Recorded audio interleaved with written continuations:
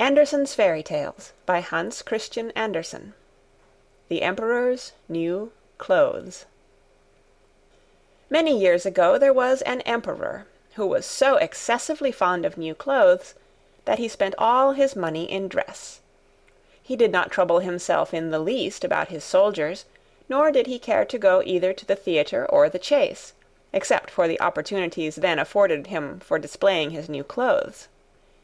He had a different suit for each hour of the day, and, as of any other king or emperor one is accustomed to say, "He is sitting in council," it was always said of him, "The emperor is sitting in his wardrobe."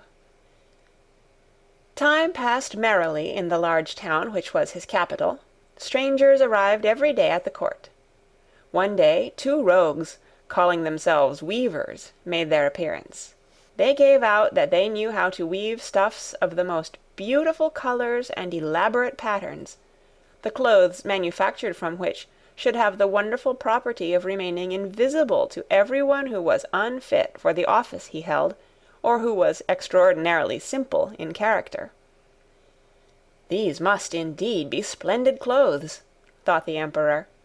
"Had I such a suit, I might at once find out what men in my realms are unfit for their office, and also be able to distinguish the wise from the foolish. This stuff must be woven for me immediately." And he caused large sums of money to be given to both the weavers, in order that they might begin their work directly. So the 2 pretended weavers set up 2 looms, and affected to work very busily, though in reality they did nothing at all. They asked for the most delicate silk and the purest gold thread, put both into their own knapsacks, and then continued their pretended work at the empty looms until late at night. "I should like to know how the weavers are getting on with my cloth," said the emperor to himself, after some little time had elapsed. He was, however, rather embarrassed when he remembered that a simpleton, or one unfit for his office, would be unable to see the manufacture. To be sure, he thought he had nothing to risk in his own person, but yet he would prefer sending somebody else to bring him intelligence about the weavers and their work before he troubled himself in the affair. All the people throughout the city had heard of the wonderful property the cloth was to possess, and all were anxious to learn how wise or how ignorant their neighbors might prove to be. "I will send my faithful old minister to the weavers," said the emperor at last, after some deliberation. "He will be best able to see how the cloth looks, for he is a man of sense, and no one can be more suitable for his office than he is."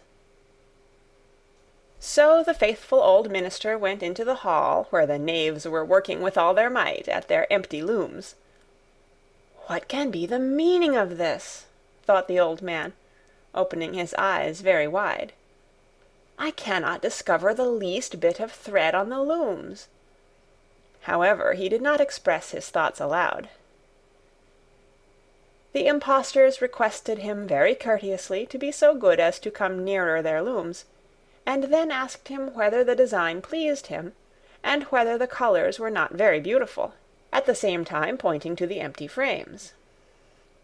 The poor old minister looked and looked. He could not discover anything on the looms, for a very good reason, viz., there was nothing there. "What?" thought he again. "Is it possible that I am a simpleton? I have never thought so myself, and no one must know it now if I am so. Can it be that I am unfit for my office? No, that must not be said either. I will never confess that I could not see the stuff." "Well, Sir Minister," said one of the knaves, still pretending to work, "you do not say whether the stuff pleases you." "Oh, it is excellent," replied the old minister, looking at the loom through his spectacles. "The pattern and the colors, yes, I will tell the emperor without delay how very beautiful I think them." "We shall be much obliged to you," said the impostors, and then they named the different colors, and described the pattern of the pretended stuff. The old minister listened attentively to their words, in order that he might repeat them to the emperor, and then the knaves asked for more silk and gold, saying that it was necessary to complete what they had begun. However, they put all that was given them into their knapsacks, and continued to work with as much apparent diligence as before at their empty looms. The emperor now sent another officer of his court to see how the men were getting on, and to ascertain whether the cloth would soon be ready. It was just the same with this gentleman as with the minister. He surveyed the looms on all sides, but could see nothing at all but the empty frames. "Does not the stuff appear as beautiful to you as it did to my lord the minister?" asked the impostors of the emperor's second ambassador, at the same time making the same gestures as before, and talking of the design and colours which were not there. "I certainly am not stupid," thought the messenger. "It must be that I am not fit for my good, profitable office. That is very odd. However, no one shall know anything about it." And accordingly he praised the stuff he could not see, and declared that he was delighted with both colours and patterns. "Indeed, please your imperial majesty," said he to his sovereign when he returned, "the cloth which the weavers are preparing is extraordinarily magnificent." The whole city was talking of the splendid cloth which the emperor had ordered to be woven at his own expense. And now the emperor himself wished to see the costly manufacture, while it was still in the loom.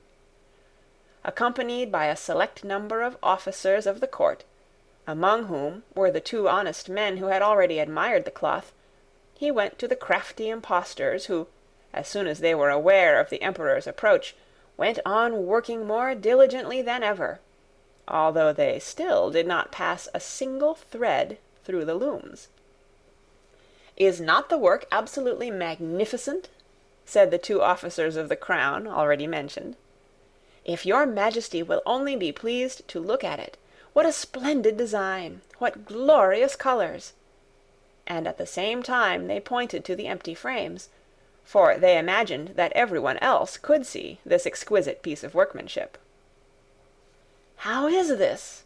said the emperor to himself. "I can see nothing. This is indeed a terrible affair. Am I a simpleton, or am I unfit to be an emperor? That would be the worst thing that could happen. Oh, the cloth is charming," said he aloud. "It has my complete approbation." And he smiled most graciously, and looked closely at the empty looms, for on no account would he say that he could not see what two of the officers of his court had praised so much. All his retinue now strained their eyes, hoping to discover something on the looms, but they could see no more than the others. Nevertheless, they all exclaimed, "Oh, how beautiful!" and advised his majesty to have some new clothes made from this splendid material, for the approaching procession. "Magnificent! Charming! Excellent!" resounded on all sides, and everyone was uncommonly gay. The emperor shared in the general satisfaction, and presented the impostors with the riband of an order of knighthood, to be worn in their buttonholes, and the title of gentlemen weavers. The rogues sat up the whole of the night before the day on which the procession was to take place, and had 16 lights burning, so that everyone might see how anxious they were to finish the emperor's new suit. They pretended to roll the cloth off the looms, cut the air with their scissors, and sewed with needles without any thread in them. "See," cried they at last, "the emperor's new clothes are ready." And now the emperor, with all the grandees of his court, came to the weavers, and the rogues raised their arms, as if in the act of holding something up, saying, "Here are your majesty's trousers, here is the scarf, here is the mantle. The whole suit is as light as a cobweb. One might fancy one has nothing at all on, when dressed in it. That, however, is the great virtue of this delicate cloth." "Yes, indeed," said all the courtiers, although not one of them could see anything of this exquisite manufacture. "If your Imperial Majesty will be graciously pleased to take off your clothes, we will fit on the new suit in front of the looking-glass." The Emperor was accordingly undressed, and the rogues pretended to array him in his new suit, the Emperor turning round from side to side before the looking-glass. "How splendid His Majesty looks in his new clothes, and how well they fit!" everyone cried out. "What a design! What colours! These are indeed royal robes." "The canopy which is to be borne over your Majesty in the procession is waiting," announced the chief master of the ceremonies. "I am quite ready," answered the Emperor. "Do my new clothes fit well?" asked he, turning himself round again before the looking-glass, in order that he might appear to be examining his handsome suit. The lords of the bedchamber, who were to carry His Majesty's train, felt about on the ground, as if they were lifting up the ends of the mantle, and pretended to be carrying something, for they would by no means betray anything like simplicity, or unfitness for their office. So now the Emperor walked under his high canopy in the midst of the procession, through the streets of his capital, and all the people standing by and those at the windows cried out, "Oh, how beautiful are our Emperor's new clothes! What a magnificent train there is to the mantle, and how gracefully the scarf hangs!" In short, no one would allow that he could not see these much-admired clothes, because in doing so he would have declared himself either a simpleton or unfit for his office. Certainly none of the Emperor's various suits had ever made so great an impression as these invisible ones. "But the Emperor has nothing on at all," said a little child. "Listen to the voice of innocence," exclaimed his father, and what the child had said was whispered from one to another. "But he has nothing on at all," at last cried out all the people. The Emperor was vexed, for he knew that the people were right, but he thought the procession must go on now, and the lords of the bedchamber took greater pains than ever to appear holding up a train, although, in reality, there was no train to hold. End of The Emperor's New Clothes, read by Kara Schallenberg, on March 6th, 2006, in Oceanside, California.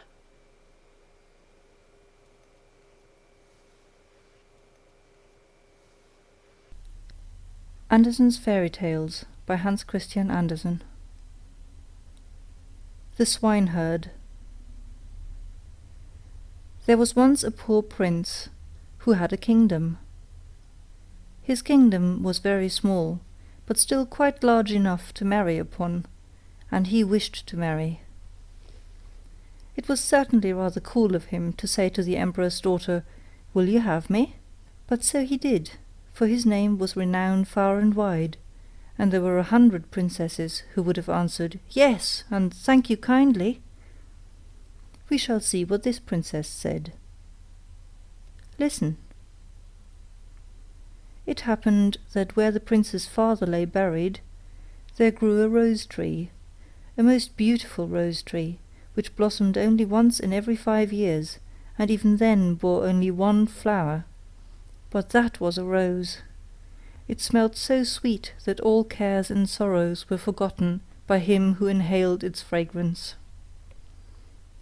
And furthermore, the prince had a nightingale, who could sing in such a manner that it seemed as though all sweet melodies dwelt in her little throat. So the princess was to have the rose and the nightingale, and they were accordingly put into large silver caskets and sent to her. The emperor had them brought into a large hall, where the princess was playing visiting with the ladies of the court, and when she saw the caskets with the presents, she clapped her hands for joy. Ah, if it were but a little pussy-cat, said she. But the rose-tree with its beautiful rose came to view. Oh, how prettily it is made, said all the court ladies. It is more than pretty, said the emperor. It is charming. But the princess touched it, and was almost ready to cry. Fie, papa, said she. It is not made at all. It is natural. Let us see what is in the other casket before we get into a bad humour, said the emperor. So the nightingale came forth, and sang so delightfully that at first no one could say anything ill-humoured of her. Superbe! Charmant! Exclaimed the ladies, for they all used to chatter French, each one worse than her neighbour. How much the bird reminds me of the musical box that belonged to our blessed Empress, said an old knight. Oh, yes, these are the same tones, the same execution.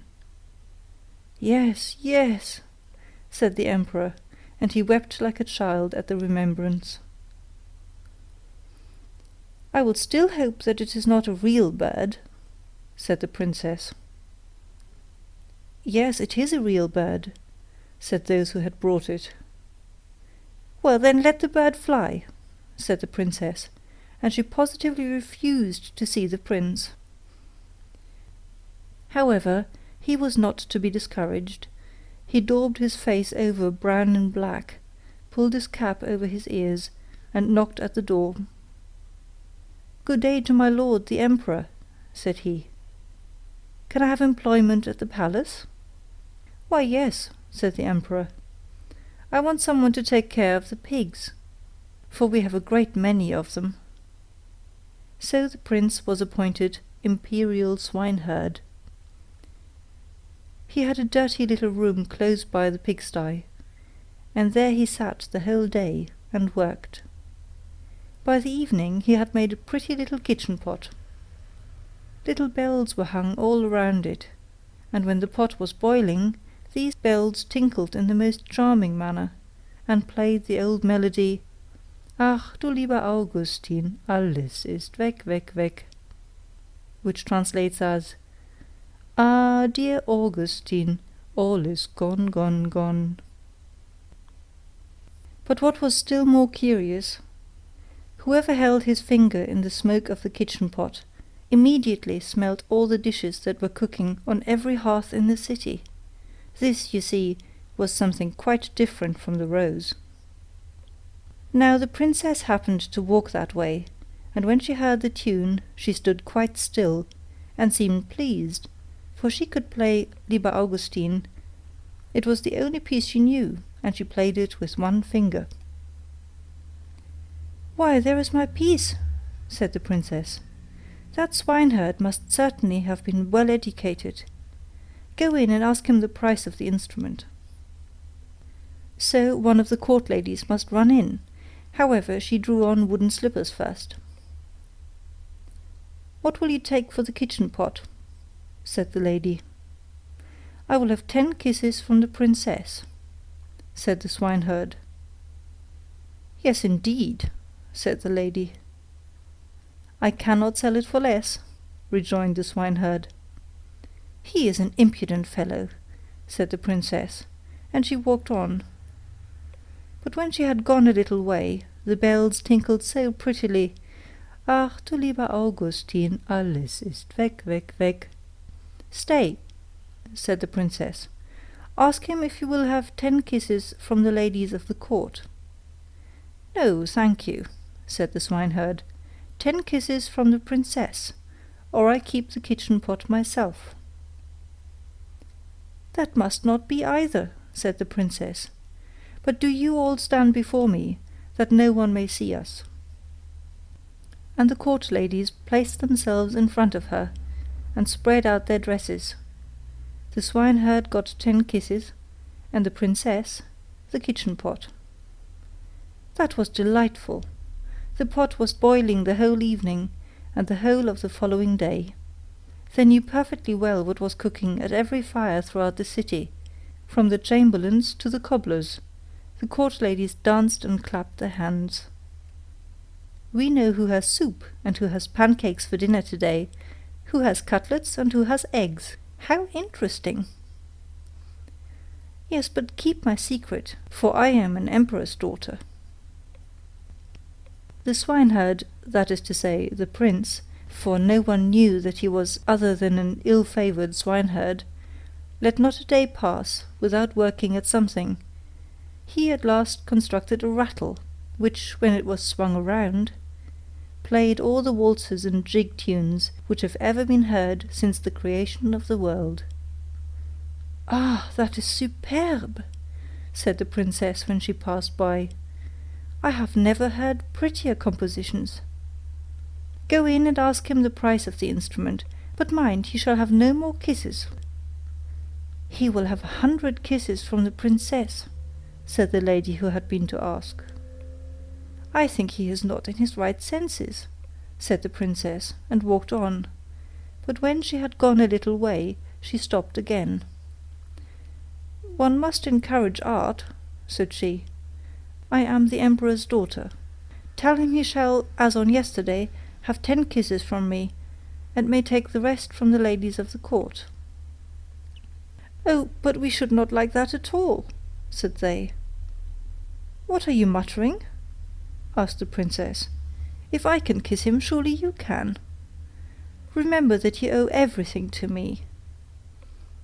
So the ladies were obliged to go to him again. 100 kisses from the princess," said he, "or else let everyone keep his own." "Stand around," said she, and the ladies stood round her whilst the kissing was going on. "What can be the reason for such a crowd close by the pigsty?" said the emperor, who happened just then to step out on the balcony. He rubbed his eyes and put on his spectacles. "They are the ladies of the court. I must go down and see what they are about." So he pulled up his slippers at the heel, for he had trodden them down. As soon as he had got into the courtyard, he moved very softly, and the ladies were so much engrossed with counting the kisses, that all might go on fairly, that they did not perceive the emperor. He rose on his tiptoes.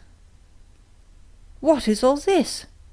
said he, when he saw what was going on, and he boxed the princess's ear with his slipper, just as the swineherd was taking the 86th kiss. "March out," said the emperor, for he was very angry, and both princess and swineherd were thrust out of the city. The princess now stood and wept, the swineherd scolded, and the rain poured down. "Alas, unhappy creature that I am," said the princess. "If I had but married the handsome young prince! Ah, how unfortunate I am!" And the swineherd went behind a tree, washed the black and brown colour from his face, threw off his dirty clothes, and stepped forth in his princely robes. He looked so noble that the princess could not help bowing before him. "I am come to despise thee," said he. "Thou wouldst not have an honourable prince. Thou couldst not prize the rose and the nightingale, but thou wast ready to kiss the swineherd for the sake of a trumpery plaything. Thou art rightly served." He then went back to his own little kingdom, and shut the door of his palace in her face. Now she might well sing, "Ach, du lieber Augustin, alles ist weg, weg, weg." End of The Swineherd. Recorded by Gesine in Valletta, March 2006. Andersen's Fairy Tales by Hans Christian Andersen. The Real Princess. There was once a prince who wished to marry a princess, but then she must be a real princess. He traveled all over the world in hopes of finding such a lady, but there was always something wrong. Princesses he found in plenty, but whether they were real princesses, it was impossible for him to decide. For now one thing, now another, seemed to him not quite right about the ladies.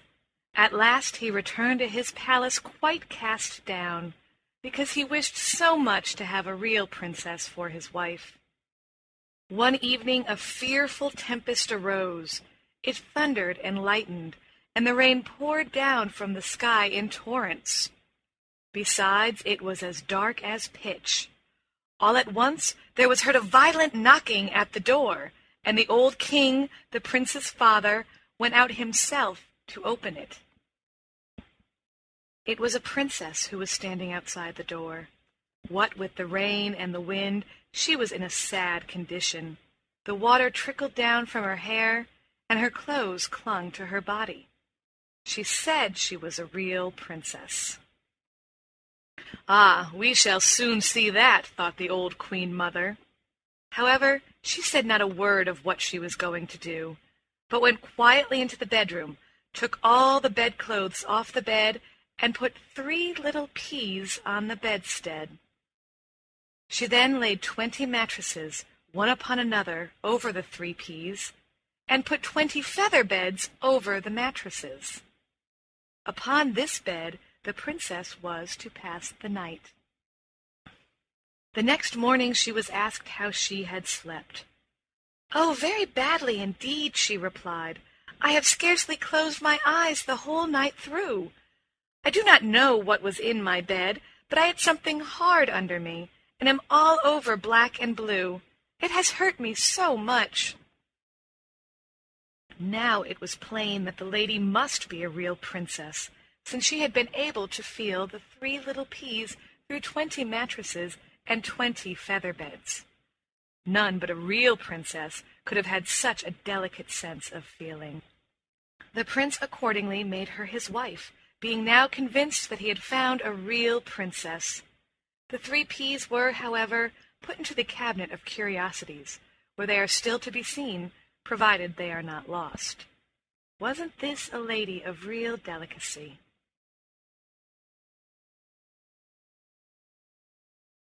End of The Real Princess. Andersen's Fairy Tales by Hans Christian Andersen. The Shoes of Fortune. 1. A Beginning. Every author has some peculiarity in his descriptions or in his style of writing. Those who do not like him magnify it, shrug up their shoulders, and exclaim, "There he is again!" I, for my part, know very well how I can bring about this movement and this exclamation. It would happen immediately if I were to begin here, as I intended to, with "Rome has its Corso, Naples its Toledo." "Ah, that Andersen, there he is again," they would cry. Yet I must, to please my fancy, continue quite quietly and add, "But Copenhagen has its East Street." Here, then, we will stay for the present. In one of the houses not far from the New Market a party was invited. A very large party, in order, as is often the case, to get a return invitation from the others. One half of the company was already seated at the card table, the other half awaited the result of the stereotyped preliminary observation of the lady of the house. "Now let us see what we can do to amuse ourselves." They had got just so far, and the conversation began to crystallize, as it could but do with the scanty stream which the commonplace world supplied. Amongst other things they spoke of the Middle Ages. Some praised that period as far more interesting, far more poetical than our own too sober present. Indeed, Councillor Knapp defended this opinion so warmly that the hostess declared immediately on his side, and both exerted themselves with unwearied eloquence. The councillor boldly declared the time of King Hans to be the noblest and most happy period. (Footnote: A.D. 1482 to 1513.) End of footnote. While the conversation turned on this subject, and was only for a moment interrupted by the arrival of a journal that contained nothing worth reading, we will just step out into the antechamber, where cloaks, mackintoshes, sticks, umbrellas, and shoes were deposited. Here sat 2 female figures, a young and an old one. One might have thought at first they were servants come to accompany their mistresses home, but on looking nearer, one soon saw they could scarcely be mere servants. Their forms were too noble for that, their skin too fine, the cut of their dresses too striking. 2 fairies were they. The younger, it is true, was not Dame Fortune herself, but one of the waiting maids of her handmaidens who carry about the lesser good things that she distributes. The other looked extremely gloomy. It was Care. She always attends to her own serious business herself, as then she is sure of having it done properly. They were telling each other, with a confidential interchange of ideas, where they had been during the day. The messenger of fortune had only executed a few unimportant commissions, such as saving a new bonnet from a shower of rain, etc., but what she had yet to perform was something quite unusual. "I must tell you," said she, "that today is my birthday, and in honor of it, a pair of walking shoes or galoshes has been entrusted to me, which I am to carry to mankind.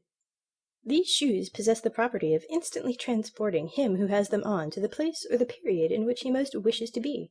Every wish, as regards time or place or state of being, will be immediately fulfilled, and so at last man will be happy here below." "Do you seriously believe that?" replied Care, in a severe tone of reproach. "No, he will be very unhappy, and will assuredly bless the moment when he feels that he has freed himself from the fatal shoes." "Stupid nonsense!" said the other angrily. "I will put them here by the door. Someone will make a mistake for certain and take the wrong ones. He will be a happy man." Such was their conversation. 2. What happened to the councillor? It was late. Councillor Knap, deeply occupied with the times of King Hans, intended to go home, and malicious fate managed matters so that his feet, instead of finding their way to his own galoshes, slipped into those of Fortune. Thus caparisoned, the good man walked out of the well-lighted rooms into East Street. By the magic power of the shoes, he was carried back to the time of King Hans, on which account his foot very naturally sank in the mud and puddles of the street, there having been in those days no pavement in Copenhagen. "Well, this is too bad. How dirty it is here," sighed the councillor. "As to a pavement, I can find no traces of one, and all the lamps, it seems, have gone to sleep." The moon was not yet very high. It was besides rather foggy, so that in the darkness all objects seemed mingled in chaotic confusion. At the next corner hung a votive lamp before a Madonna, but the light it gave was little better than none at all. Indeed, he did not observe it before he was exactly under it, and his eyes fell upon the bright colours of the pictures which represented the well-known group of the Virgin and the infant Jesus. "That is probably a waxworks show," thought he, and the people delay taking down their sign in hopes of a late visitor or two. A few persons in the costume of the time of King Hans passed quickly by him. "How strange they look! The good folks come probably from a masquerade."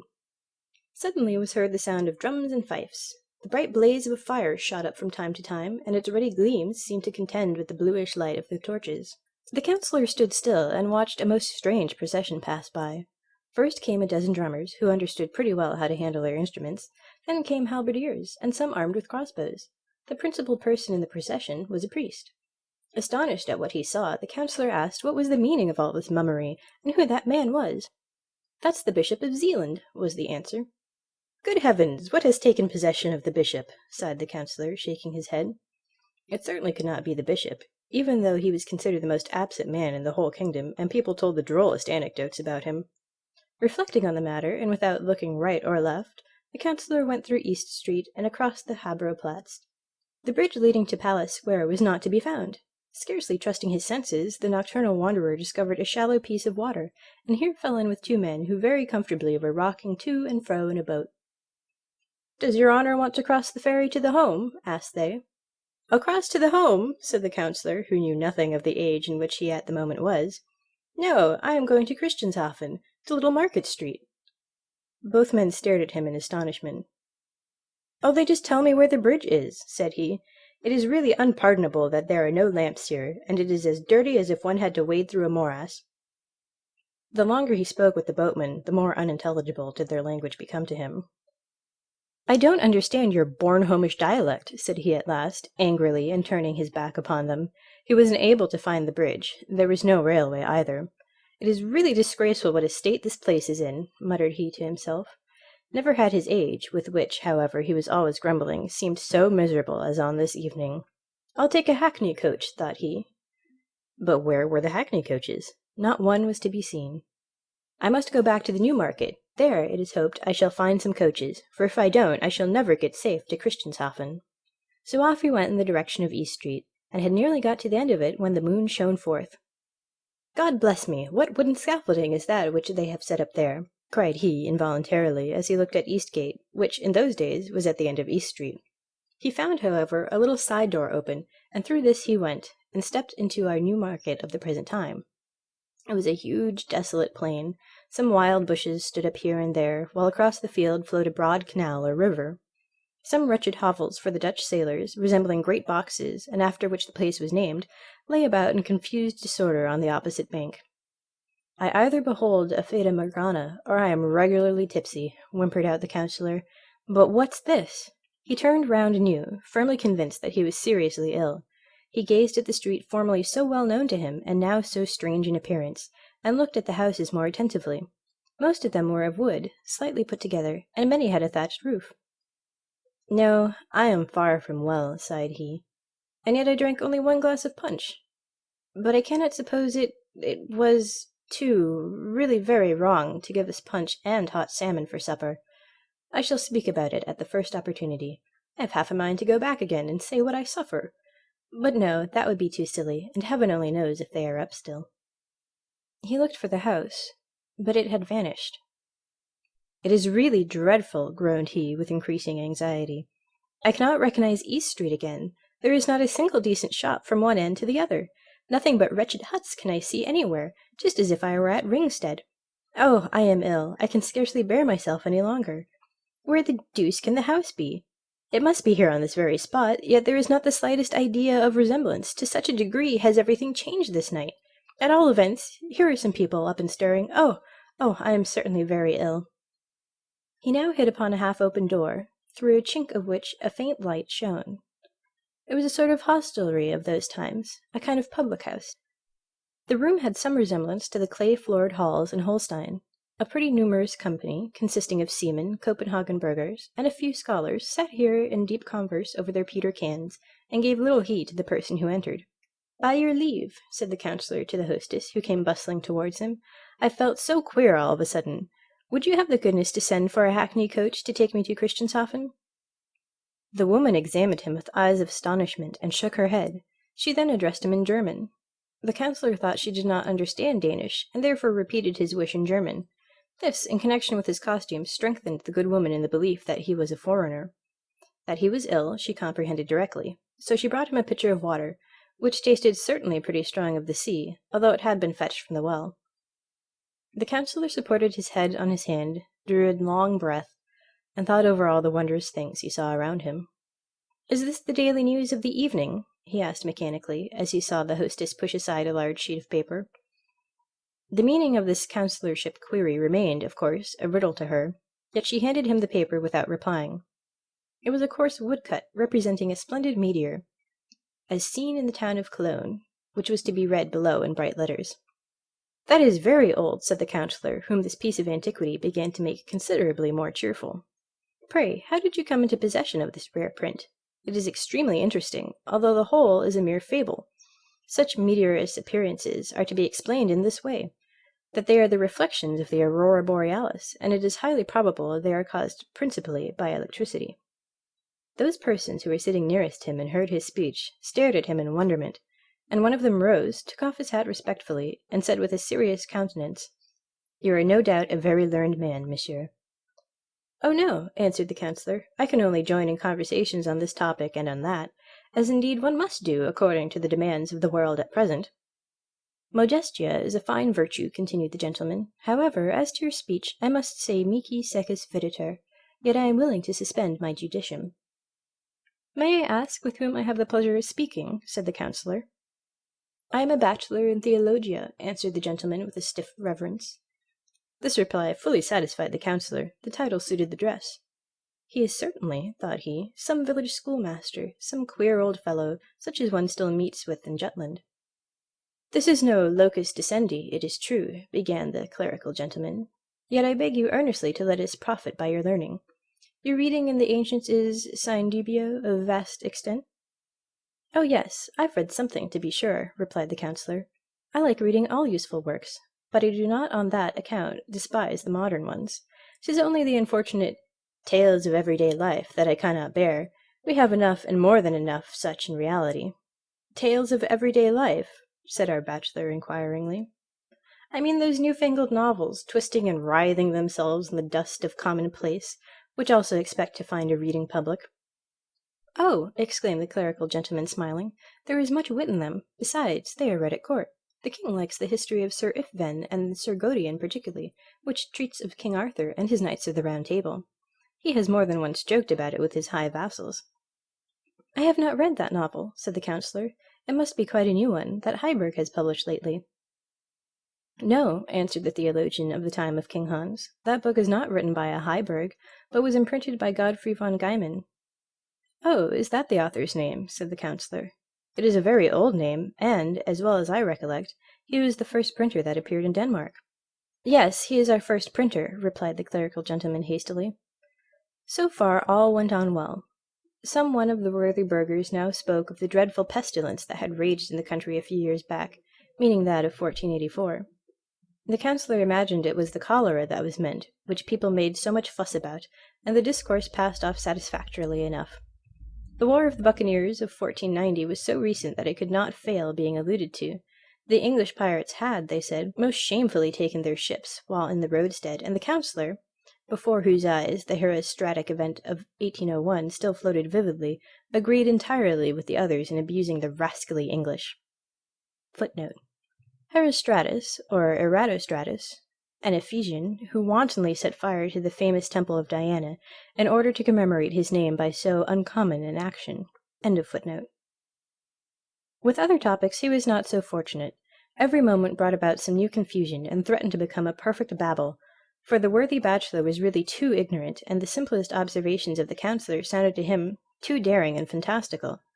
They looked at one another from the crown of the head to the soles of the feet, and when matters grew to too high a pitch, then the bachelor talked Latin in the hope of being better understood, but it was of no use after all. "What's the matter?" asked the hostess, plucking the counsellor by the sleeve, and now his recollection returned, for in the course of the conversation he had entirely forgotten all that had preceded it. "Merciful God, where am I?" he exclaimed in agony, and while he so thought, all his ideas and feelings of overpowering dizziness, against which he struggled with the utmost power of desperation, encompassed him with renewed force. "Let us drink claret and mead and Bremen beer," shouted one of the guests, "and you shall drink with us." Two maidens approached. One wore a cap of two staring colours, denoting the class of persons to which she belonged. They poured out the liquor and made the most friendly gesticulations, while a cold perspiration trickled down the back of the poor counsellor. "What's to be the end of this? What's to become of me?" he groaned. But he was forced, in spite of his opposition, to drink with the rest. They took hold of the worthy man, who, hearing on every side that he was intoxicated, did not in the least doubt the truth of this certainly not very polite assertion, but on the contrary implored the ladies and gentlemen present to procure him a hackney coach. They, however, imagined he was talking Russian. Never before, he thought, had he been in such a coarse and ignorant company. One might almost fancy the people had turned heathens against him. "It is the most dreadful moment of my life. The whole world is leagued against me." But suddenly it occurred to him that he might stoop down under the table, and then creep unobserved out of the door. He did so, but just as he was going, the others remarked what he was about. They laid hold of him by the legs, and now, happily for him, off fell his fatal shoes, and with them the charm was at an end. The counsellor saw quite distinctly before him a lantern burning, and behind this a large handsome house. All seemed to him in proper order as usual. It was East Street, splendid and elegant as we now see it. He lay with his feet towards the doorway, and exactly opposite sat the watchman asleep. "Gracious heaven!" said he, "have I lain here in the street and dreamed? Yes, 'tis East Street. How splendid and light it is! But really it is terrible what an effect that one glass of punch must have had on me." 2 minutes later he was sitting in a hackney coach and driving to Frederikshavn. He thought of the distress and agony he had endured, and praised from the very bottom of his heart the happy reality, our own time, which, with all its deficiencies, is yet much better than that in which, so much against his inclination, he had lately been. 3. The Watchman's Adventure. "Why, there is a pair of galoshes, as sure as I'm alive," said the watchman, awaking from a gentle slumber. "They belong, no doubt, to the lieutenant who lives over the way. They lay close to the door." The worthy man was inclined to ring and deliver them at the house, for there was still a light in the window, but he did not like disturbing the other people in their beds, and so very considerately he left the matter alone. "Such a pair of shoes must be very warm and comfortable," said he. "The leather is so soft and supple. They fitted his feet as though they had been made for him. 'Tis a curious world we live in," continued he, soliloquizing. "There's the lieutenant now, who might go quietly to bed if he chose, where no doubt he could stretch himself at his ease. But does he do it?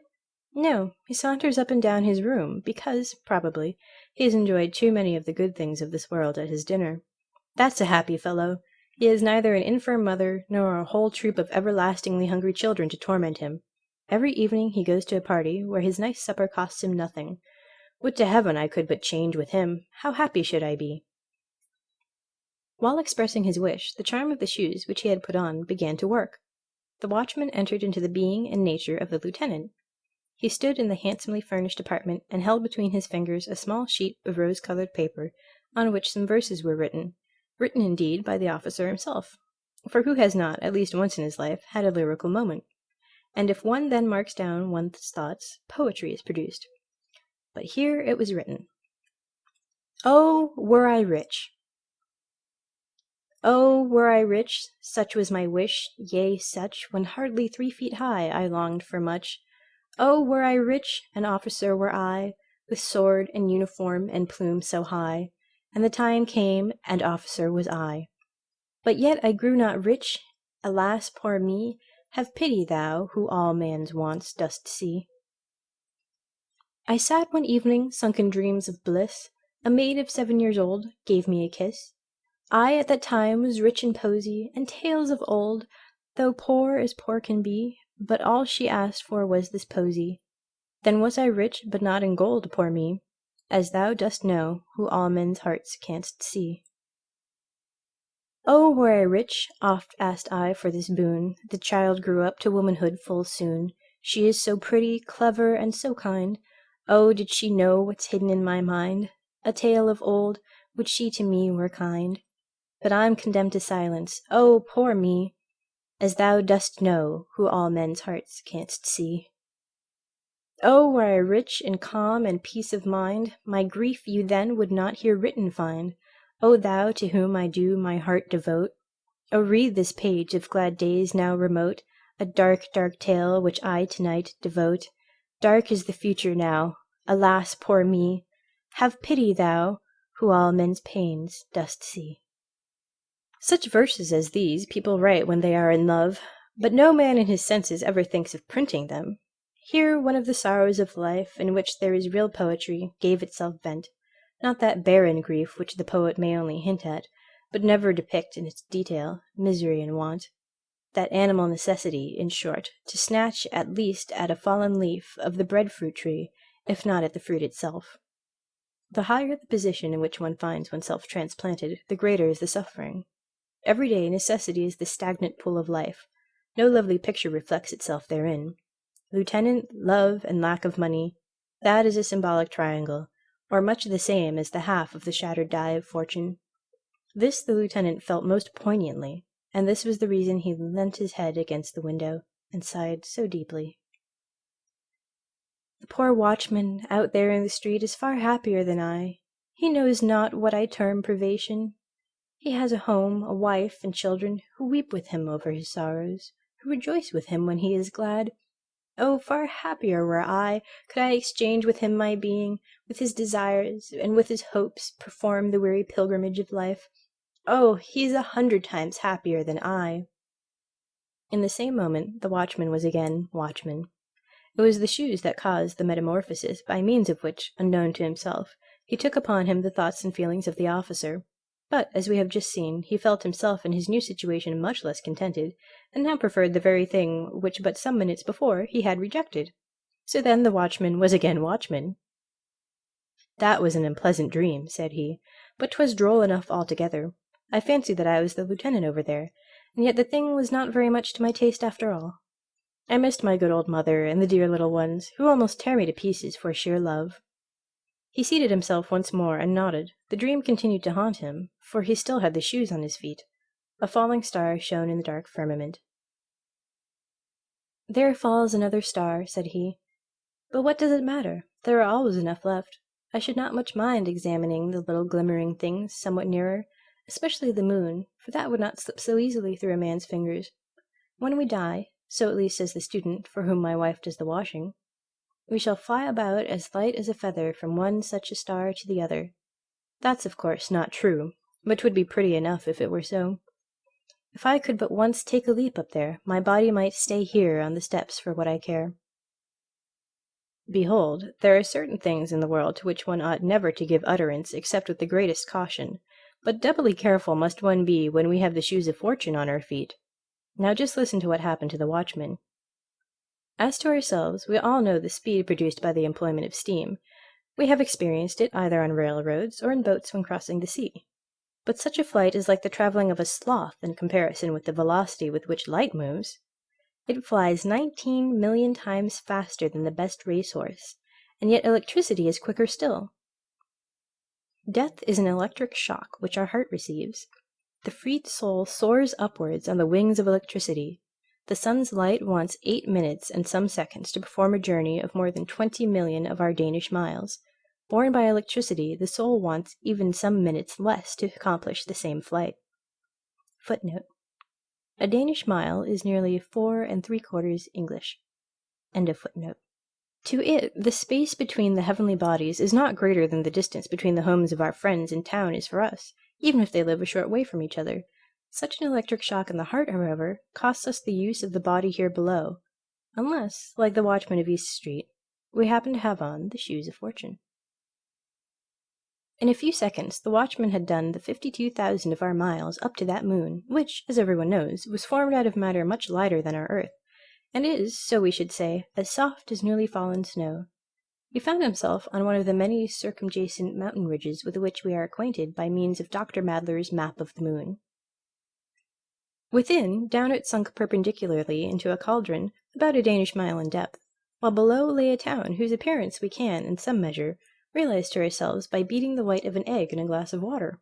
The matter of which it was built was just as soft, and formed similar towers and domes and pillars, transparent and rocking in the thin air, while above his head our earth was rolling like a large fiery ball. He perceived immediately a quantity of beings who were certainly what we call men, yet they looked different to us. A far more correct imagination than that of the pseudo-Herschel had created them, and if they had been placed in rank and file and copied by some skilful painter's hand, one would, without doubt, have exclaimed involuntarily, "What a beautiful arabesque!" Footnote. This relates to a book published some years ago in Germany, and said to be by Herschel, which contained a description of the moon and its inhabitants, written with such a semblance of truth that many were deceived by the imposture. End of footnote. Probably a translation of the celebrated Moon Hoax, written by Richard A. Locke, and originally published in New York. They had a language, too, but surely nobody can expect that the soul of the watchman should understand it. Be that as it may, it did comprehend it, for in our souls there germinate far greater powers than we poor mortals, despite all our cleverness, have any notion of. Does she not show us, she, the queen in the land of enchantment, her astounding dramatic talent in all our dreams? There every acquaintance appears and speaks upon the stage, so entirely in character, and with the same tone of voice, that none of us, when awake, were able to imitate it. How well can she recall persons to our mind of whom we have not thought for years, when suddenly they step forth, every inch a man, resembling the real personages, even to the finest features, and become the heroes or heroines of our world of dreams. In reality, such remembrances are rather unpleasant. Every sin, every evil thought, may, like a clock with alarm or chimes, be repeated at pleasure. Then the question is, if we can trust ourselves to give an account of every unbecoming word in our heart and on our lips. The watchman's spirit understood the language of the inhabitants of the moon pretty well. The Selenites, dwellers in the moon, disputed variously about our earth, and expressed their doubts if it could be inhabited.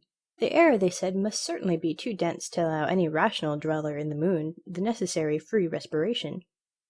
They considered the moon alone to be inhabited. They imagined it was the real heart of the universe or planetary system, on which the genuine cosmopolites, or citizens of the world, dwelt. What strange things what strange things Selenites sometimes take into their heads! About politics they had a good deal to say, but little Denmark must take care what it is about, and not run counter to the moon, that great realm that might in an ill humour bestir itself and dash down a hailstorm in our faces, or force the Baltic to overflow the sides of its gigantic basin. We will, therefore, not listen to what was spoken, and on no condition run in the possibility of telling tales out of school, but we will rather proceed, like good quiet citizens, to East Street, and observe what happened meanwhile to the body of the watchman. He sat lifeless on the steps. The morning star, that is to say, the heavy wooden staff, headed with iron spikes, and which had nothing else in common with its sparkling brother in the sky, had glided from his hand, while his eyes were fixed with glassy stare on the moon, looking for the good old fellow of a spirit which still haunted it. Footnote: the watchmen in Germany had formerly, and in some places they still carry with them on their rounds at night, a sort of mace or club, known in ancient times by the above denomination. End of footnote. "What's the hour, watchman?" asked a passer-by, but when the watchman gave no reply, the merry roisterer, who was now returning home from a noisy drinking bout, took it into his head to try what a tweak of the nose would do, on which the supposed sleeper lost his balance, the body lay motionless, stretched out on the pavement. The man was dead. When the patrol came, all his comrades, who comprehended nothing of the whole affair, were seized with a dreadful fright, for dead he was, and he remained so. The proper authorities were informed of the circumstance. People talked a good deal about it, and in the morning the body was carried to the hospital. Now that would be a very pretty joke, if the spirit, when it came back and looked for the body in East Street, were not to find one. No doubt it would, in its anxiety, run off to the police, and then to the hue and cry office, to announce that the finder will be handsomely rewarded, and at last away to the hospital. Yet we may boldly assert that the soul is shrewdest when it shakes off every fetter and every sort of leading string. The body only makes it stupid. The seemingly dead body of the watchman wandered, as we have said, to the hospital, where it was brought into the general viewing room, and the first thing that was done here was naturally to pull off the galoshes, when the spirit, that was merely gone out on adventures, must have returned with the quickness of lightning to its earthly tenement. It took its direction towards the body in a straight line, and a few seconds after, life began to show itself in the man. He asserted that the preceding night had been the worst that ever the malice of fate had allotted him. He would not for 2 silver marks again go through what he had endured while moon-stricken, but now, however, it was over. The same day he was discharged from the hospital as perfectly cured, but the shoes, meanwhile, remained behind. 4. A moment of head importance, an evening's dramatic readings, a most strange journey. Every inhabitant of Copenhagen knows, from personal inspection, how the entrance to Frederick's Hospital looks, but as it is possible that others, who are not Copenhagen people, may also read this little work, we will beforehand give a short description of it. The extensive building is separated from the street by a pretty high railing, the thick iron bars of which are so far apart that in all seriousness, it is said, some very thin fellow had of a night occasionally squeezed himself through to go and pay his little visits in the town. The part of the body most difficult to manage on such occasions was, no doubt, the head. Here, as is so often the case in the world, long-headed people get through best. So much, then, for the introduction. One of the young men, whose head, in a physical sense only, might be said to be of the thickest, had the watch that evening. The rain poured down in torrents, yet despite these 2 obstacles, the young man was obliged to go out, if it were but for a quarter of an hour. And as to telling the doorkeeper about it, that, he thought, was quite unnecessary, if, with a whole skin, he were able to slip through the railing. There on the floor lay the galoshes, which the watchman had forgotten. He never dreamed for a moment that they were those of Fortune, and they promised to do him good service in the wet, so he put them on. The question now was, if he could squeeze himself through the grating, for he had never tried before. Well, there he stood. "Would to heaven I had got my head through," said he, involuntarily, and instantly through it slipped easily and without pain, notwithstanding it was pretty large and thick. But now the rest of the body was to be got through. "Ah, I am much too stout," groaned he aloud, while fixed as in a vice. "I had thought the head was the most difficult part of the matter. Oh, I really cannot squeeze myself through." He now wanted to pull his over-hasty head back again, but he could not. For his neck there was room enough, but for nothing more. His first feeling was of anger, his next that his temper fell to 0. The shoes of fortune had placed him in the most dreadful situation, and, unfortunately, it never occurred to him to wish himself free. The pitch-black clouds poured down their contents in still heavier torrents. Not a creature was to be seen in the streets. To reach up to the bell was what he did not like. To cry aloud for help would have availed him little. Besides, how ashamed would he have been to be found caught in a trap like an outwitted fox. How was he to twist himself through? He saw clearly that it was his irrevocable destiny to remain a prisoner till dawn, or, perhaps, even late in the morning. Then the smith must be fetched to file away the bars. But all that would not be done so quickly as he could think about it. The whole charity school just opposite would be in motion, All the new booths, with their not very courtier-like swarm of seamen, would join them out of curiosity, and would greet him with a wild hurrah, while he was standing in his pillory. There would be a mob, a hissing and rejoicing and jeering 10 times worse than in the rows about the Jews some years ago. Oh, my blood is mounting to my brain. 'Tis enough to drive one mad. I shall go wild. I know not what to do. Oh, were I but loose, my dizziness would then cease. Oh, were my head but loose. You see, he ought to have said that sooner, for the moment he expressed the wish his head was free, and cured of all his paroxysms of love, he hastened off to his room, where the pains consequent on the fright of the shoes had prepared for him did not so soon take their leave. But you must not think that the affair is over now. It grows much worse. The night passed, the next day also, but nobody came to fetch the shoes. In the evening, dramatic readings were to be given at the little theatre in King Street. The house was filled to suffocation, and among other pieces to be recited was a new poem by H.C. Andersen called My Aunt's Spectacles, the contents of which were pretty nearly as follows. A certain person had an aunt who boasted of particular skill in fortune-telling with cards, and who was constantly being stormed by persons that wanted to have a peep into futurity. But she was full of mystery about her art, in which a certain pair of magic spectacles did her essential service.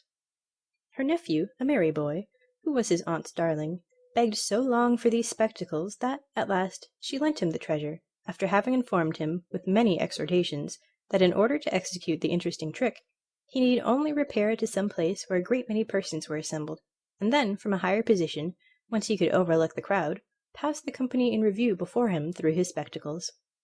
Immediately, the inner man of each individual would be displayed before him, like a game of cards, in which he unerringly might read what the future of every person presented was to be. Well pleased, the little magician hastened away to prove the powers of the spectacles in the theatre, no place seeming to him more fitted for such a trial. He begged permission of the worthy audience, and set his spectacles on his nose.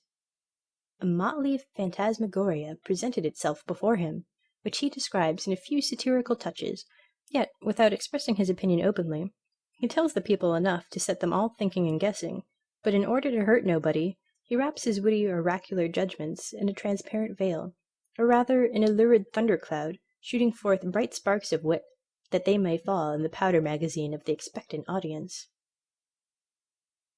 The humorous poem was admirably recited, and the speaker much applauded. Among the audience was the young man of the hospital, who seemed to have forgotten his adventure of the preceding night.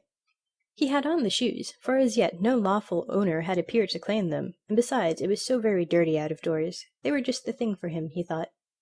The beginning of the poem he praised with great generosity. He even found the idea original and effective. But that the end of it, like the Rhine, was very insignificant, proved, in his opinion, the author's want of invention. He was without genius, etc. This was an excellent opportunity to have said something clever. Meanwhile, he was haunted by the idea. He should like to possess such a pair of spectacles himself.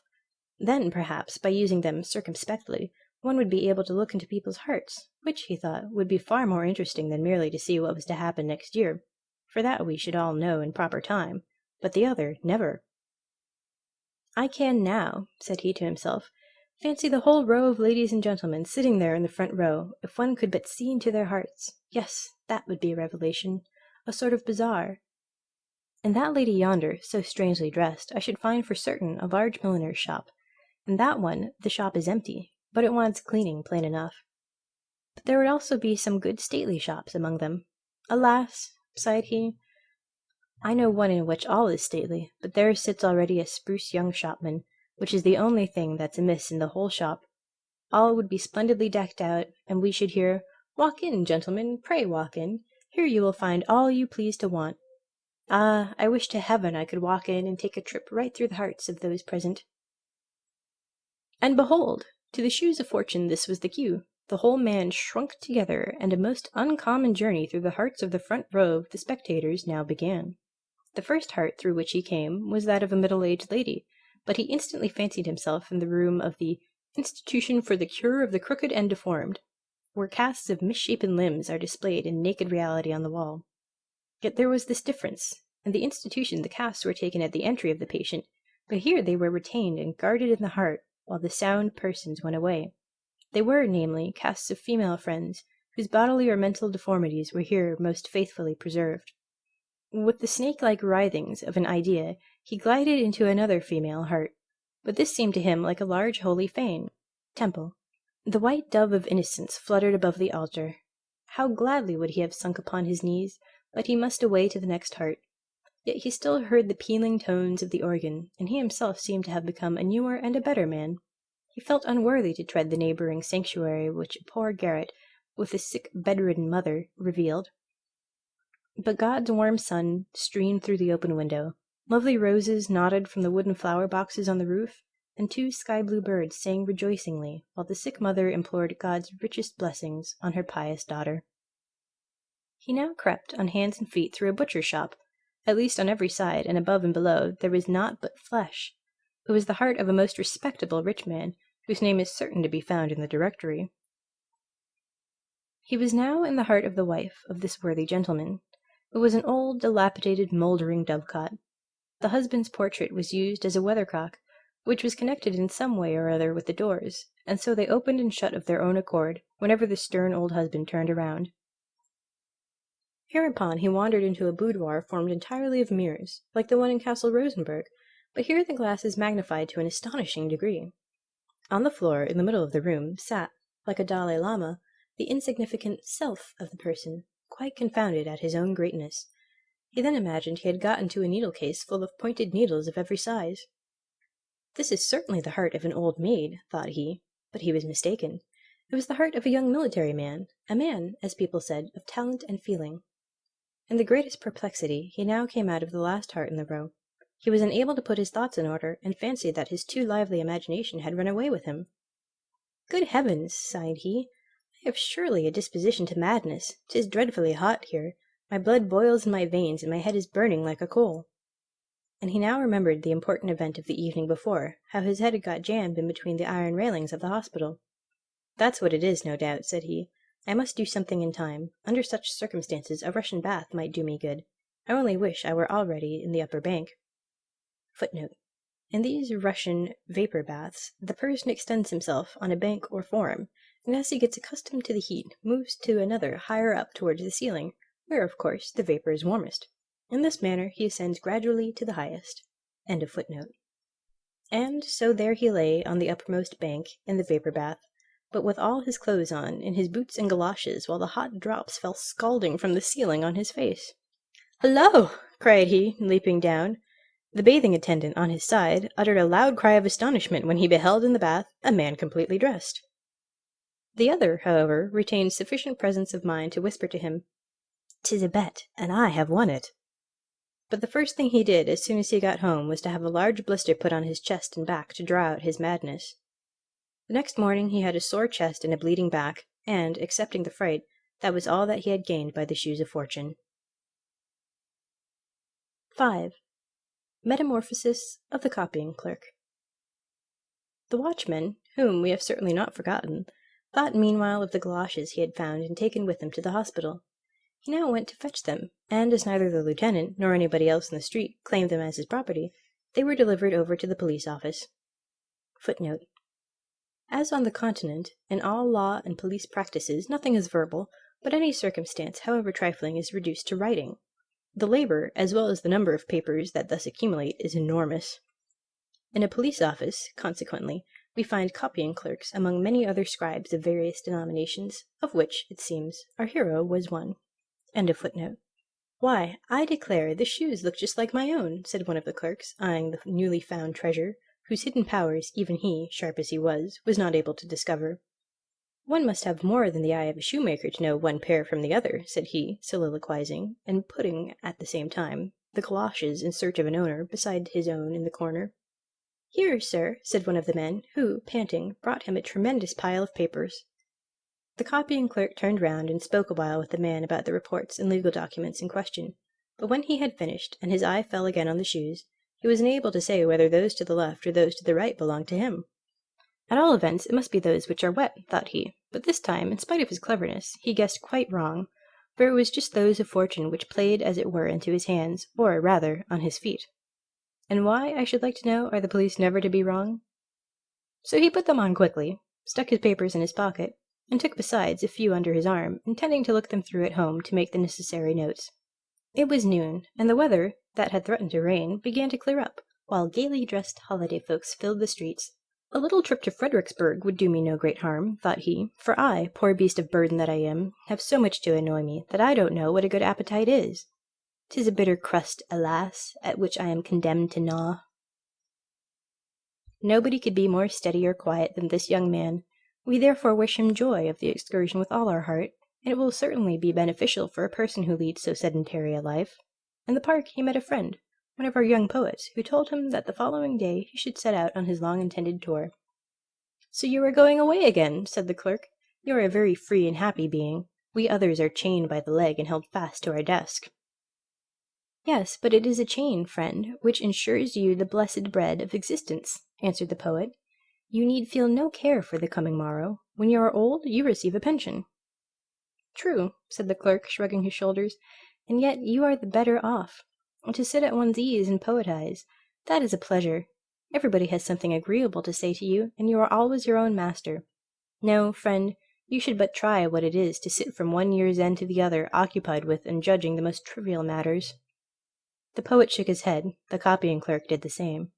Each one kept to his own opinion, and so they separated. "It's a strange race, those poets," said the clerk, who was very fond of soliloquizing. "I should like some day, just for a trial, to take such nature upon me and be a poet myself. I am very sure I should make no such miserable verses as the others. Today, methinks, is a most delicious day for a poet. Nature seems anew to celebrate her awakening into life. The air is so unusually clear, the clouds sail on so buoyantly, and from the green herbage a fragrance is exhaled that fills me with delight. For many a year have I not felt as at this moment." We see already, by the foregoing effusion, that he has become a poet. To give further proof of it, however, would in most cases be insipid, for it is a most foolish notion to fancy a poet different from other men. Among the latter there may be far more poetical natures than many an acknowledged poet, when examined more closely, could boast of. The difference only is that the poet possesses a better mental memory, on which account he is able to retain the feeling and the thought till they can be embodied by means of words, a faculty which the others do not possess. But the transition from a commonplace nature to one that is richly endowed demands always a more or less breakneck leap over a certain abyss which yawns threateningly below, and thus must the sudden change with the clerk strike the reader. "The sweet air," continued he of the police office in his dreamy imaginings, "how it reminds me of the violets in the garden of my Aunt Magdalena. Yes, then I was a little wild boy who did not go to school very regularly. Oh, heavens! 'Tis a long time since I have thought on those times. The good old soul! She lived behind the exchange. She always had a few twigs or green shoots in water, let the winter rage without as it might. The violets exhaled their sweet breath, whilst I pressed against the window panes covered with fantastic frostwork the copper coin I had heated on the stove, and so made peepholes. What splendid vistas were there then opened to my view! What change, what magnificence! Yonder in the canal lay the ships frozen up and deserted by their whole crews, with the screaming crow for the sole occupant. But when the spring, with a gentle stirring motion, announced her arrival, a new and busy life arose. With songs and hurrahs the ice was sawn asunder, the ships were fresh tarred and rigged, that they might sail away to distant lands. But I have remained here, must always remain here, sitting at my desk in the office, and patiently see other people fetch their passports to go abroad. Such is my fate. Alas, sighed he again, and was again silent. Great heaven! What has come to me? Never have I thought or felt like this before. It must be the summer air that affects me with feelings almost as disquieting as they are refreshing. He felt in his pockets for the papers. These police reports will soon stem the torrent of my ideas and effectually hinder any rebellious overflowing of the time-worn banks of official duties, he said to himself consolingly, while his eye ran over the first page. Dame Tigbrith, tragedy in 5 acts.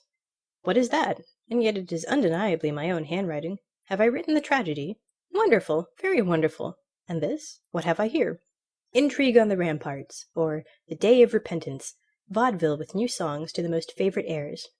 The deuce! Where did I get all this rubbish? Someone must have slipped it slyly into my pocket for a joke.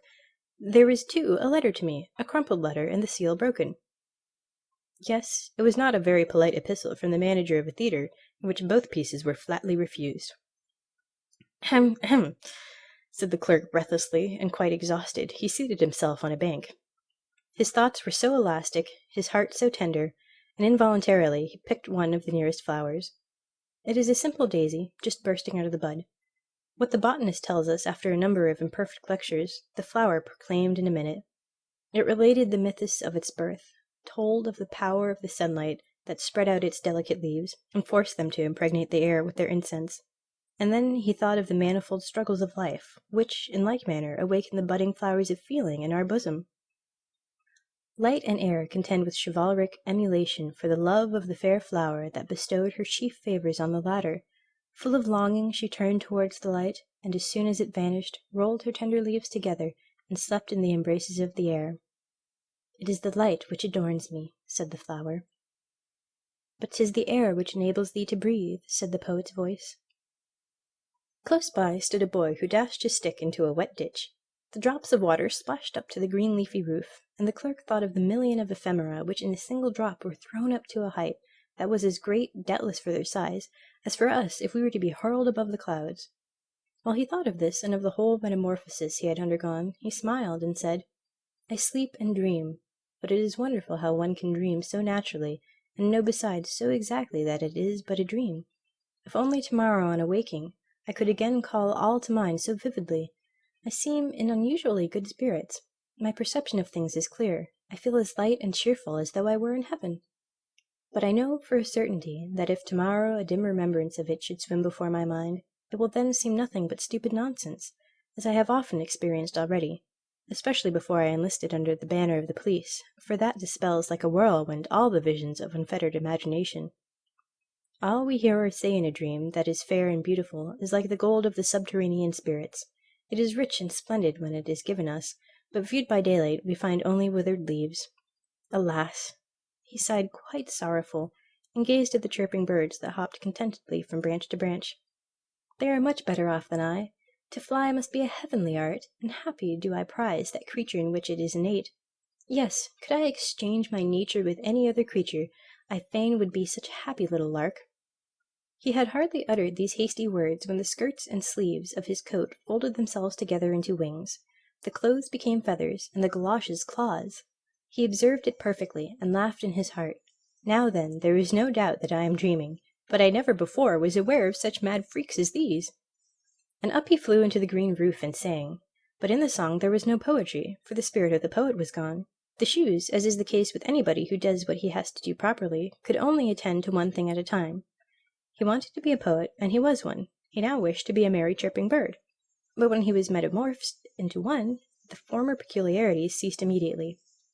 "It is really pleasant enough," said he. "The whole day long I sit in the office amid the driest law papers, and at night I fly in my dream as a lark in the gardens of Fredericksburg. One might really write a very pretty comedy upon it." He now fluttered down into the grass, turned his head gracefully on every side, and with his bill pecked the pliant blades of grass, which, in comparison to his present size, seemed as majestic as the palm branches of northern Africa. Unfortunately, the pleasure lasted but a moment. Presently a black night overshadowed our enthusiast, who had so entirely missed his part of copying clerk at a police office. Some vast object seemed to be thrown over him. It was a large oilskin cap, which a sailor boy of the quay had thrown over the struggling bird. A coarse hand sought its way carefully in under the broad rim, and seized the clerk over the back and wings. In the first moment of fear he called, indeed, as loud as he could, "You impudent little blackguard! I am a copying clerk at the police office, and you know you cannot insult any belonging to the constabulary force without a chastisement. Besides, you good-for-nothing rascal, it is strictly forbidden to catch birds in the royal gardens of Fredericksburg, but your blue uniform betrays where you come from." This fine tirade sounded, however, to the ungodly sailor boy like a mere pip-pee-pee. He gave the noisy bird a knock on its beak, and walked on. He was soon met by two schoolboys of the upper class, that is to say, as individuals, for with regard to learning, they were in the lowest class in the school, and they bought the stupid bird. So the copying clerk came to Copenhagen as guest, or rather as prisoner in a family living in Gother Street. "'Tis well that I am dreaming," said the clerk, "or I really should get angry. First I was a poet, now sold for a few pence as a lark. No doubt it was that accursed poetical nature which has metamorphosed me into such a poor harmless little creature. It is really pitiable, particularly when one gets into the hands of a little blackguard, perfect in all sorts of cruelty to animals. All I should like to know is, how the story will end. The two schoolboys, the proprietors now of the transformed clerk, carried him into an elegant room. A stout, stately dame received him with a smile, but she expressed much dissatisfaction that a common field bird, as she called the lark, should appear in such high society. For today, however, she would allow it, and they must shut him in the empty cage that was standing in the window. "Perhaps he will amuse my good Polly," added the lady, looking with a benignant smile at the large green parrot that swung himself backwards and forwards most comfortably in his ring, inside a magnificent brass-wired cage. "Today is Polly's birthday," said she with stupid simplicity, "and the little brown field bird must wish him joy." Mr. Polly uttered not a syllable in reply, but swung to and fro with dignified condescension, while a pretty canary, as yellow as gold, that had lately been brought from his sunny fragrant home, began to sing aloud. "Noisy creature, will you be quiet?" screamed the lady of the house, covering the cage with an embroidered white pocket handkerchief. "Chirp, chirp," sighed he, "that was a dreadful snowstorm." And he sighed again, and was silent. The copying clerk, or, as the lady said, the brown field bird, was put into a small cage, close to the canary, but not far from "my good Polly." The only human sounds that the parrot could bawl out were, "Come, let us be men!" Everything else that he said was as unintelligible to everybody as the chirping of the canary, except to the clerk, who was now a bird too. He understood his companion perfectly. "I flew about beneath the green palms and the blossoming almond trees," sang the canary. "I flew around with my brothers and sisters over the beautiful flowers and over the glassy lakes, where the bright water plants nodded to me from below. There, too, I saw many splendidly dressed paroquets that told the drollest stories and the wildest fairy tales without end." "Oh, those were uncouth birds," answered the parrot. "They had no education, and talked of whatever came into their head. If my mistress and all her friends can laugh at what I say, so may you too, I should think. It is a great fault to have no taste for what is witty or amusing. Come, let us be men." "Ah, have you no remembrance of love for the charming maidens that danced beneath the outspread tents beside the bright fragrant flowers? Do you no longer remember the sweet fruits and the cooling juice and the wild plants of our never-to-be-forgotten home?" said the former inhabitant of the Canary Isles, continuing his dithyrambic. "Oh yes," said the parrot, "but I am far better off here. I am well fed, and get friendly treatment. I know I am a clever fellow, and that is all I care about. Come, let us be men. You are of a poetical nature, as it is called. I, on the contrary, possess profound knowledge and inexhaustible wit. You have genius, but clear-sighted, calm discretion does not take such lofty flights, and utter such high natural tones. For this they have covered you over. They never do the like to me, for I cost more. Besides, they are afraid of my beak, and I have always a witty answer at hand. Come, let us be men." "O warm, spicy land of my birth," sang the canary bird, "I will sing of thy dark green bowers, of the calm bays where the pendant boughs kiss the surface of the water. I will sing of the rejoicing of all my brothers and sisters where the cactus grows in wanton luxuriance." "Spare us your elegiac tones," said the parrot, giggling. "Rather speak of something at which one may laugh heartily. Laughing is an infallible sign of the highest degree of mental development. Can a dog or a horse laugh? No, but they can cry. The gift of laughing was given to man alone. Ha, ha, ha!"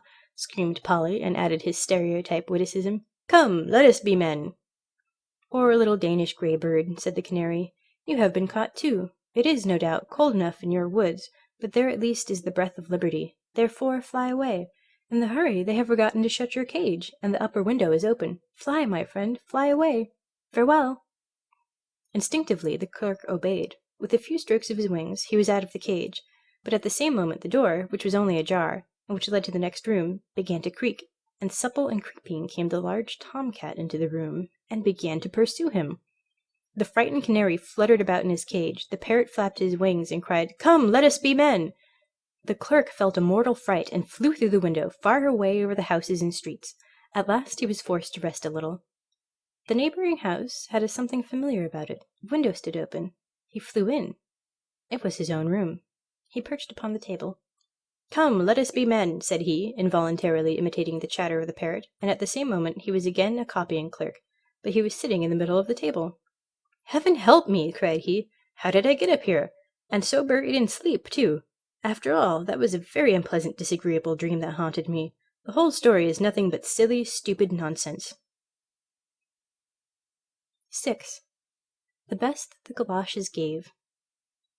The following day, early in the morning, while the clerk was still in bed, someone knocked at his door. It was his neighbor, a young divine, who lived on the same floor. He walked in. "Lend me your galoshes," said he. "It is so wet in the garden, though the sun is shining most invitingly. I should like to go out a little." He got the galoshes, and he was soon below in a little duodecimo garden, where between two immense walls a plum tree and an apple tree were standing. Even such a little garden as this was considered in the metropolis of Copenhagen as a great luxury. The young man wandered up and down the narrow paths, as well as the prescribed limits would allow. The clock struck 6. Without was heard the horn of a postboy. "To travel! To travel!" exclaimed he, overcome by most painful and passionate remembrances. "That is the happiest thing in the world. That is the highest aim of all my wishes. Then, at last, would the agonizing restlessness be allayed, which destroys my existence. But it must be far, far away. I would behold magnificent Switzerland. I would travel to Italy, and—" It was a good thing that the power of the galoshes worked as instantaneously as lightning in a powder magazine would. Otherwise the poor man, with his overstrained wishes, would have travelled about the world too much for himself as well as for us. In short, he was travelling. He was in the middle of Switzerland, but packed up with 8 other passengers in the inside of an eternally creaky diligence. His head ached till it almost split. His weary neck could hardly bear the heavy load, and his feet, pinched by his torturing boots, were terribly swollen. He was in an intermediate state between sleeping and waking, at variance with himself and with his company, within the country and with the government. In his right pocket he had his letter of credit, in the left his passport, and in a small leathern purse some double louis d'or, carefully sewn up in the bosom of his waistcoat. Every dream proclaimed that one or the other of these valuables was lost. Wherefore he started up as in a fever, and the first movement which his hand made described a magic triangle from the right pocket to the left, and then upwards to the bosom, to feel if he had all of them safe or not. From the roof inside the carriage, umbrellas, walking-sticks, hats, and sundry other articles were depending, and hindered the view, which was particularly imposing. He now endeavoured as well as he was able to dispel his gloom, which was caused by outward chance circumstances merely, and on the bosom of nature imbibed the milk of purest human enjoyment. Grand, solemn, and dark was the whole landscape around. The gigantic pine forests on the pointed crags seemed almost like little tufts of heather, coloured by the surrounding clouds. It began to snow, a cold wind blew, and roared as though it were seeking a bride. "Ah!" sighed he, "were we only on the other side of the Alps, then we should have summer, and I could get my letters of credit cashed. The anxiety I feel about them prevents me enjoying Switzerland. Were I but on the other side—" And so saying, he was on the other side in Italy, between Florence and Rome. Lake Thrasymene, illumined by the evening sun, lay like flaming gold between the dark blue mountain ridges. Here, where Hannibal defeated Flaminius, the rivers now held each other in their green embraces. Lovely, half-naked children tended a herd of black swine beneath a group of fragrant laurel trees, hard by the roadside. Could we render this inimitable picture properly, then would everybody exclaim, "Beautiful, unparalleled Italy!" But neither the young divine said so, nor any of his grumbling companions in the coach of the Vetturino. The poisonous flies and gnats swarmed around by thousands. In vain one waved myrtle branches about like mad. The audacious insect population did not cease to sting, nor was there a single person in the well-crammed carriage whose face was not swollen and sore from their ravenous bites. The poor horses, tortured almost to death, suffered most from this truly Egyptian plague. The flies alighted upon them in large, disgusting swarms, and if the coachman got down and scraped them off, hardly a minute elapsed before they were there again. The sun now set. A freezing cold, though of a short duration, pervaded the whole creation.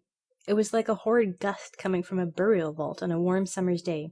But all around the mountains retained that wonderful green tone which we see in some old pictures, and which, should we not have seen a similar play of colour in the south, we declare at once to be unnatural.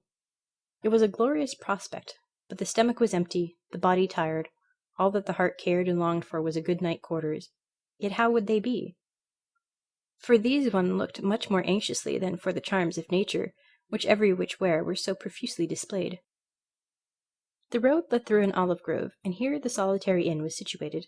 10 or 12 crippled beggars had encamped outside. The healthiest of them resembled, to use an expression of Marryat's, hunger's eldest son when he had come of age. The others were either blind, had withered legs, and crept about on their hands, or withered arms and fingerless hands. It was the most wretched misery, dragged from amongst the filthiest rags. "Excellenza miserabili," sighed they, thrusting forth their deformed limbs to view. Even the hostess, with bare feet, uncombed hair, and dressed in a garment of doubtful colour, received the guests grumblingly. The doors were fastened with a loop of string. The floor of the rooms presented a stone paving half torn up. Bats fluttered wildly about the ceiling, and as to the smell therein, no, that was beyond description. "You had better lay the cloth below in the stable," said one of the travellers. "There, at all events, one knows what one is breathing." The windows were quickly opened, to let in a little fresh air. Quicker, however, than the breeze, the withered, sallow arms of the beggars were thrust in, accompanied by the eternal whine of "Miserabili, miserabili, excellenza." On the walls were displayed innumerable inscriptions, written in nearly every language of Europe, some in verse, some in prose, most of them not very laudatory of Bella Italia. The meal was served. It consisted of a soup of salted water, seasoned with pepper and rancid oil. The last ingredient played a very prominent part in the salad. Stale eggs and roasted coxcombs furnished the grand dish of the repast. The wine, even, was not without a disgusting taste. It was like a medicinal draught. At night the boxes and other effects of the passengers were placed against the rickety doors. One of the travellers kept watch while the others slept. The sentry was our young divine. How close it was in the chamber! The heat oppressive to suffocation. The gnats hummed and stung unceasingly. The miserabili without whined and moaned in their sleep.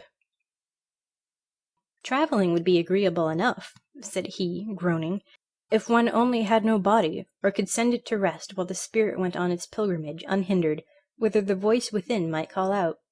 Wherever I go, I am pursued by a longing that is insatiable, that I cannot explain to myself, and that tears my very heart. I want something better than what is fled in an instant. But what is it, and where is it to be found? Yet I know in reality what it is I wish for. Oh, most happy were I, could I but reach one aim, could but reach the happiest of all." And as he spoke the word, he was again in his home. The long white curtains hung down from the windows, and in the middle of the floor stood the black coffin. In it he lay in the sleep of death. His wish was fulfilled. The body rested, while the spirit went unhindered on its pilgrimage. "Let no one deem himself happy before his end," were the words of Solon, and here was a new and brilliant proof of the wisdom of the old apothegm. Every corpse is a sphinx of immortality. Here, too, on the black coffin, the sphinx gave us no answer to what he who lay within had written 2 days before. "O mighty death, thy silence teaches naught. Thou leadest only to the near grave's brink. Is broken now the ladder of my thoughts? Do I instead of mounting only sink? Our heaviest grief the world oft seeth not. Our sorest pain we hide from stranger eyes, and for the sufferer there is nothing left but the green mound that over the coffin lies." 2 figures were moving in the chamber. We know them both. It was the Fairy of Care and the Emissary of Fortune. They both bent over the corpse. "Do you now see," said Care, "what happiness your galoshes have brought to mankind? To him, at least, who slumbers here, they have brought an imperishable blessing," answered the other. "Ah, no," replied Care. "He took his departure himself. He was not called away. His mental powers here below were not strong enough to reach the treasures lying beyond this life, and which his destiny ordained he should obtain. I will now confer a benefit on him." And she took the galoshes from his feet. His sleep of death was ended, and he who had been thus called back again to life arose from his dread couch in all the vigour of youth. Care vanished, and with her the galoshes. She has no doubt taken them for herself, to keep them to all eternity. End of The Shoes of Fortune.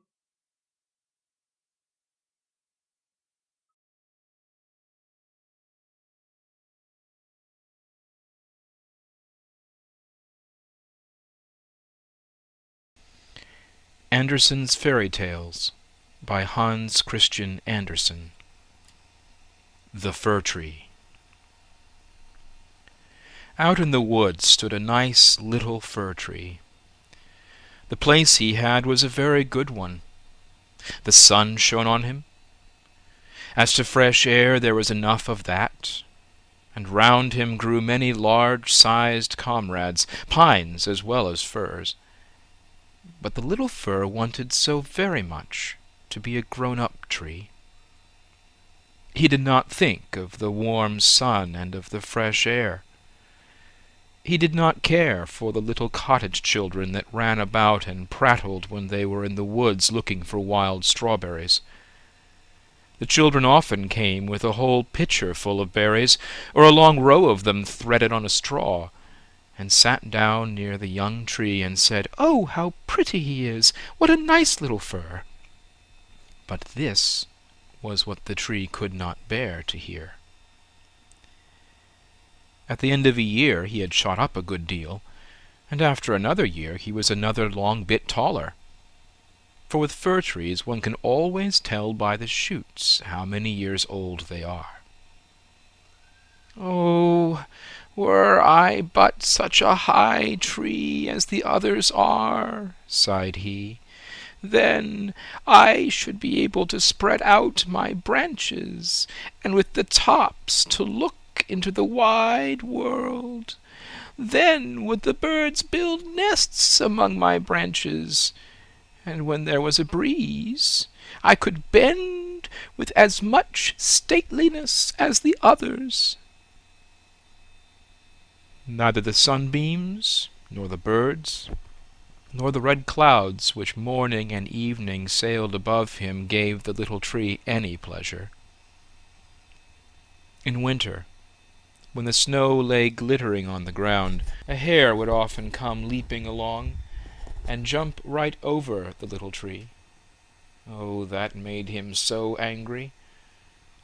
But 2 winters were past, and in the third the tree was so large that the hare was obliged to go round it. "To grow and grow, to get older and be tall," thought the tree. "That, after all, is the most delightful thing in the world." In autumn, the woodcutters always came and felled some of the largest trees. This happened every year, and the young fir tree that had now grown to a very comely size trembled at the sight. For the magnificent great trees fell to the earth with noise and cracking, the branches were lopped off, and the trees looked long and bare. They were hardly to be recognized. And then they were laid in carts, and the horses dragged them out of the wood. Where did they go to? What became of them? In spring, when the swallows and storks came, the tree asked them, "Don't you know where they have been taken? Have you not met them anywhere?" The swallows did not know anything about it, but the stork looked, musing, nodded his head, and said, "Yes, I think I know. I met many ships as I was flying hither from Egypt. On the ships were magnificent masts, and I venture to assert that it was they that smelt so of fur. I may congratulate you, for they lifted themselves on high most majestically." "Oh, were I but old enough to fly across the sea! But how does the sea look in reality? What is it like?"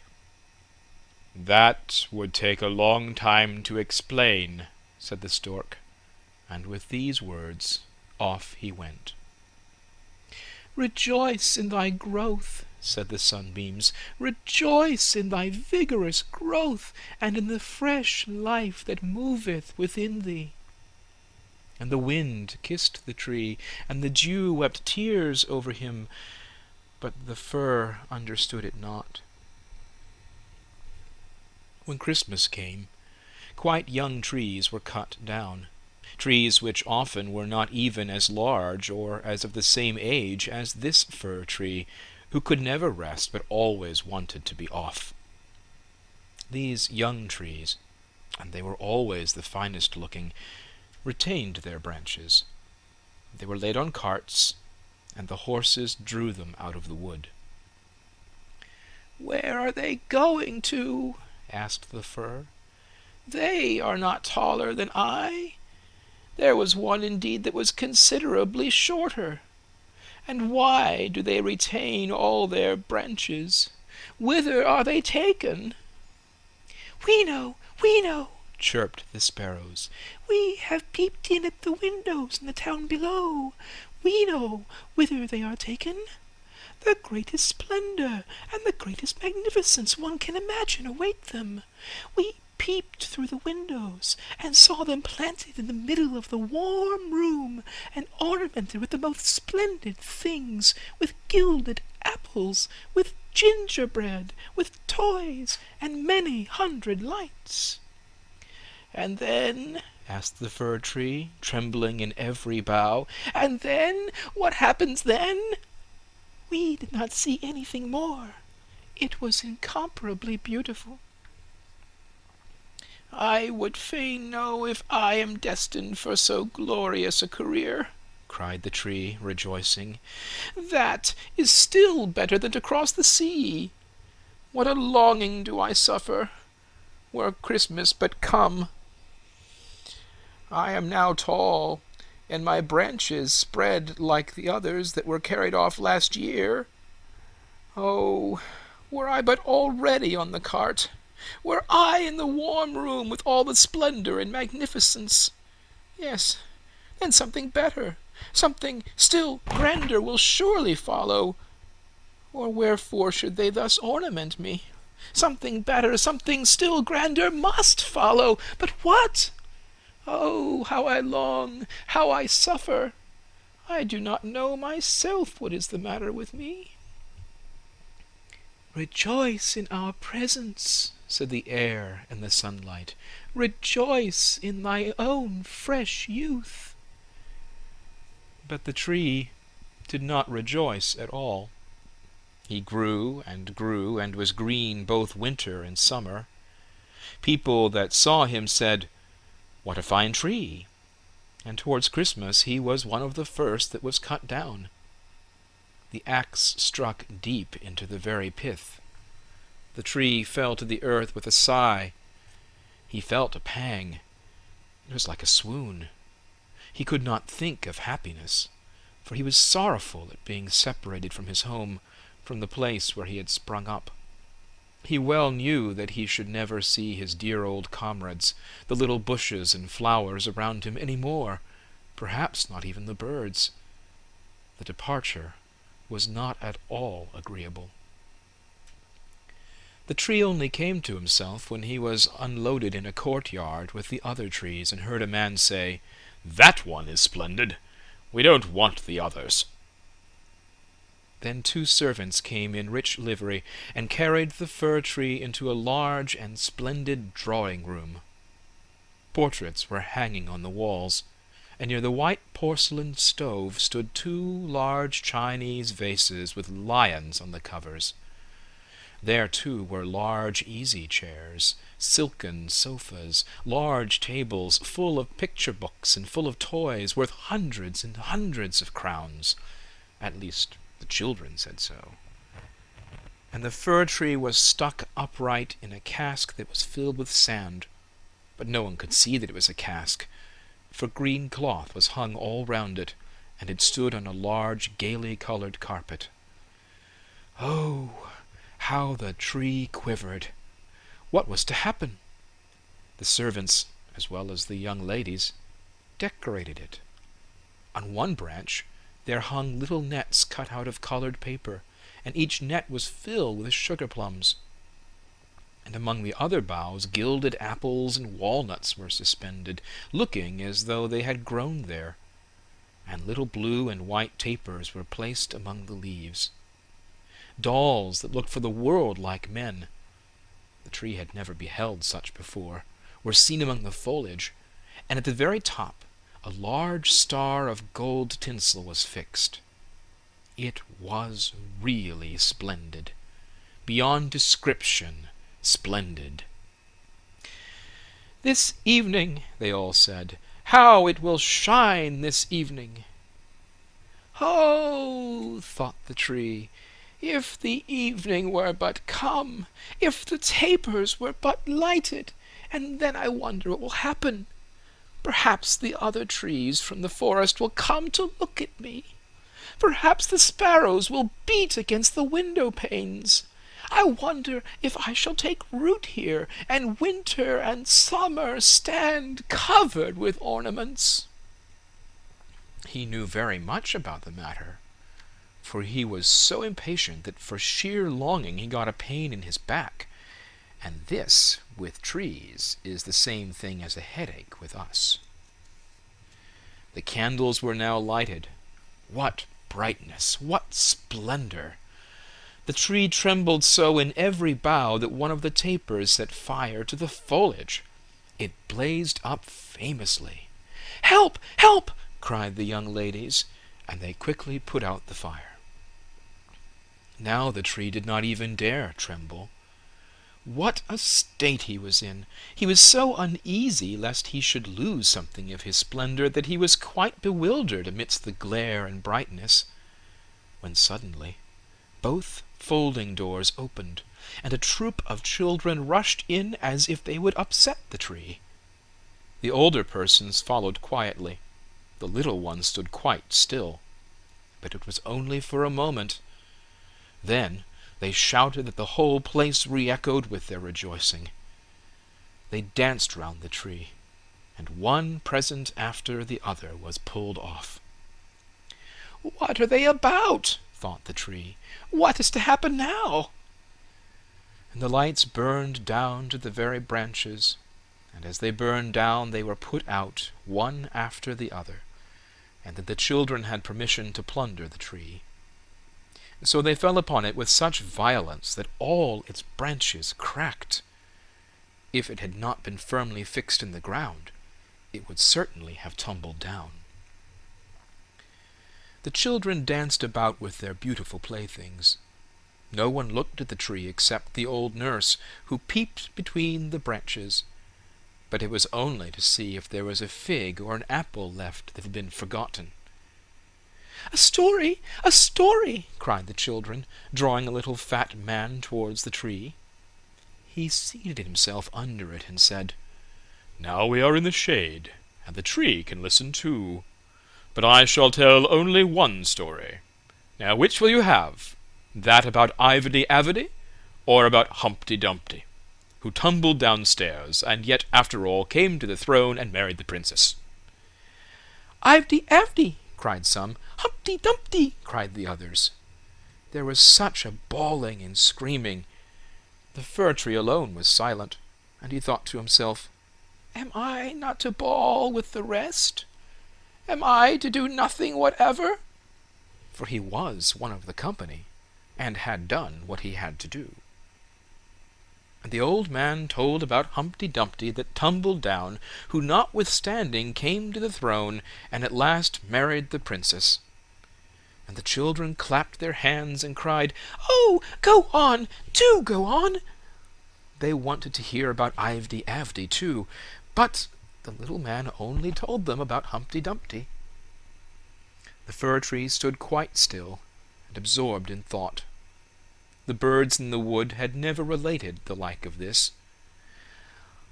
"Humpty Dumpty fell downstairs, and yet he married the princess. Yes, yes, that's the way of the world," thought the fir tree, and believed it all, because the man who told the story was so good-looking. "Well, well, who knows? Perhaps I may fall downstairs too, and get a princess as wife." And he looked forward with joy to the morrow, when he hoped to be decked out again with lights, playthings, fruits, and tinsel. "I won't tremble tomorrow," thought the fir tree. "I will enjoy to the full all my splendor. Tomorrow I shall hear again the story of Humpty Dumpty, and perhaps that of Ivedy-Avedy too." And the whole night the tree stood still and in deep thought. In the morning the servant and the housemaid came in. "Now the splendor will begin again," thought the fir. But They dragged him out of the room, and up the stairs, into the loft. And here, in a dark corner, where no daylight could enter, they left him. "What's the meaning of this?" thought the tree. "What am I to do here? What shall I hear now, I wonder?" And he leaned against the wall, lost in reverie. Time enough had he too for his reflections, for days and nights passed on, and nobody came up. And when at last somebody did come, it was only to put some great trunks in a corner out of the way. There stood the tree, quite hidden. It seemed as if he had been entirely forgotten. "'Tis now winter out of doors," thought the tree. "The earth is hard and covered with snow. Men cannot plant me now, and therefore I have been put up here under shelter till the springtime comes. How thoughtful that is! How kind man is, after all! If it only were not so dark here, and so terribly lonely. Not even a hare. And out in the woods it was so pleasant, when the snow was on the ground and the hare leaped by. Yes, even when he jumped over me. But I did not like it then. It really is terribly lonely here." "Squeak, squeak," said a little mouse at the same moment, peeping out of his hole, and then another little one came. They snuffed about the fir tree and rustled among the branches. "It is dreadfully cold," said the mouse. "But for that, it would be delightful here, old fir, wouldn't it?" "I am by no means old," said the fir tree. "There's many a one considerably older than I am." "Where do you come from?" asked the mice. "And what can you do?" They were so extremely curious. "Tell us about the most beautiful spot on the earth. Have you ever been there? Were you never in the larder, where cheeses lie on the shelves, and hams hang from above, where one dances about on tallow candles, that place where one enters lean and comes out again fat and portly?" "I know no such place," said the tree.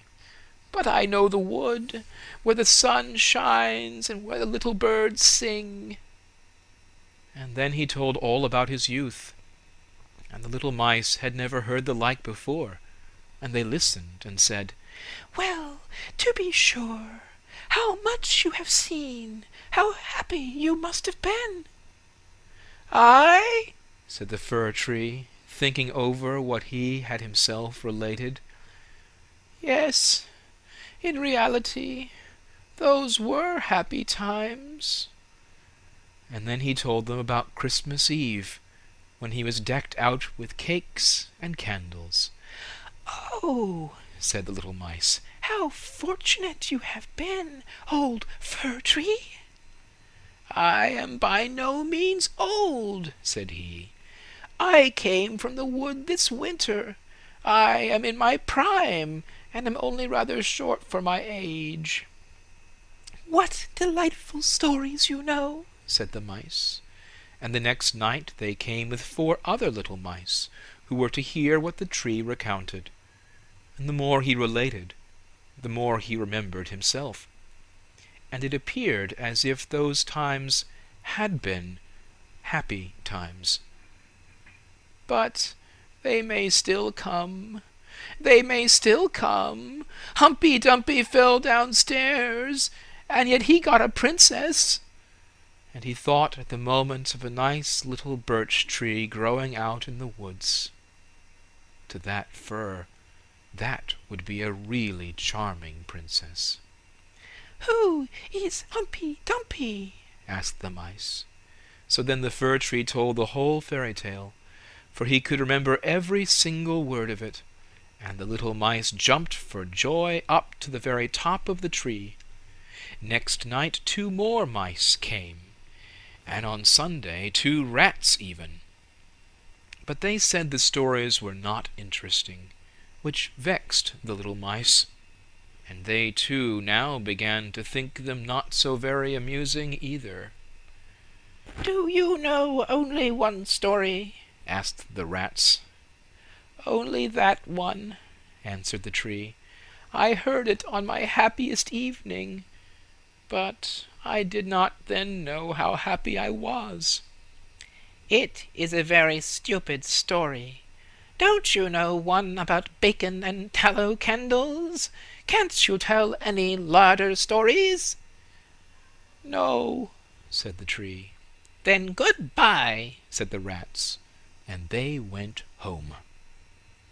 At last the little mice stayed away also, and the tree sighed. "After all, it was very pleasant when the sleek little mice sat round me and listened to what I told them. Now that too is over. But I will take good care to enjoy myself when I am brought out again." But when was that to be? Why, one morning there came a quantity of people and set to work in the loft. The trunks were moved, the tree was pulled out and thrown, rather hard, it is true, down on the floor, but a man drew him towards the stairs where the daylight shone. "Now a merry life will begin again," thought the tree. He felt the fresh air, the first sunbeam, and now he was out in the courtyard. All passed so quickly. There was so much going on around him. The tree quite forgot to look to himself. The court had joined a garden, and all was in flower. The roses hung so fresh and odorous over the balustrade, the lindens were in blossom, the swallows flew by and said, "Kirivit, my husband is come." But it was not the fir tree that they meant. "Now then, I shall really enjoy life," he said exultingly, and spread out his branches. But alas, they were all withered and yellow. It was in a corner that he lay, among weeds and nettles. The golden star of tinsel was still on the top of the tree and glittered in the sunshine. In the courtyard some of the merry children were playing who had danced at Christmas round the fir tree, and were so glad at the sight of him. One of the youngest ran and tore off the golden star. "Only look what is still on the ugly old Christmas tree," said he, trampling on the branches, so that they all cracked beneath his feet. And the tree beheld all the beauty of the flowers, and the freshness in the garden. He beheld himself, and wished he had remained in his dark corner in the loft. He thought of his first youth in the wood, of the merry Christmas Eve, and of the little mice who had listened with so much pleasure to the story of Humpty Dumpty. "'Tis over, 'tis past," said the poor tree. "Had I but rejoiced when I had reason to do so! But now 'tis past, 'tis past!" And the gardener's boy chopped the tree into small pieces. There was a whole heap lying there. The wood flamed up splendidly under the large brewing copper, and it sighed so deeply. Each sigh was like a shot.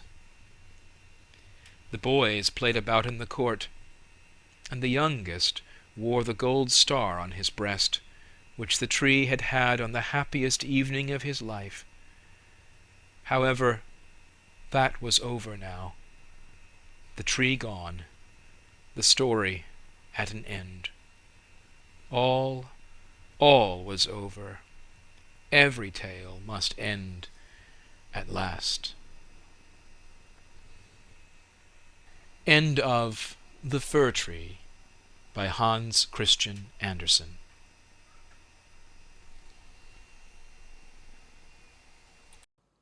Andersen's Fairy Tales by Hans Christian Andersen.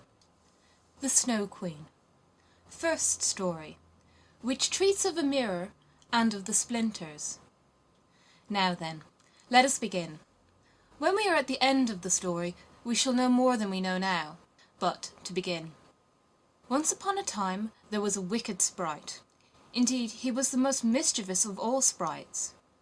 One day he was in a very good humour, for he had made a mirror with the power of causing all that was good and beautiful, when it was reflected therein, to look poor and mean, but that which was good for nothing and looked ugly was shown magnified and increased in ugliness. In this mirror the most beautiful landscapes looked like boiled spinach, and the best persons were turned into frights, or appeared to stand on their heads. Their faces were so distorted that they were not to be recognized. And if anyone had a mole, you might be sure that it would be magnified and spread over both nose and mouth.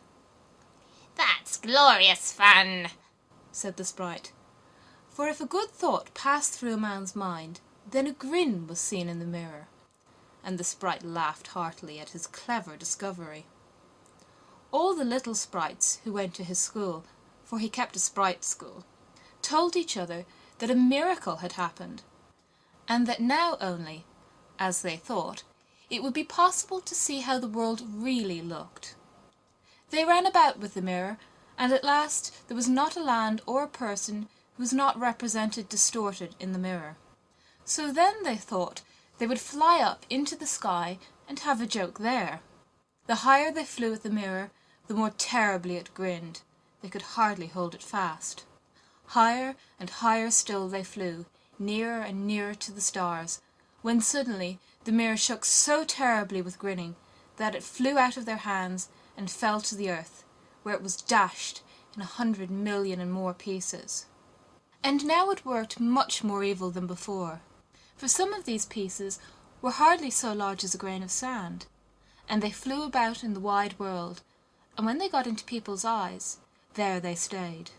And then the people saw everything perverted, or only had an eye for that which was evil. This happened because the very smallest bit had the same power which the whole mirror had possessed. Some persons even got a splinter in their heart, and then it made one shudder, for their heart became like a lump of ice. Some of the broken pieces were so large that they were used for window panes, through which one could not see one's friends. Other pieces were put into spectacles, and that was a sad affair when people put on their glasses to see well and rightly. Then the wicked sprite laughed till he almost choked, for all this tickled his fancy. The fine splinters still flew about in the air, and now we shall hear what happened next. Second story, a little boy and a little girl. In a large town, where there are so many houses and so many people that there is no room left for everybody to have a little garden, and where on this account most persons are obliged to content themselves with flowers in pots, there lived two little children, who had a garden somewhat larger than a flower pot. They were not brother and sister, but they cared for each other as much as if they were. Their parents lived exactly opposite. They inhabited two garrets, and where the roof of the one house joined to that of the other, and the gutter ran along the extreme end of it, there was to each house a small window. One needed only to step over the gutter to get from one window to the other. The children's parents had large wooden boxes there, in which vegetables for the garden were planted, and little rose trees besides. There was a rose in each box, and they grew splendidly.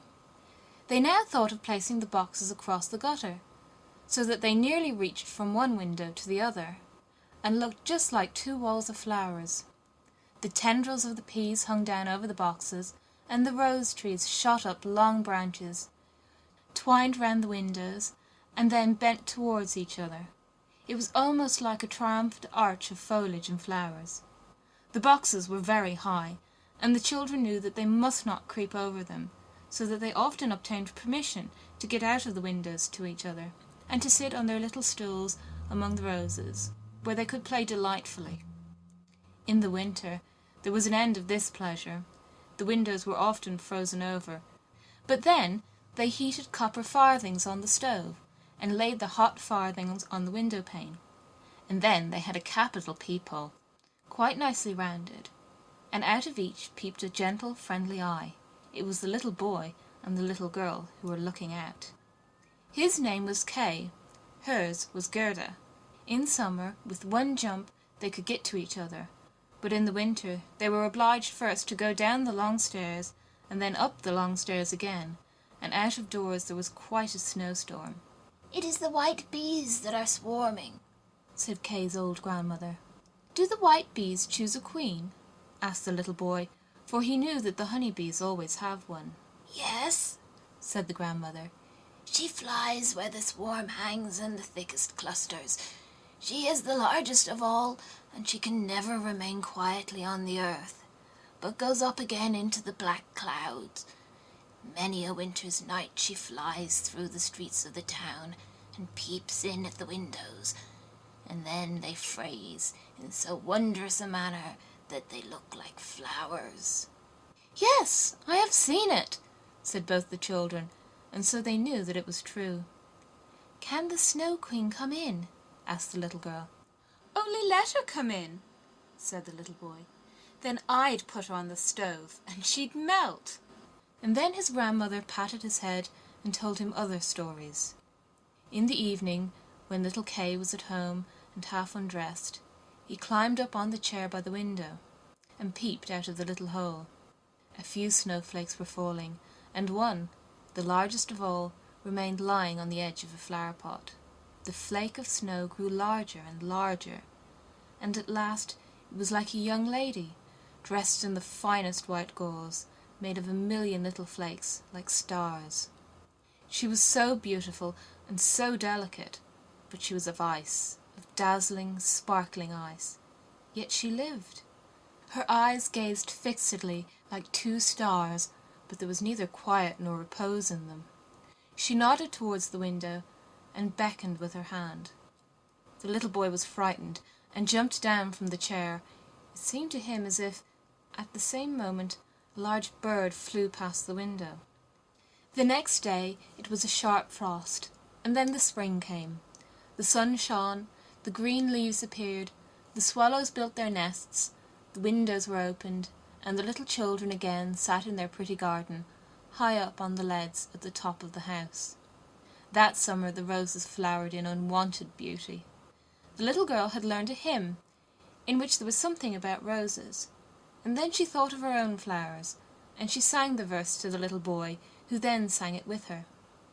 The rose in the valley is blooming so sweet, the angels descend there the children to greet. And the children held each other by the hand, kissed the roses, looked up at the clear sunshine, and spoke as though they really saw angels there. What lovely summer days those were! How delightful to be out in the air, near the fresh rose bushes, that seemed as if they would never finish blooming. Kay and Gerda looked at the picture book full of beasts and of birds, and it was then, the clock in the church tower was just striking 5, that Kay said, Oh, I feel such a sharp pain in my heart, and now something has got into my eye. The little girl put her arms around his neck. He winked his eyes. Now there was nothing to be seen. I think it's out now, said he, but it was not. It was just one of those pieces of glass from the magic mirror that had got into his eye, and poor Kay had got another piece right in his heart. It will soon become like ice. It did not hurt any longer, but there it was. What are you crying for? Asked he. You look so ugly. There's nothing the matter with me. Ah, he said at once, that rose is cankered. And look, this one's quite crooked. After all, these roses are very ugly. They're just like the box they're planted in. And then he gave the box a good kick with his foot, and pulled both the roses up. What are you doing? Cried the little girl, and as he perceived her fright, he pulled up another rose, got in at the window, and hastened off from dear little Gerda. Afterwards, when she had brought her picture book, he asked, What horrid beast have you there? And if his grandmother told them stories, he always interrupted her. Besides, if he could manage it, he would get behind her, put on her spectacles, and imitate her way of speaking. He copied all her ways, and then everybody laughed at him. he was soon able to imitate the gait and manner of everyone in the street. Everything that was peculiar and displeasing in them, that Kay knew how to imitate, and at such times all the people had said, "The boy is certainly very clever." But it was the glass he had got in his eye, the glass that was sticking in his heart, which made him tease even little Gerda, whose whole soul was devoted to him. His games now were quite different to what they had formerly been. They were so very knowing. One winter's day, when the flakes of snow were flying about, he spread the skirts of his blue coat and caught the snow as it fell. "Look through this glass, Gerda," said he, and every flake seemed larger and appeared like a magnificent flower, or a beautiful star. It was splendid to look at. "Look how clever," said Kay. "That's much more interesting than real flowers. They are as exact as possible. There's not a fault in them, if they did not melt." It was not long after this that Kay came one day with large gloves on and his little sled at his back, and bawled right into Gerda's ears, "I have permission to go out into the square where the others are playing," and off he was in a moment. There in the marketplace some of the boldest of the boys used to tie their sledges to the carts as they passed by, and so they were pulled along and got a good ride. It was so capital. Just as they were in the very height of their amusement, a large sled passed by. It was painted quite white, and there was someone in it, wrapped up in a rough white mantle of fur, with a rough white fur cap on his head. The sled drove round the square twice, and Kay tied on his sled as quickly as he could, and off he drove with it. On they went, quicker and quicker, into the next street, and the person who drove turned round to Kay and nodded to him in a friendly manner, just as if they knew each other. Every time he was going to untie his sled, the person nodded to him, and then Kay sat quiet, and so on they went, till they came outside the gates of the town. Then the snow began to fall so thickly that the little boy could not see an arm's length before him, but still on he went, when suddenly he let go the string he held in his hand in order to get loose from the sled, but it was of no use. Still the little vehicle rushed on with the quickness of the wind. He then cried as loud as he could, but no one heard him. The snow drifted and the sled flew on, and sometimes it gave a jerk, as though they were driving over hedges and ditches. He was quite frightened, and he tried to repeat the Lord's Prayer, but all he could do, he was only able to remember the multiplication table. The snowflakes grew larger and larger, till at last they looked just like great white fowls. Suddenly they flew on one side. The large sled stopped, and the person who drove rose up. It was a lady. Her cloak and cap were of snow. She was tall and of slender figure, and of a dazzling whiteness. It was the Snow Queen. "We have travelled fast," said she, "but it is freezingly cold. Come under my bearskin." And she put him in the sled beside her, wrapped the fur round him, and he felt as though he were sinking in a snow wreath. "Are you still cold?" asked she, and then she kissed his forehead. Ah, it was colder than ice. It penetrated to his very heart, which was already almost a frozen lump. It seemed to him as if he were about to die, but a moment more, and it was quite congenial to him, and he did not remark on the cold that was around him. "My sledge! Don't forget my sledge!" It was the first thing he thought of. It was there, tied to one of the white chickens, who flew along with it on his back behind the large sledge. The Snow Queen kissed Kay once more, and then he forgot little Gerda, grandmother, and all whom he'd left at his home. "Now you will have no more kisses," said she, "or else I should kiss you to death." Kay looked at her. She was very beautiful. A more clever or a more lovely countenance he could not fancy to himself. And she no longer appeared of ice as before, when she sat outside the window and beckoned to him. In his eyes she was perfect. He did not fear her at all, and told her that he could calculate in his head, and with fractions even, that he knew the number of square miles there were in the different countries, and how many inhabitants they contained, and she smiled while he spoke. It then seemed to him as if what he knew was not enough, and he looked upwards in the large, huge, empty space above him, and on she flew with him, flew high over the black clouds, while the storm moaned and whistled, as though it were singing some old tune. On they flew over the woods and lakes, over seas and many lands, and beneath them the chilling storms rushed fast. The wolves howled, the snow crackled. Above them flew large screaming crows, but higher up appeared the moon, quite large and bright, and it was on that Kay gazed during the long, long winter's night, while by day he slept at the feet of the Snow Queen. Third story, of the flower garden at the old woman's who understood witchcraft. But what became of little Gerda when Kay did not return home? Where could he be? Nobody knew. Nobody could give any intelligence. All the boys knew was that they had seen him tie his sled to another large and splendid one, which drove down the street and out of the town. Nobody knew where he was. Many sad tears were shed, and little Gerda wept long and bitterly. At last she said he must be dead, that he'd been drowned in the river which flowed close to the town. Oh, those were very long and dismal winter evenings. At last the spring came, with its warm sunshine. "Kay is dead and gone," said little Gerda. "That I don't believe," said the sunshine. "Kay is dead and gone," she said to the swallows. "That I don't believe," they said, and at last little Gerda did not think so any longer. "I'll put on my red shoes," said she one morning. "Kay has never seen them, and then I'll go down to the river and ask there." It was quite early. She kissed her old grandmother, who was still asleep, put on her red shoes, and went alone to the river. "Is it true that you have taken my little playfellow?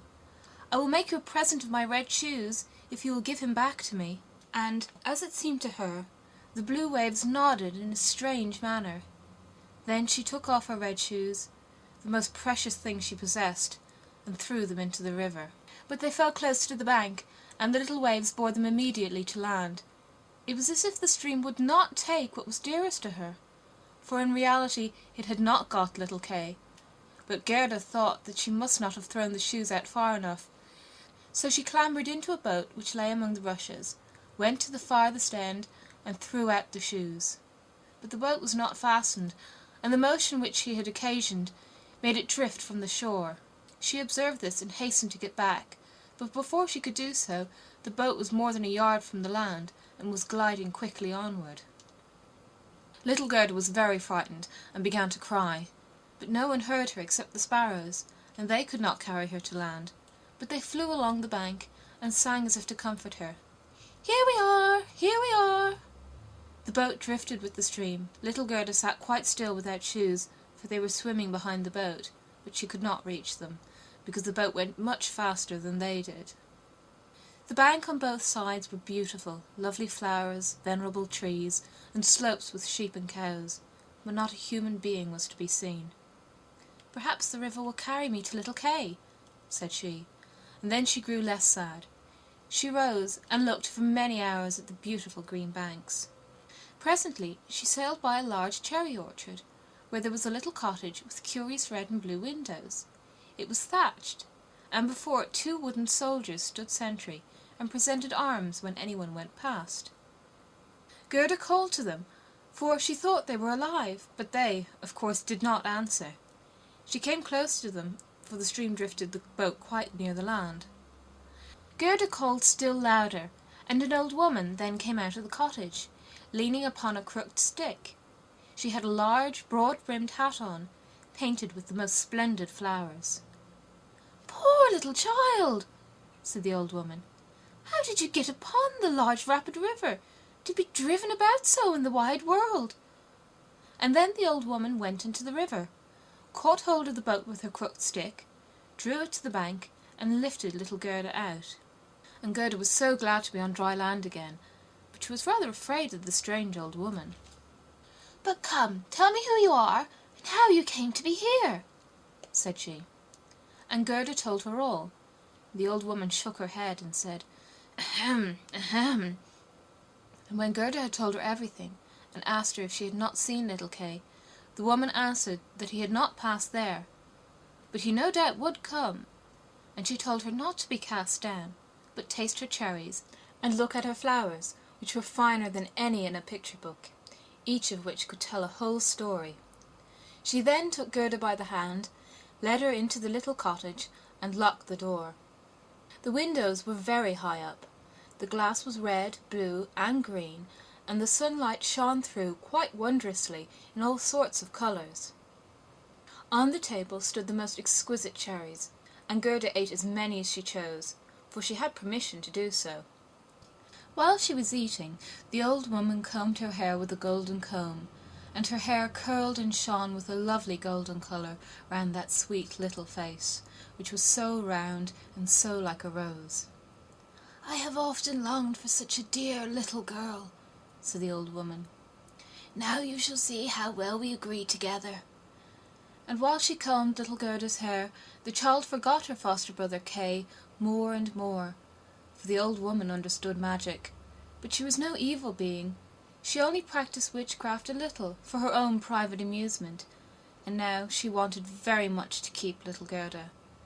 She therefore went out into the garden, stretched out her crooked stick towards the rose bushes, which, beautifully as they were blowing, all sank into the earth, and no one could tell where they had stood. The old woman feared that if Gerda should see the roses, she would then think of her own, and would remember little Kay, and run away from her.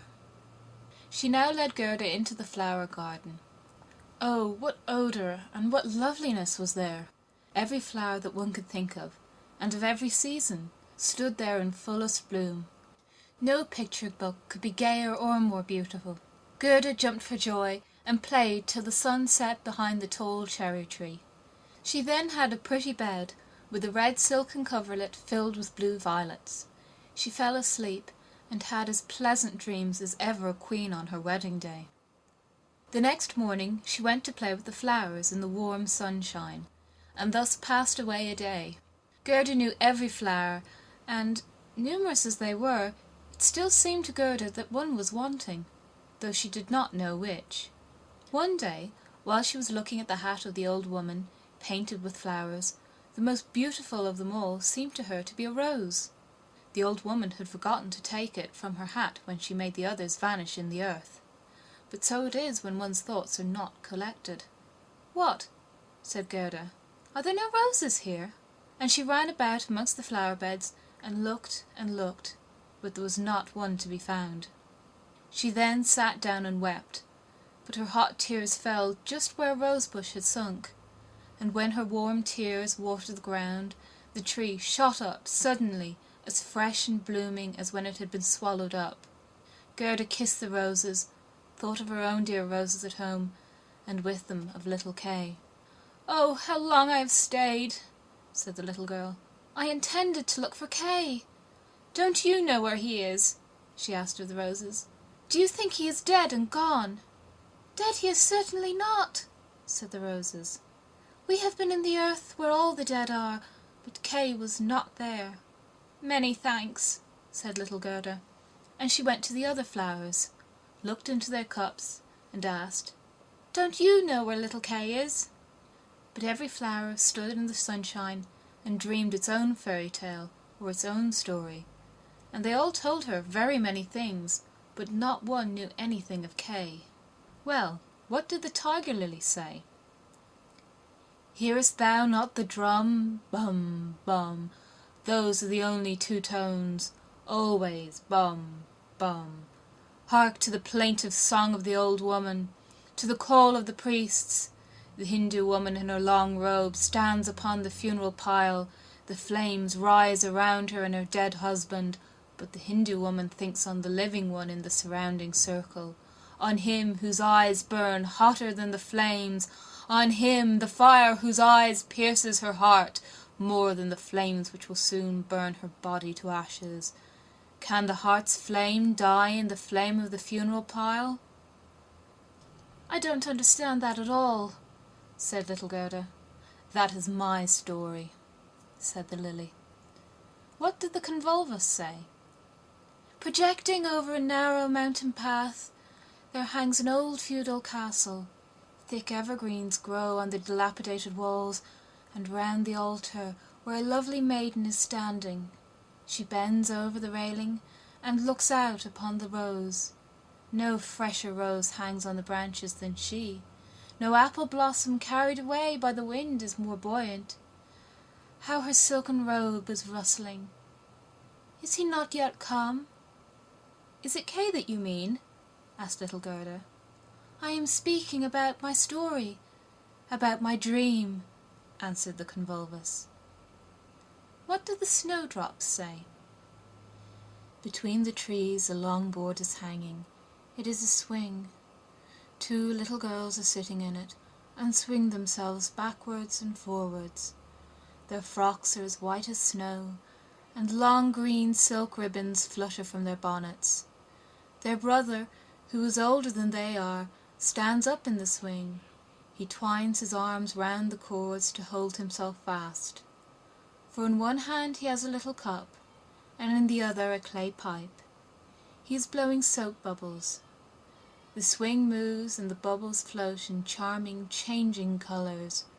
The last is still hanging to the end of the pipe, and rocks in the breeze. The swing moves. The little black dog, as light as a soap bubble, jumps up on his hind legs to try and get into the swing. It moves. The dog falls down, barks, and is angry. They tease him. The bubble bursts. A swing, a bursting bubble. Such is my song.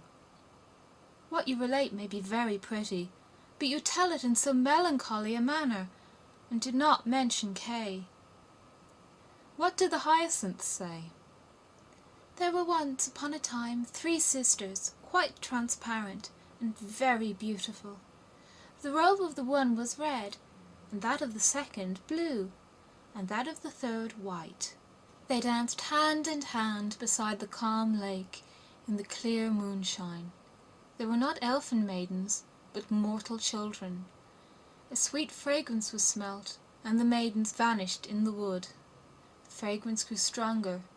3 coffins, and in them 3 lovely maidens, glided out of the forest and across the lake. The shining glowworms flew around like little floating lights. Do the dancing maidens sleep, or are they dead? The odour of the flowers says they are corpses. The evening bell tolls for the dead. You make me quite sad, said little Gerda. I cannot help thinking of the dead maidens. Oh, is little Kay really dead? The roses have been in the earth, and they say no. Ding dong, sounded the hyacinth bells. We do not toll for little Kay. We do not know him. That is our way of singing, the only one we have. And Gerda went to the ranunculuses that looked forth from among the shining green leaves. You are a little bright sun, said Gerda. Tell me if you know where I can find my playfellow. And the ranunculuses shone brightly, and looked again at Gerda. What song could the ranunculus sing?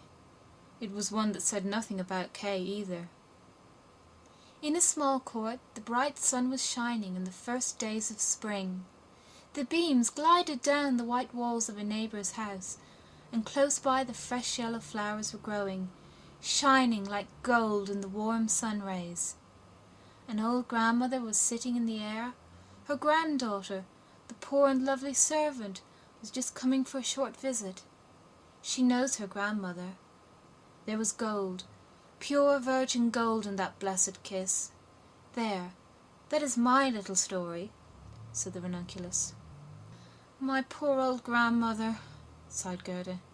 Yes, she is longing for me, no doubt. She is sorrowing for me, as she did for little Kay.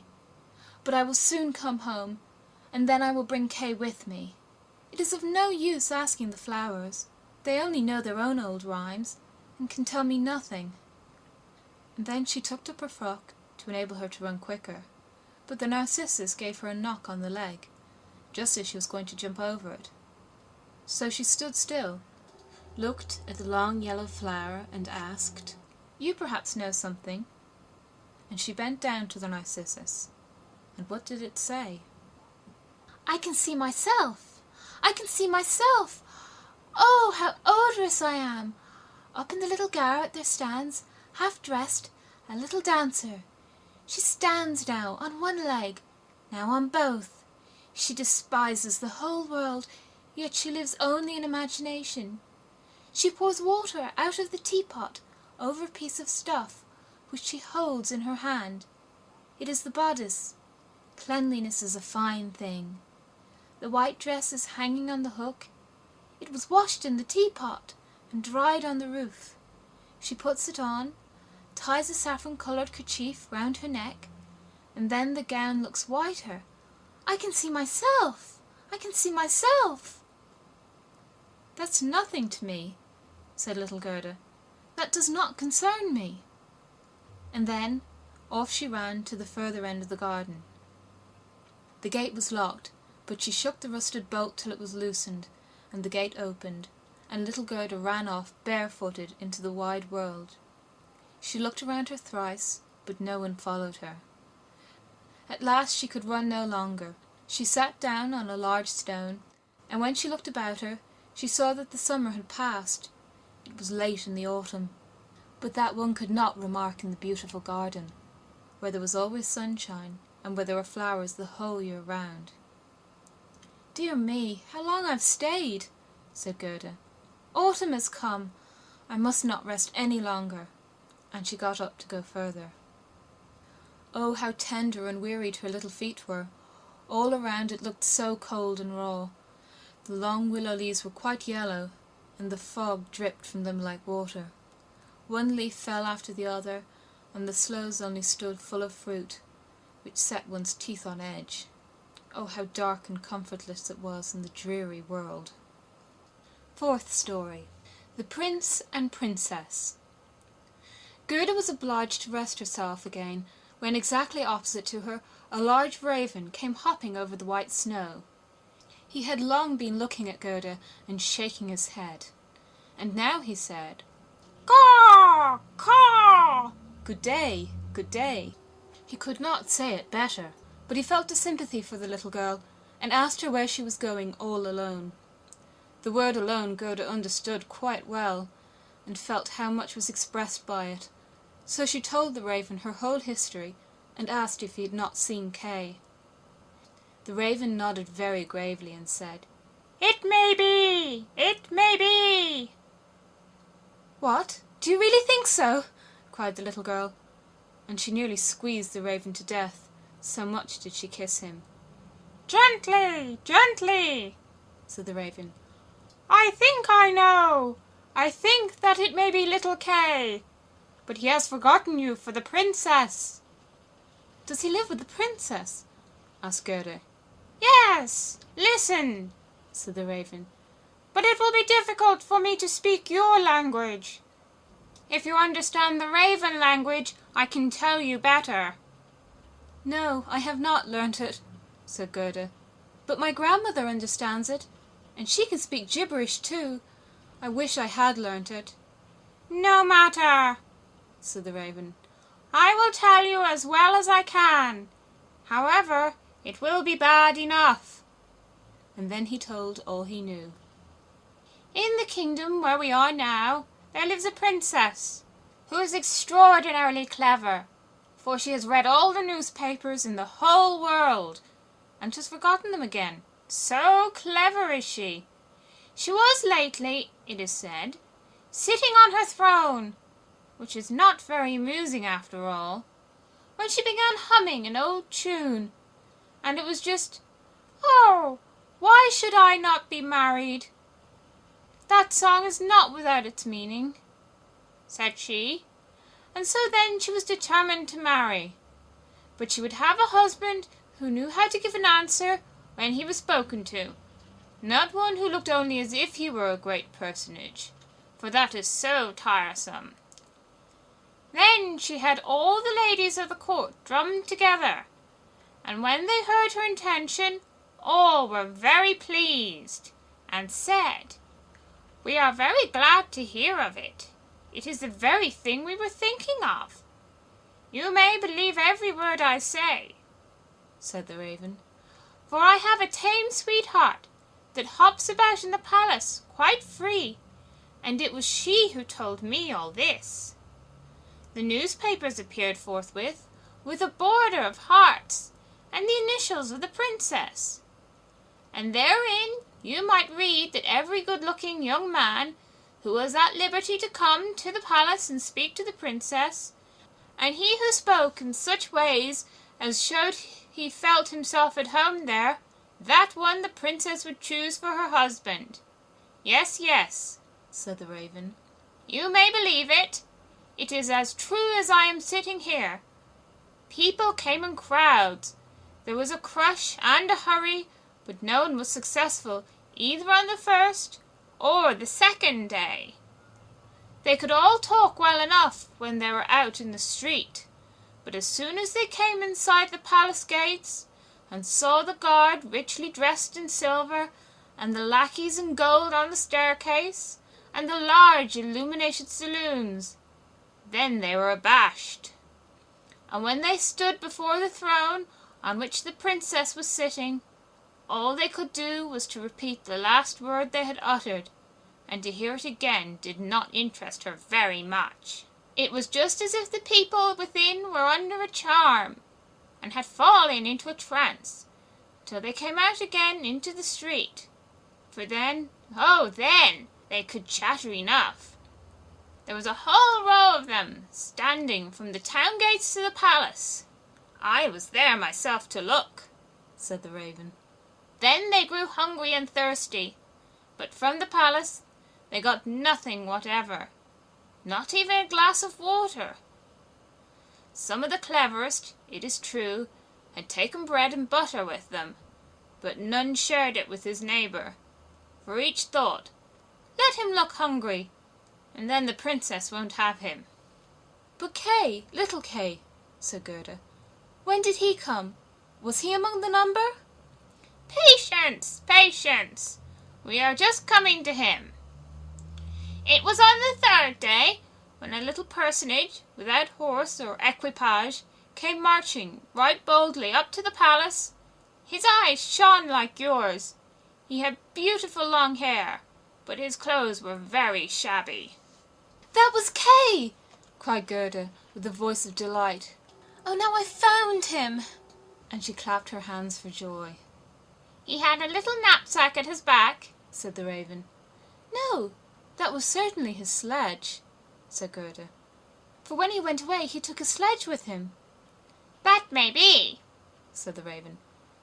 I did not examine him so minutely, but I know from my tame sweetheart that when he came into the courtyard of the palace and saw the bodyguard in silver, the lackeys on the staircase, he was not the least abashed. He nodded and said to them, "It must be very tiresome to stand on the stairs. For my part, I shall go in." The saloons were gleaming with lustres.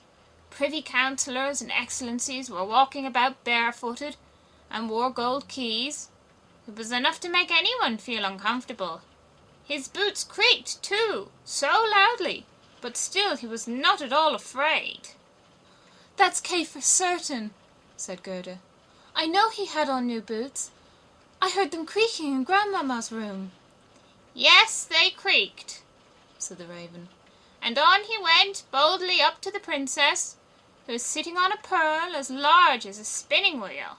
All the ladies of the court, with their attendants and attendants, and all the cavaliers with their gentlemen and gentlemen's gentlemen, stood round, and the nearer they stood to the door, the prouder they looked.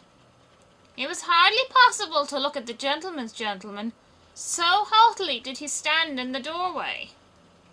"Oh, it must have been terrible," said little Gerda. "And did Kay get the princess?" "Were I not a raven, I should have taken the princess myself, although I am promised. It is said he spoke as well as I speak when I talk raven language. This I learned from my tame sweetheart. He was bold and nicely behaved. He had not come to woo the princess, but only to hear her wisdom. She pleased him, and he pleased her."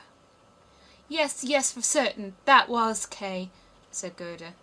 "He was so clever, he could reckon fractions in his head.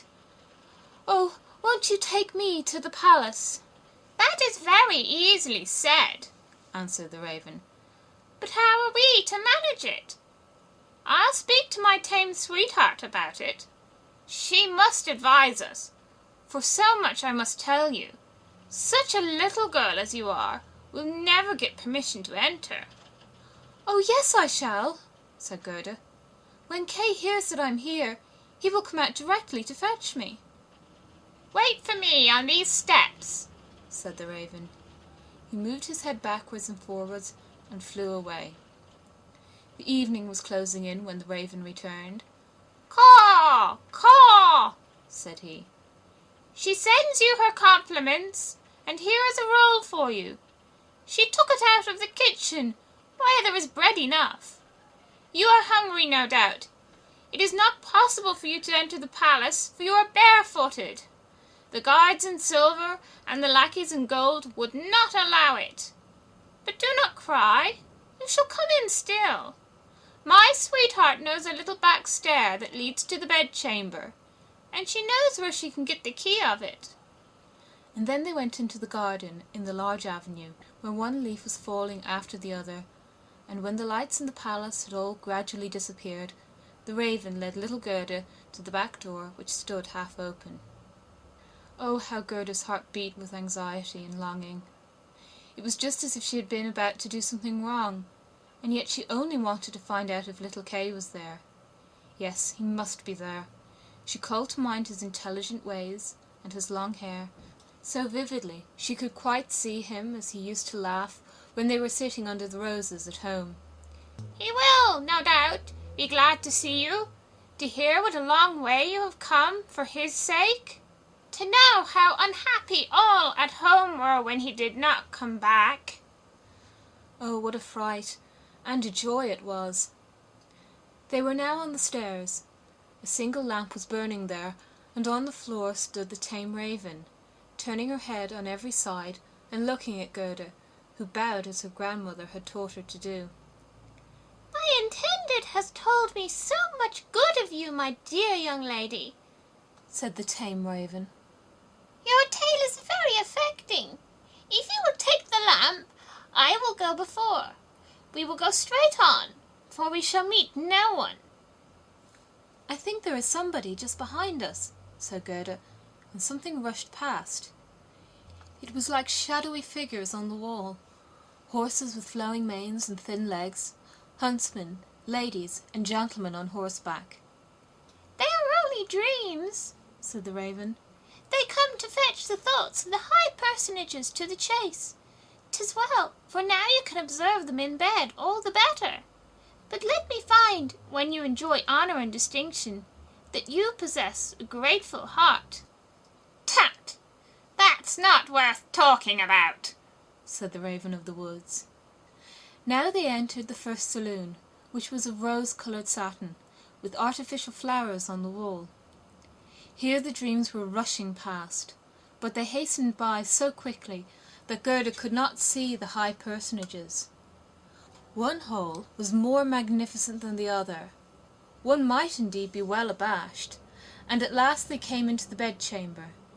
The ceiling of the room resembled a large palm tree with leaves of glass, of costly glass, and in the middle, from a thick golden stem, hung 2 beds, each of which resembled a lily.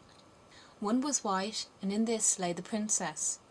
The other was red, and it was here that Gerda was to look for little Kay. She bent back one of the red leaves and saw a brown neck.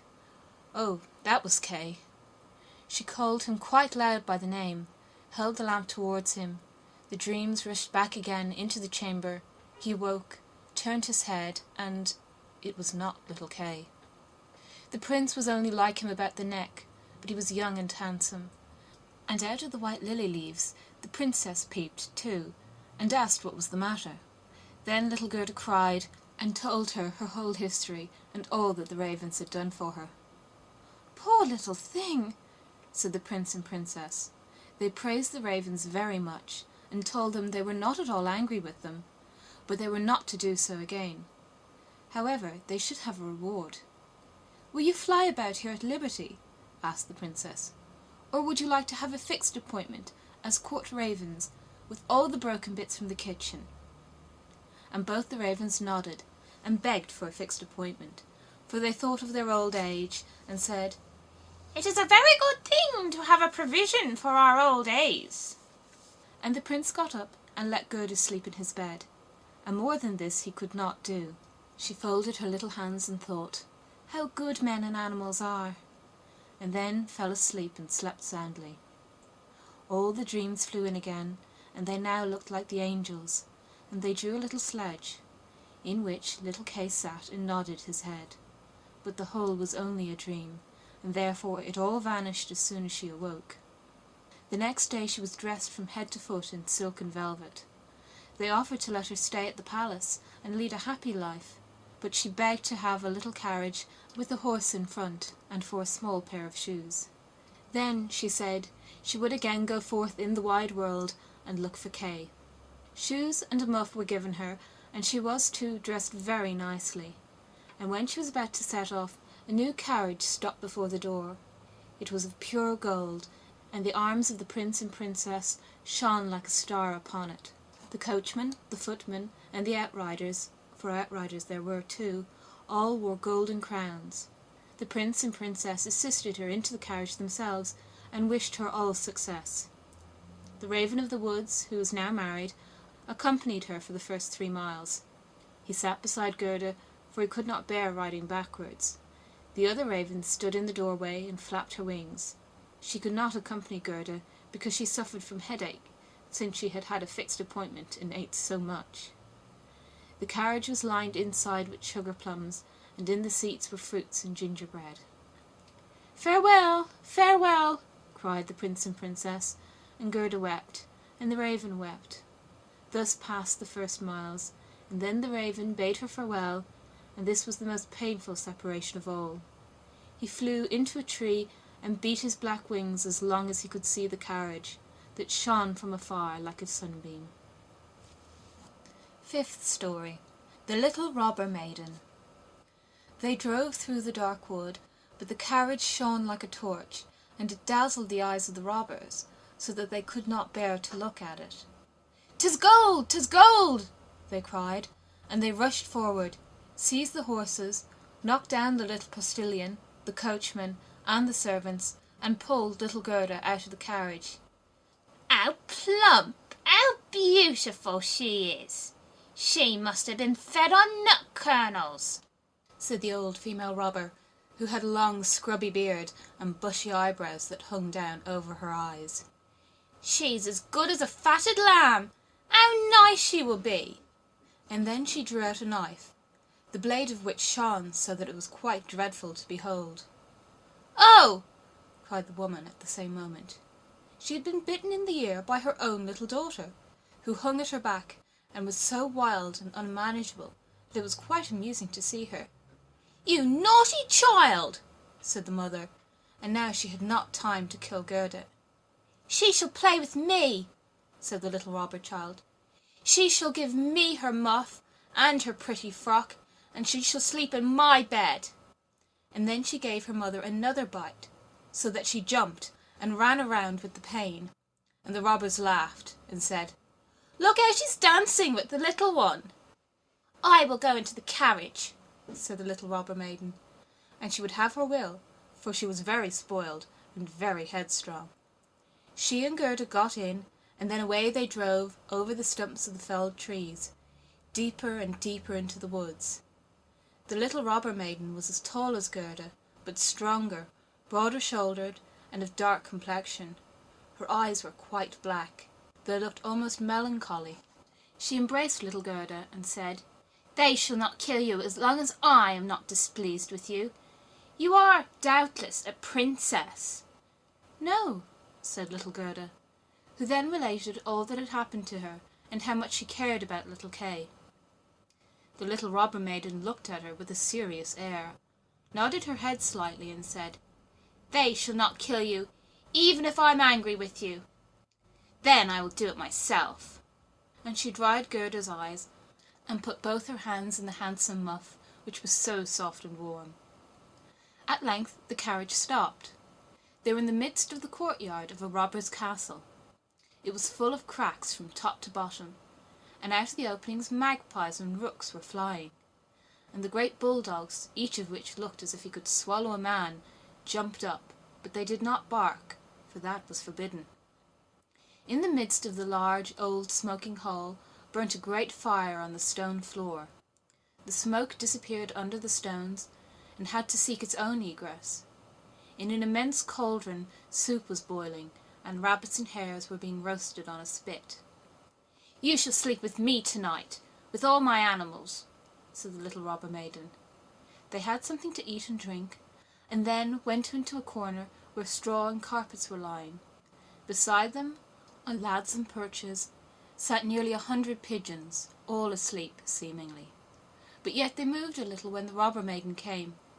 "They are all mine," said she, at the same time seizing one that was next to her by the legs, and shaking it so that its wings fluttered. "Kiss it!"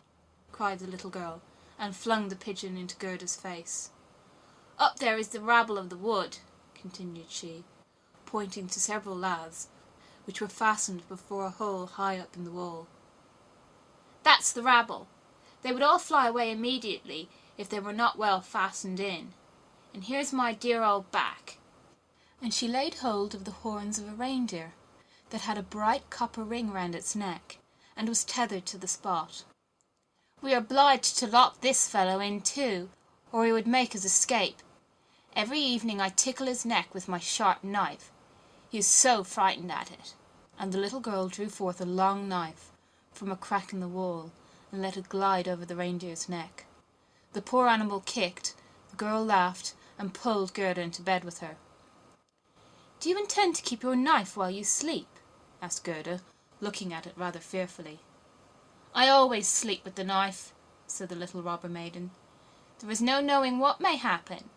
But tell me now, once more, all about little Kay, and why you've started off in the wide world alone." And Gerda related all, from the very beginning. The wood pigeons cooed above in their cage, and the others slept. The little robber maiden wound her arm around Gerda's neck, held a knife in the other hand, and snored so loud that everybody could hear her. But Gerda could not close her eyes, for she did not know whether she was to live or die. The robbers sat round the fire, sang and drank, and the old female robber jumped about so that it was quite dreadful for Gerda to see her. Then the wood pigeons said, "Coo! Coo! We have seen little Kay. A white hen carries his sledge, and he himself sat in the carriage of the Snow Queen, who passed here, down just over the wood, as we lay on our nest. She blew upon us young ones, and all died except we two. Coo! Coo!" "What is it that you say up there?" cried little Gerda. "Where did the Snow Queen go to? Do you know anything about it?" "She has no doubt gone to Lapland, for there is always snow and ice there. Only ask the reindeer, who's tethered there." "Ice and snow is there. There it is, glorious and beautiful," said the reindeer. "One can spring about in the large shining valleys. The Snow Queen has her summer tent there, but her fixed abode is high up, towards the North Pole, on the island called Spitzbergen." "Oh, Kay, poor little Kay," sighed Gerda. "Do you choose to be quiet?" said the robber maiden. "If you don't, I shall make you." In the morning Gerda told her all that the wood pigeons had said, and the little maiden looked very serious, but she nodded her head and said, "That's no matter, that's no matter. Do you know where Lapland lies?" she asked of the reindeer. "Who should know better than I?" said the animal. His eyes rolled in his head. "I was born and bred there. There I leapt about on the fields of snow." "Listen," said the robber maiden to Gerda. "You see that the men are gone, but my mother is still here, and will remain. However, towards the morning she takes a draught out of the large flask, and then she sleeps a little. Then I will do something for you." She now jumped out of bed, flew to her mother, with her arms round her neck, and pulling her by the beard, said, "Good morrow, my own sweet nanny goat of a mother. and her mother took hold of her nose and pinched it till it was red and blue, but this was all done out of pure love. When the mother had taken a sup at her flask and was having a nap, the little robber maiden went to the reindeer and said, "I should very much like to give you still many a tickling with the sharp knife, for then you are so amusing. However, I will untether you and help you out, so that you may go back to Lapland. But you must make good use of your legs, and take this little girl for me to the palace of the Snow Queen, where her playfellow is. You have heard, I suppose, all she said, for she spoke loud enough, and you were listening." The reindeer gave a bound for joy. The robber maiden lifted up little Gerda, and took the precaution to bind her fast on the reindeer's back. She even gave her a small cushion to sit on. "Here are your worsted leggings, for it will be cold, but the muff I shall keep for myself, for it is so very pretty. But I do not wish you to be cold. Here is a pair of lined gloves of my mother's. They just reach up to your elbow. On with them! Now you look about the hands just like my ugly old mother." And Gerda wept for joy. "I can't bear to see you fretting," said the little robber maiden. "This is just the time when you ought to look pleased. Here are 2 loaves and a ham for you, so that you won't starve." The bread and the meat were fastened to the reindeer's back. The little maiden opened the door, called in all the dogs, and then with her knife cut the rope that fastened the animal, and said to him, "Now off with you, but take good care of the little girl." And Gerda stretched out her hands in the large wadded gloves towards the robber maiden, and said, "Farewell!" And the reindeer flew on over bush and bramble, through the great wood, over moor and heath, as fast as he could go. "Tch! Tch!" was heard in the sky. It was just as if somebody was sneezing. "These are my old northern lights," said the reindeer. "Look how they gleam." And on he now sped, still quicker. Day and night on he went. The loaves were consumed, and the ham too, and now they were in Lapland. 6th story. The Lapland Woman and the Finland Woman. Suddenly they stopped before a little house, which looked very miserable. The roof reached to the ground, and the door was so low that the family were obliged to creep upon their stomachs when they went in or out. Nobody was at home except an old Lapland woman, who was dressing fish by the light of an oil lamp.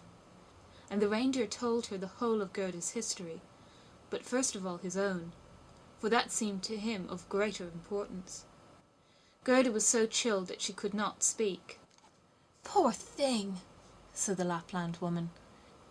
"You have far to run still. You have more than 100 miles to go before you get to Finland. There the Snow Queen has her country house, and burns blue lights every evening. I will give you a few words from me, which I will write on a dried haberdine, for paper I have none. This you can take with you to the Finland woman, and she will be able to give you more information than I can." When Gerda had warmed herself and had eaten and drunk, the Lapland woman wrote a few words on a dry haberdine, begged Gerda to take care of them, put her on the reindeer, bound her fast, and away sprung the animal. "Tch! Tch!" was again heard in the air. The most charming blue lights burned the whole night in the sky, and at last they came to Finland. They knocked at the chimney of the Finland woman, for as to a door she had none. There was such a heat inside that the Finland woman herself went about almost naked.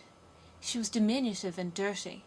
She immediately loosened little Gerda's clothes, pulled off her thick gloves and boots, for otherwise the heat would have been too great, and after laying a piece of ice on the reindeer's head, read what was written on the fish skin. She read it 3 times. She then knew it by heart, so she put the fish into the cupboard, for it might very well be eaten, and she never threw anything away. Then the reindeer related his own story first, and afterwards that of little Gerda, and the Finland woman winked her eyes, but said nothing. "You are so clever," said the reindeer. "You can, I know, twist all the winds of the world together in a knot. If the seaman looses one knot, then he has a good wind. If a second, then it blows pretty stiffly, but if he undoes the third and fourth, then it rages, so that the forests are upturned. Will you give the little maiden a potion, so that she may possess the strength of 12 men and vanquish the Snow Queen?" "The strength of 12 men?" said the Finland woman. "Much good that would be!" Then she went to a cupboard and drew out a large skin rolled up. When she had unrolled it, strange characters were to be seen written thereon, and the Finland woman read at such a rate that the perspiration trickled down her forehead. But the reindeer begged so hard for little Gerda, and Gerda looked so imploringly, with tearful eyes at the Finland woman, that she winked and drew the reindeer aside into a corner, where they whispered together, while the animal got some fresh ice put on his head. "'Tis true, little Kay is at the Snow Queen's, and finds everything there quite to his taste, and he thinks it is the very best place in the world. But the reason of that is, he has a splinter of glass in his eye and in his heart. These must be got out first, otherwise he will never go back to mankind, and the Snow Queen will retain her power over him." "But can you give little Gerda nothing to take which will endue her with power over the whole?" "I can give her no more power than what she has already. Don't you see how great it is? Don't you see how men and animals are forced to serve her? How well she gets through the world barefooted? She must not hear of her power from us. That power lies in her heart, because she is a sweet and innocent child. If she cannot get to the Snow Queen by herself, and rid little Kay of the glass, we cannot help her. 2 miles hence, the garden of the Snow Queen begins. Thither you may carry the little girl. Set her down by the large bush with red berries, standing in the snow. Don't stay talking, but hasten back as fast as possible." And now the Finland woman placed little Gerda on the reindeer's back, and off he ran with all imaginable speed. "Oh, I have not got my boots! I have not brought my gloves!" cried little Gerda. She remarked she was without them from the cutting frost, but the reindeer dared not stand still. On he ran till he came to the great bush with red berries, and there he set Gerda down, kissed her mouth, while large bright tears flowed from the animal's eyes, and then back he went as fast as possible. There stood poor Gerda now, without shoes or gloves, in the very middle of dreadful icy Finland. She ran on as fast as she could. There then came a whole regiment of snowflakes, but they did not fall from above, and they were quite bright and shining from the aurora borealis. The flakes ran along the ground, and the nearer they came, the larger they grew. Gerda well remembered how large and strange the snowflakes appeared when she once saw them through a magnifying glass, but now they were large and terrific in another manner. They were all alive. They were the outposts of the Snow Queen. They had the most wondrous shapes. Some looked like large, ugly porcupines, others like snakes knotted together with their heads sticking out, and others again like small fat bears with the hair standing on end. All were of dazzling whiteness. All were living snowflakes. Little Gerda repeated the Lord's Prayer. The cold was so intense that she could not see her own breath, which came like smoke out of her mouth. It grew thicker and thicker, and took the form of little angels, that grew more and more when they touched the earth. All had helms on their heads, and lances and shields in their hands, and they increased in numbers. And when Gerda had finished the Lord's Prayer, she was surrounded by a whole legion. They thrust at the horrid snowflakes with their spears, so that they flew away into 1,000 pieces, and little Gerda walked on bravely and in security. The angels patted her hands and feet, and then she felt the cold less, and went on quickly towards the palace of the Snow Queen. But now we shall see how Kay fared. He never thought of Gerda, and least of all that she was standing before the palace. 7th story. What took place in the palace of the Snow Queen, and what happened afterward. The walls of the palace were of driving snow, and the windows and doors of cutting winds. There were more than 100 holes there, according as the snow was driven by the winds. The largest was many miles in extent. All were lighted up by the powerful aurora borealis, and all were so large, so empty, so icy cold, and so resplendent. Mirth never reigned there. There was never even a little bear ball with the storm for music, while the polar bears went on their hind legs and showed off their steps. Never a little tea party of white young lady foxes, vast, cold and empty were the halls of the Snow Queen. The northern lights shone with such precision that one could tell exactly when they were at their highest or lowest degree of brightness. In the middle of the empty, endless hall of snow was a frozen lake. It was cracked in 1,000 pieces, but each piece was so like the other that it seemed the work of a cunning artificer. In the middle of this lake sat the Snow Queen when she was at home, and then she said she was sitting in the mirror of understanding, and that this was the only one and the best thing in the world. Little Kay was quite blue, yes, nearly black with cold, but he did not observe it, for she had kissed away all feelings of cold from his body, and his heart was a lump of ice. He was dragging along some pointed flat pieces of ice, which he laid together in all possible ways, for he wanted to make something with them, just as we have little flat pieces of wood to make geometrical figures with, called the Chinese puzzle. Kay made all sorts of figures, the most complicated, for it was an ice puzzle for the understanding. In his eyes the figures were extraordinarily beautiful, and of the utmost importance, for the bit of glass which was in his eye caused this. He found whole figures which represented a written word, but he never could manage to represent just the word he wanted. That word was eternity, and the Snow Queen had said, "If you can discover that figure, you shall be your own master, and I shall make you a present of the whole world and a pair of new skates." But he could not find it out. "I am going now to warm lands," said the Snow Queen. "I must have a look down into the black cauldrons." It was the volcanoes Vesuvius and Etna that she meant. "I will give them just a coating of white, for that is as it ought to be. Besides, it is good for the oranges and the grapes." And then away she flew, and Kay sat quite alone in the empty halls of ice that were miles long, and looked at the blocks of ice, and thought till his skull was almost cracked. There he sat, quite benumbed and motionless. One would have imagined he was frozen to death. Suddenly little Gerda stepped through the great portal into the palace. The gate was formed of cutting winds, but Gerda repeated her evening prayer, and the winds were laid as though they slept, and the little maiden entered the vast, empty, cold halls. There she beheld Kay.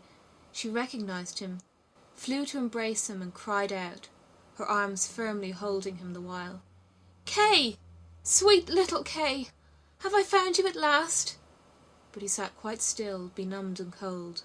Then little Gerda shed burning tears, and they fell on his bosom. They penetrated to his heart. They thawed the lumps of ice and consumed the splinters of the looking-glass. He looked at her, and she sang the hymn, "The rose in the valley is blooming so sweet, and the angels descend there the children to greet." Hereupon Kay burst into tears. He wept so much that the splinter rolled out of his eye, and he recognized her and shouted, "Gerda! Sweet little Gerda! Where have you been so long? And where have I been?" He looked round him. "How cold it is here," said he. "How empty and cold!" And he held fast by Gerda, who laughed and wept for joy.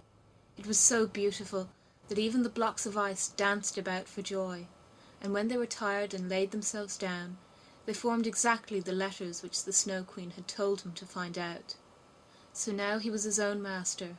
He would have the whole world and a pair of new skates into the bargain. Gerda kissed his cheeks, and they grew quite blooming. She kissed his eyes, and they shone like her own. She kissed his hands and feet, and he was again well and merry. The Snow Queen might come back as soon as she liked. There stood his discharge, written in resplendent masses of ice. They took each other by the hand and wandered forth out of the large hall. They talked of their old grandmother and of the roses upon the roof, and wherever they went the wind ceased raging and the sun burst forth. And when they reached the bush with the red berries, they found the reindeer waiting for them. He had brought another, a young one, with him, whose udder was filled with milk, which she gave to the little ones, and kissed their lips. They then carried Kay and Gerda first to the Finland woman, where they warmed themselves in the warm room, and learnt what they were to do on their journey home, and then they went to the Lapland woman, who made some new clothes for them and repaired their sledges. The reindeer and the young hind leaped along beside them and accompanied them to the boundary of the country. Here the first vegetation peeped forth. Here Kay and Gerda took leave of the Lapland woman. "Farewell, farewell," they all said, and the first green buds appeared. The first little birds began to chirp, and out of the wood came, riding on a magnificent horse which Gerda knew, it was one of the leaders in the golden carriage, a young damsel with a bright red cap on her head and armed with pistols. It was the little robber maiden, who, tired of being at home, had determined to make a journey to the north, and afterwards in another direction, if that did not please her. She recognized Gerda immediately, and Gerda knew her too. It was a joyful meeting. "You are a fine fellow for tramping about," she said to little Kay. "I should like to know, faith, if you deserve that one should run from one end of the world to the other for your sake." But Gerda patted her cheeks and inquired for the prince and princess. "They are gone abroad," said the other. "But the raven?" asked little Gerda. "Oh, the raven is dead," she answered. "His tame sweetheart is a widow, and wears a bit of black worsted round her leg. She laments most piteously, but it's all mere talk and stuff. Now tell me, what have you been doing, and how you managed to catch him?" And Gerda and Kay both told their story. "And schnip, schnapp, schnurr, basselur," said the robber maiden, and she took the hands of each, and promised that if she should some day pass through the town where they lived, she would come and visit them, and then away she rode. Kay and Gerda took each other's hand. It was lovely spring weather, with abundance of flowers and of verdure. The church bells rang, and the children recognized the high towers and the large town. It was that in which they dwelt. They entered and hastened up to their grandmother's room, where everything was standing as formerly. The clock said tick-tack, and the finger moved round. But as they entered, they remarked that they were now grown up. The roses on the leads hung blooming in at the open window. There stood the little children's chairs, and Kay and Gerda sat down on them, holding each other by the hand. They had both forgotten the cold, empty splendour of the Snow Queen, as though it had been a dream. The grandmother sat in the bright sunshine and read aloud from the Bible.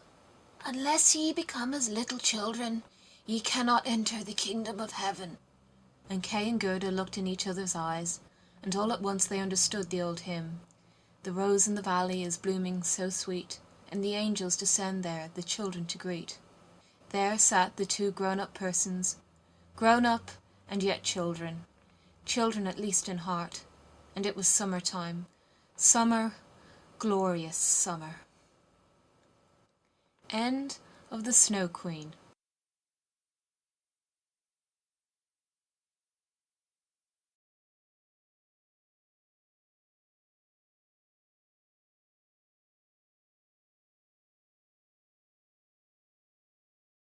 This reading by Kara Schallenberg, www.kray.org. Andersen's Fairy Tales by Hans Christian Andersen. The Leapfrog. A flea, a grasshopper, and a leapfrog once wanted to see which could jump highest, and they invited the whole world, and everybody else besides who chose to come to see the festival. 3 famous jumpers were they, as everyone would say, when they all met together in the room. "I will give my daughter to him who jumps highest," exclaimed the king, "for it is not so amusing where there is no prize to jump for." The flea was the first to step forward.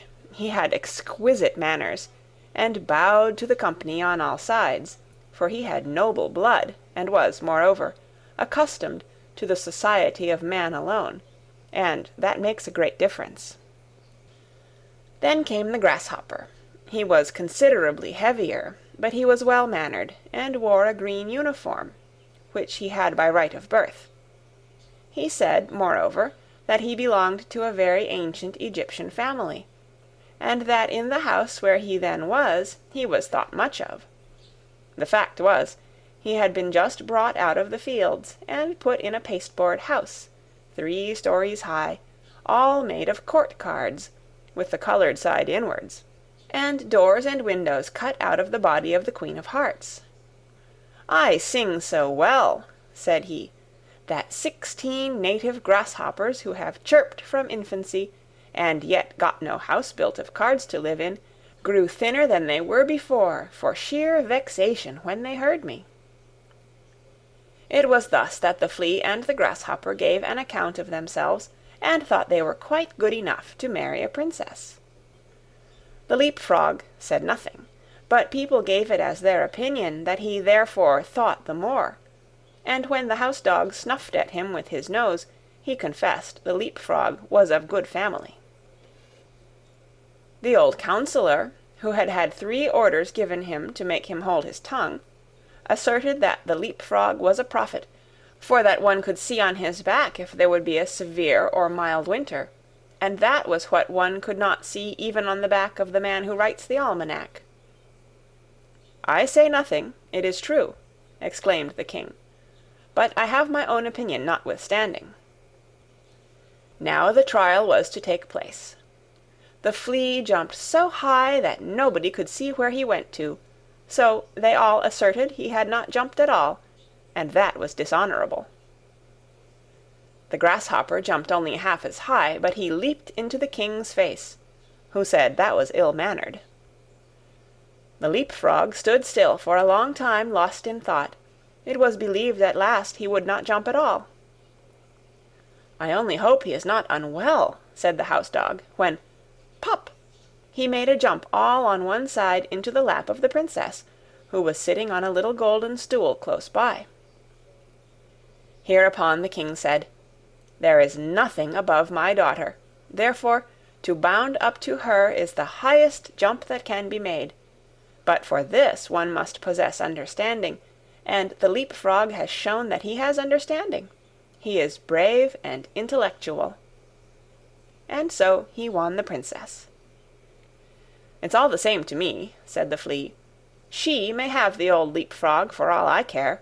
I jumped the highest, but in this world merit seldom meets its reward.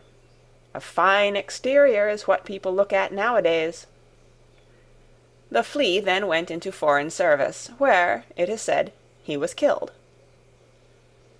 The grasshopper sat without on a green bank, and reflected on worldly things, and he said too, "Yes, a fine exterior is everything. A fine exterior is what people care about." And then he began chirping his peculiar melancholy song, from which we have taken this history, and which may, very possibly, be all untrue, although it does stand here printed in black and white. End of The Leap-frog, read by Kara Schallenberg on March 7th, 2006, in Oceanside, California.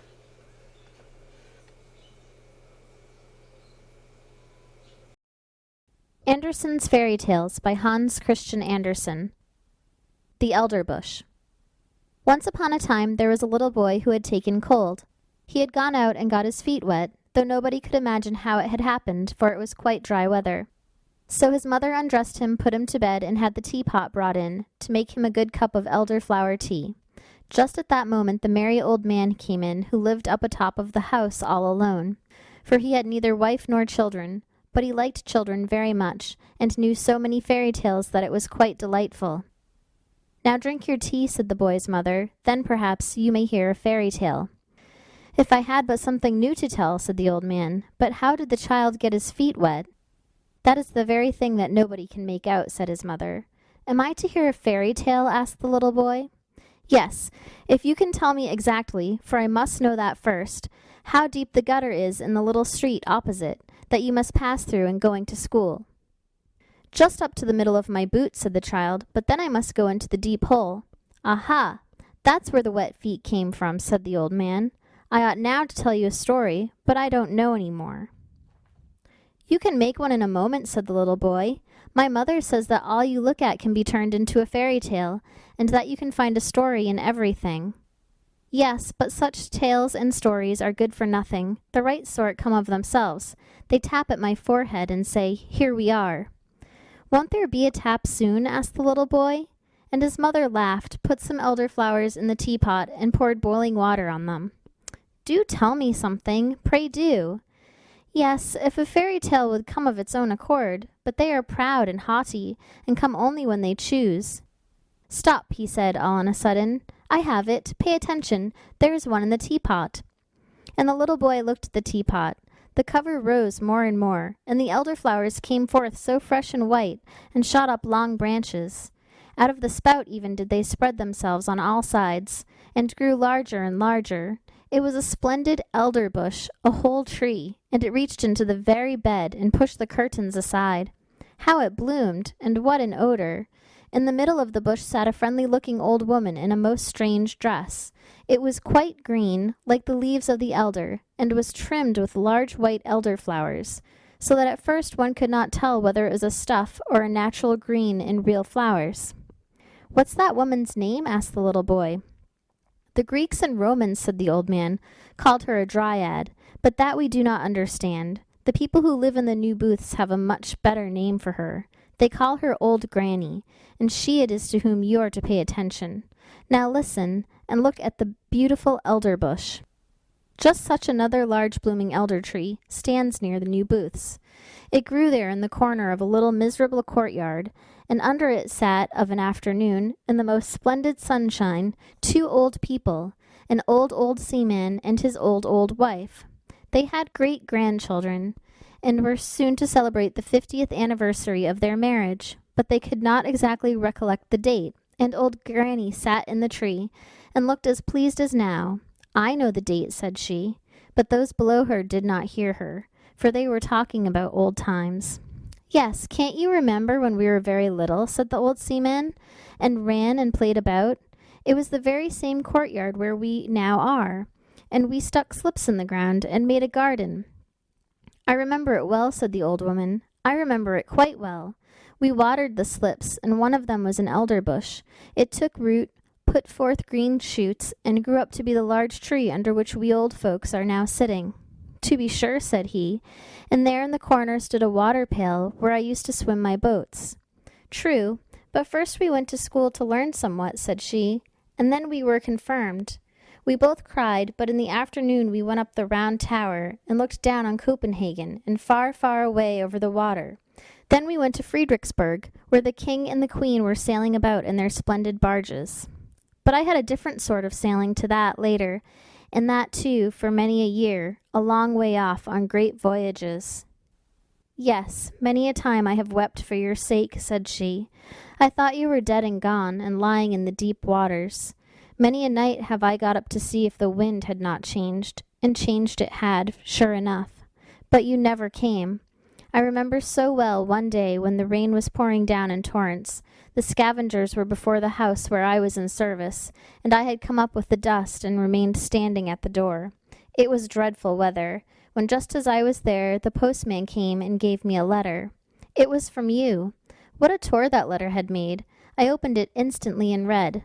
I laughed and wept. I was so happy. In it I read that you were in a warm lands, where the coffee tree grows. What a blessed land that must be! You related so much, and I saw it all the while the rain was pouring down, and I standing there with the dust-box. At the same moment came someone who embraced me. Yes, but you gave him a good box on his ear that made it tingle. But I did not know it was you. You arrived as soon as your letter, and you were so handsome, that you still are, and had a long yellow silk handkerchief round your neck, and a brand new hat on. Oh, you were so dashing. Good heavens! What weather it was, and what a state the street was in. And then we married, said he, don't you remember? And then we had our first little boy, and then Mary, and Nicholas, and Peter, and Christian. Yes, and how they all grew up to be honest people, and were beloved by everybody. And their children also have children, said the old sailor. Yes, those are our grandchildren, full of strength and vigor. It was, methinks, about this season that we had our wedding. Yes, this very day is the 50th anniversary of the marriage, said old Granny, sticking her head between the two old people, who thought it was their neighbor who nodded to them. They looked at each other and held one another by the hand. Soon after came their children, and their grandchildren, for they knew well enough that it was the day of the 50th anniversary, and had come with their gratulations that very morning. But the old people had forgotten it, although they were able to remember all that had happened many years ago. And the elderbush sent forth a strong odor in the sun, that it was just about to set, and shone right in the old people's faces. They both looked so rosy-cheeked, and the youngest of the grandchildren danced around them, and called out quite delighted that there was to be something very splendid that evening, that they were all to have hot potatoes, and old Nanny nodded in the bush, and shouted hurrah with the rest. "But that is no fairy tale," said the little boy, who was listening to the story. "The thing is, you must understand it," said the narrator. "Let us ask old Nanny." "That was no fairy tale, 'tis true," said old Nanny, "but now it's coming. The most wonderful fairy tales grow out of that which is reality. Were that not the case, you know, my magnificent elderbush could not have grown out of the teapot." And then she took the little boy out of bed, laid him on her bosom, and the branches of the elder tree, full of flowers, closed around her. They sat in an aerial dwelling, and it flew with them through the air. Oh, it was wondrous beautiful. Old Nanny had grown all of a sudden a young and pretty maiden, but her robe was still the same green stuff with white flowers, which she had worn before. On her bosom she had a real elderflower, and in her yellow waving hair a wreath of the flowers. Her eyes were so large and blue that it was a pleasure to look at them. She kissed the boy, and now they were of the same age and felt alike. Hand in hand they went out of the bower, and they were standing in the beautiful garden of their home. Near the green lawn Papa's walking stick was tied, and for the little ones it seemed to be endowed with life.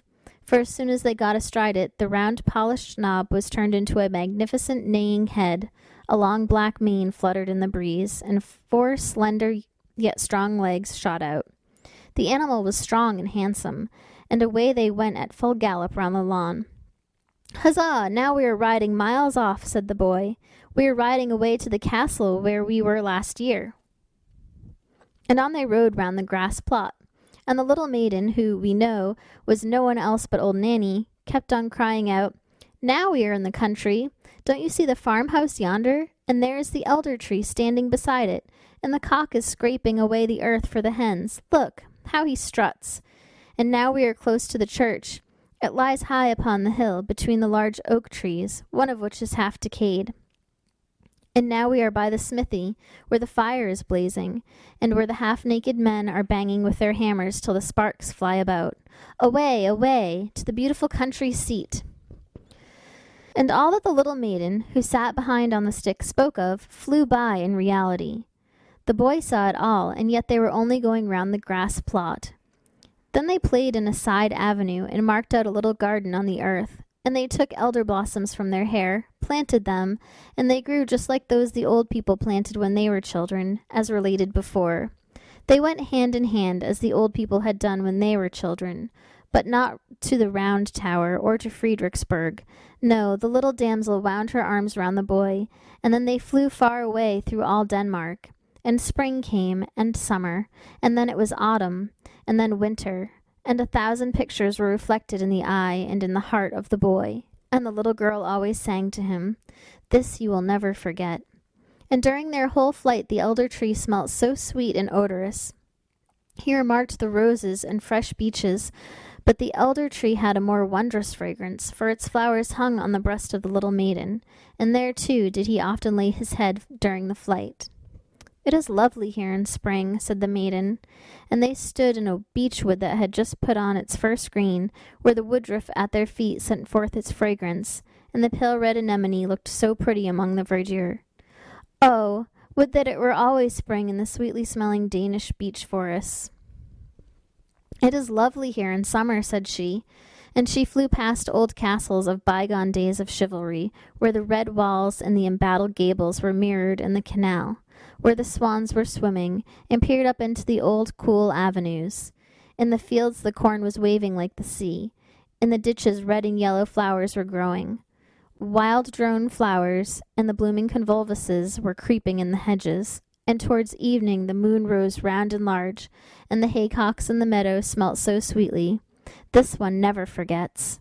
"It is lovely here in autumn," said the little maiden, and suddenly the atmosphere grew as blue again as before. The forest grew red and green and yellow-colored.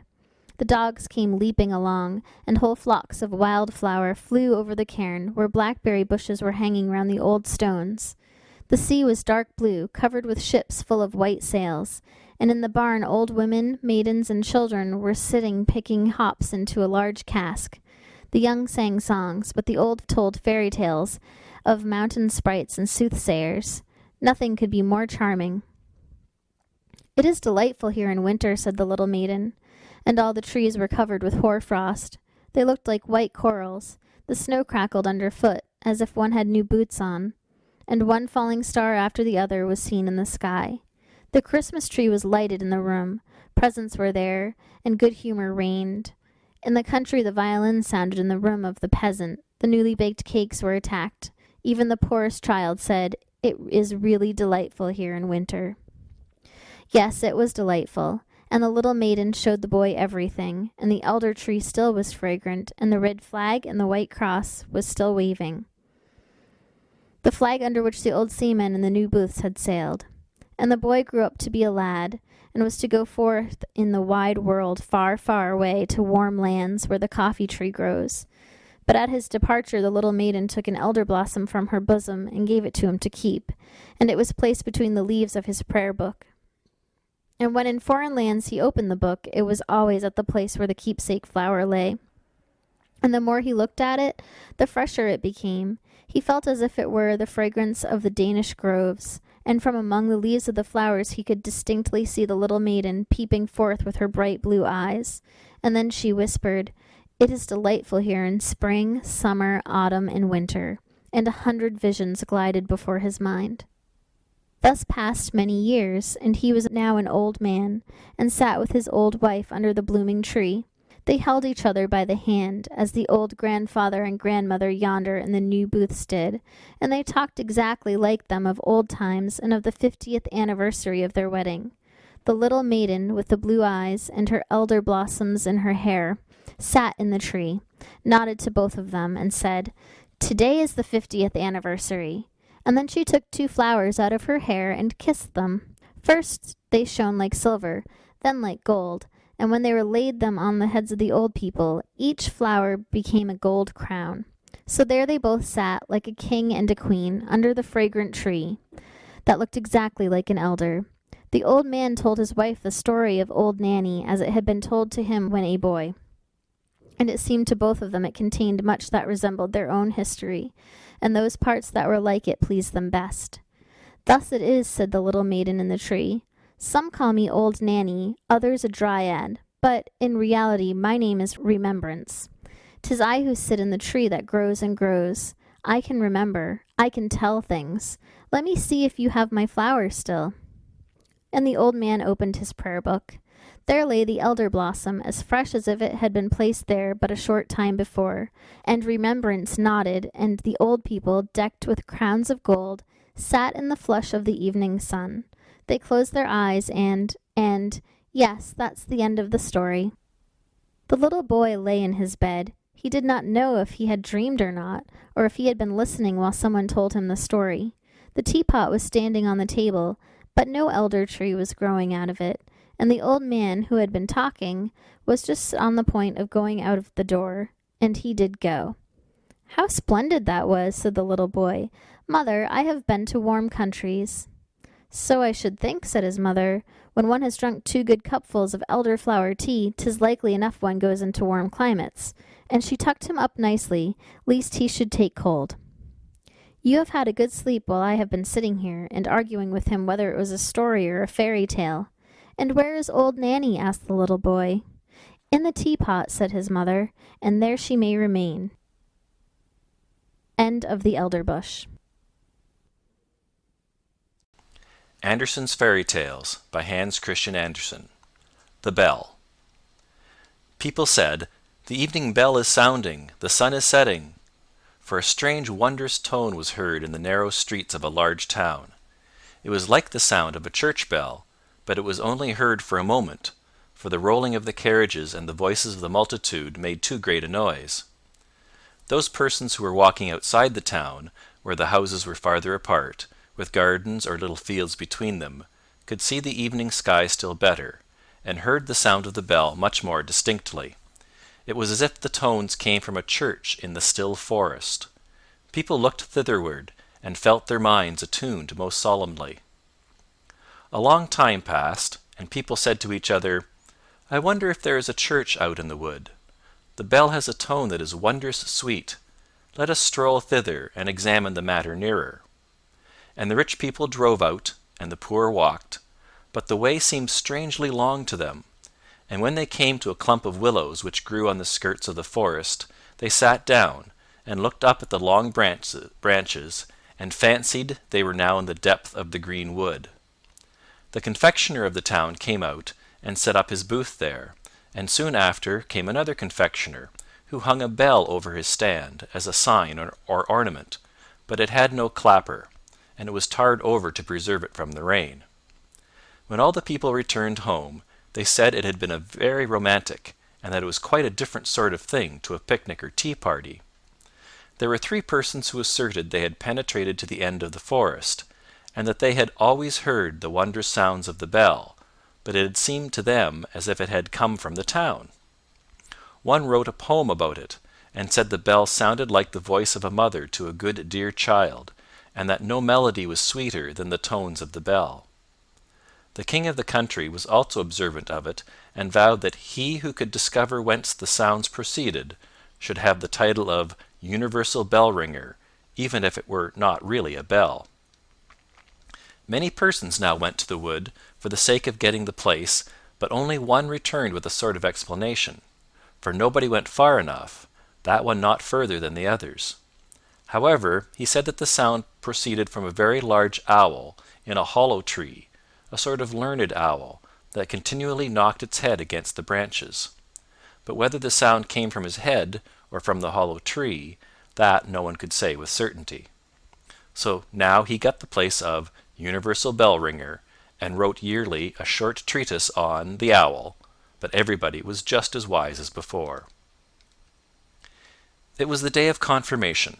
The clergyman had spoken so touchingly, the children who were confirmed had been greatly moved. It was an eventful day for them.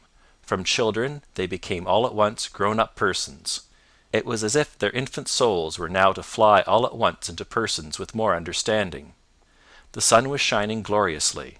The children that had been confirmed went out of the town, and from the wood was borne towards them the sounds of the unknown bell with wonderful distinctness.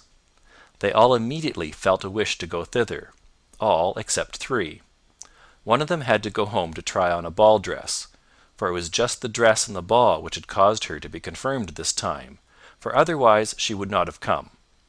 The other was a poor boy who had borrowed his coat and boots to be confirmed in from the innkeeper's son, and he was to give them back by a certain hour. The third said that he never went to strange places if his parents were not with him, that he had always been a good boy hitherto, and would still be so now that he was confirmed, and that one ought not to laugh at him for it. The others, however, did make fun of him after all. There were 3, therefore, that did not go. The others hastened on. The sun shone, the birds sang, and the children sang too, and each held the other by the hand, for as yet they had none of them any high office, and were all of equal rank in the eye of God. But 2 of the youngest soon grew tired, and both returned to town. 2 little girls sat down and twined garlands, so they did not go either. And when the others reached the willow tree, where the confectioner was, they said, "Now we are there." In reality, the bell does not exist. It is only a fancy that people have taken into their heads. At the same moment the bell sounded deep in the wood, so clear and solemnly that 5 or 6 determined to penetrate somewhat further. It was so thick and the foliage so dense that it was quite fatiguing to proceed. Woodruff and anemones grew almost too high. Blooming convolvuluses and blackberry bushes hung in long garlands from tree to tree, where the nightingale sang and the sunbeams were playing. It was very beautiful, but it was no place for girls to go. Their clothes would get so torn. Large blocks of stone lay there, overgrown with moss of every color. The fresh spring bubbled forth and made a strange gurgling sound. "That surely cannot be the bell," said one of the children, lying down and listening. "This must be looked to." So he remained, and let the others go on without him. They afterwards came to a little house, made of branches and the bark of trees. A large wild apple tree bent over it, as if it would shower down all its blessings on the roof where roses were blooming. The long stems twined round the gable, on which there hung a small bell. Was it that which people had heard? Yes, everybody was unanimous on the subject, except one, who said that the bell was too small and too fine to be heard at so great a distance, and besides it was very different tones to those that could move a human heart in such a manner. It was a king's son who spoke, whereon the others said, "Such people always want to be wiser than everybody else." They now let him go on alone, and as he went his breast was filled more and more with the forest solitude, but he still heard the little bell with which the others were so satisfied, and now and then, when the wind blew, he could also hear the people singing who were sitting at tea where the confectioner had his tent.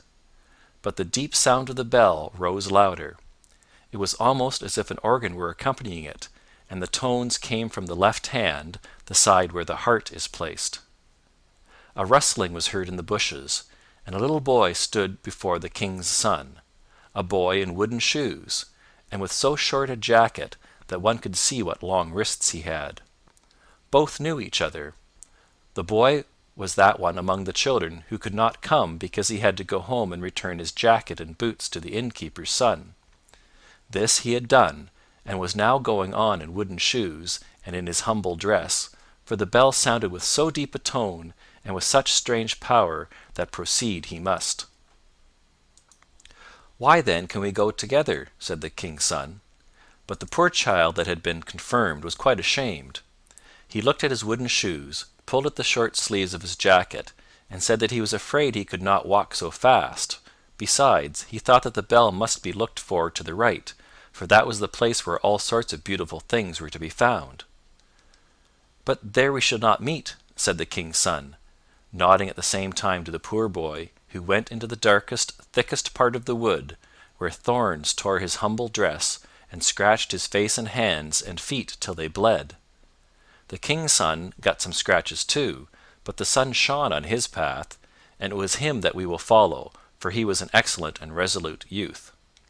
"I must and will find the bell," he said, "even if I am obliged to go to the end of the world." The ugly apes sat upon the trees and grinned. "Shall we thrash him?" they said. "Shall we thrash him? He is the son of a king." But on he went, without being disheartened, deeper and deeper into the wood, where the most wonderful flowers were growing. There stood white lilies with blood-red stamina, sky-blue tulips, which shone as they waved in the winds, and apple trees, the apples of which looked exactly like large soap bubbles. So only think how the trees must have sparkled in that sunshine. Around the nicest green meads, where the deer were playing in the grass, grew magnificent oaks and beeches, and if the bark of one of the trees was cracked, there grass and long creeping plants grew in the crevices. And there were large calm lakes there too, in which white swans were swimming, and beat the air with their wings. The king's son often stood still and listened. He thought the bell sounded from the depths of these still lakes, but then he remarked again that the tone proceeded not from there, but farther off, from out the depths of the forest. The sun now set. The atmosphere glowed like fire. It was still in the woods, so very still, and he fell on his knees, sung his evening hymn, and said, "I cannot find what I seek. The sun is going down, and night is coming, the dark, dark night. Yet perhaps I may be able once more to see the round red sun before he entirely disappears. I will climb up yonder rock." And he seized hold of the creeping plants and the roots of trees, climbed up the moist stones where the water snakes were writhing and the toads were croaking, and he gained the summit before the sun had gone quite down. How magnificent was the sight from this height! The sea, the great, the glorious sea, that dashed its long waves against the coast, was stretched out before him, and yonder, where sea and sky meet, stood the sun, like a large shining altar, all melted together in the most glowing colors. And the wood and the sea sang a song of rejoicing, and his heart sang with all the rest. All nature was a vast holy church in which the trees and the buoyant clouds were the pillars, flowers and grass the velvet carpeting, and heaven itself the large cupola. The red colors above faded away as the sun vanished, but 1,000,000 stars were lighted, 1,000,000 lamps shone, and the king's son spread out his arms towards heaven, and wood and sea. When at the same moment, coming by a path to the right, appeared, in his wooden shoes and jacket, the poor boy who had been confirmed with him. He had followed his own path, and had reached the spot just as soon as the son of the king had done.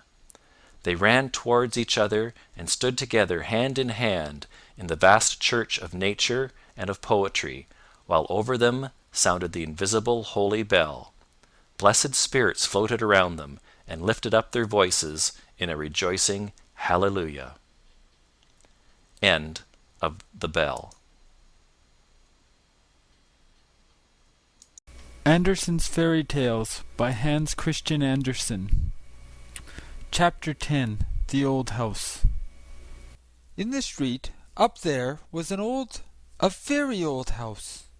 It was almost 300 years old, for that might be known by reading the great beam on which the date of the year was carved.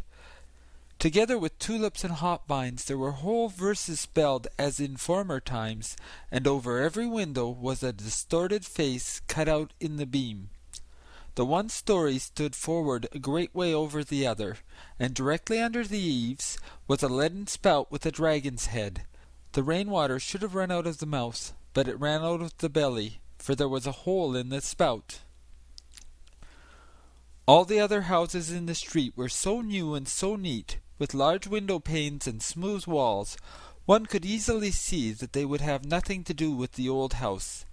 They certainly thought, "How long is that old decayed thing to stand here as a spectacle in the street?" And then the projecting windows stand so far out that no one can see from our windows what happens in that direction. The steps are as broad as those of a palace, and as high as to a church tower. The iron railings look just like the door to an old family vault, and then they have brass tops. That's so stupid. On the other side of the street were also new and neat houses, and they thought just as the others did. But at the window opposite the old house, there sat a little boy, with fresh rosy cheeks and bright beaming eyes. He certainly liked the old house best, and that both in sunshine and moonshine. And when he looked across at the wall where the mortar had fallen out, he could sit and find out there the strangest figures imaginable, exactly as the street had appeared before, with steps, projecting windows, and pointed gables. He could see soldiers with halberds and spouts where the water ran, like dragons and serpents. That was a house to look at. And there lived an old man, who wore plush breeches, and had a coat with large brass buttons, and a wig that one could see was a real wig. Every morning there came an old fellow to him, who put his rooms in order, and went on errands. Otherwise the old man in the plush breeches was quite alone in the old house. Now and then he came to the window and looked out, and the little boy nodded to him, and the old man nodded again, and so they became acquaintances. And then they were friends, although they had never spoken to each other, but that made no difference. The little boy heard his parents say, "The old man opposite is very well off, but he is so very, very lonely." The Sunday following, the little boy took something and wrapped it up in a piece of paper, went downstairs, and stood in the doorway. And when the man who went on errands came past, he said to him, "I say, master, will you give this to the old man over the way from me? I have 2 pewter soldiers. This is one of them, and he shall have it, for I know he is so very, very lonely." And the old errand man looked quite pleased, nodded, and took the pewter soldier over to the old house. Afterwards there came a message. It was to ask if the little boy himself had not a wish to come over and pay a visit, and so he got permission of his parents, and then went over to the old house. And the brass balls on the iron railings shone much brighter than ever. One would have thought they were polished on account of the visit. And it was as if the carved-out trumpeters, for there were trumpeters, who stood in tulips carved out on the door, blew with all their might. Their cheeks appeared so much rounder than before. Yes, they blew. Tra-tara-tra, the little boy comes, tra-tara-tra. And then the door opened. The whole passage was hung with portraits of knights in armour, and ladies in silken gowns, and the armour rattled and the silken gowns rustled. And then there was a flight of stairs which went a good way upwards and a little way downwards, and then one came on a balcony which was in a very dilapidated state, sure enough, with large holes and long crevices. But grass grew there and leaves out of them altogether, for the whole balcony outside, the yard and the walls, were overgrown with so much green stuff that it looked like a garden, only a balcony. Here stood old flower pots with faces and asses' ears, and the flowers grew just as they liked. One of the pots was quite overrun on all sides with pinks, that is to say, with the green part, shoot stood by shoot, and it said quite distinctly, "The air has cherished me, the sun has kissed me, and promised me a little flower on Sunday. A little flower on Sunday." And then they entered a chamber where the walls were covered with hog's leather and printed with gold flowers. "The gilding decays, but hog's leather stays," said the walls. And there stood easy chairs, with such high backs, and so carved out, and with arms on both sides. Sit down, said they. "Oh, how I creak! Now I shall certainly get the gout, like the old clothes-press. Oh!" And then the little boy came into the room where the projecting windows were, and where the old man sat. "I thank you for the pewter soldier, my little friend," said the old man, "and I thank you because you come over to me." "Thankee," or cranky," sounded from all the furniture. There was so much of it that each article stood in the other's way to get a look at the little boy. In the middle of the wall hung a picture representing a beautiful lady, so young, so glad, but dressed quite as in former times, with clothes that stood quite stiff, and with powder in her hair. She neither said thankee, nor cranky, but looked with her mild eyes at the little boy, who directly asked the old man, "Where did you get her?" "Yonder at the broker's," said the old man, "where there are so many pictures hanging. No one knows or cares about them, for they are all of them buried. But I knew her in bygone days, and now she has been dead and gone these 50 years. Under the picture, in a glazed frame, there hung a bouquet of withered flowers. They were almost 50 years old. They looked so very old. The pendulum of the great clock went to and fro, and the hands turned, and everything in the room became still older, but they did not observe it. "They say at home," said the little boy, "that you are so very, very lonely." "Oh," said he, "the old thoughts, with what they may bring with them, come and visit me, and now you also come. I am very well off." Then he took a book with pictures in it down from the shelf. There were whole long processions and pageants, with the strangest characters, which one never sees nowadays. Soldiers like the knave of clubs, and citizens with waving flags. The tailors had theirs, with a pair of shears held by 2 lions, and the shoemakers theirs, without boots, but with an eagle that had 2 heads, for the shoemakers must have everything so that they can say, "It is a pair." Yes, that was a picture book. The old man now went into the other room to fetch preserves, apples and nuts. Yes, it was delightful over there in the old house. "I cannot bear it any longer," said the pewter soldier, who sat on the drawers. "It is so lonely and melancholy here, but when one has been in a family circle one cannot accustom oneself to this life. I cannot bear it any longer. The whole day is so long, and the evenings are still longer. Here it is not at all as it is over the way at your home, where your father and mother spoke so pleasantly, and where you and all your sweet children made such delightful noise.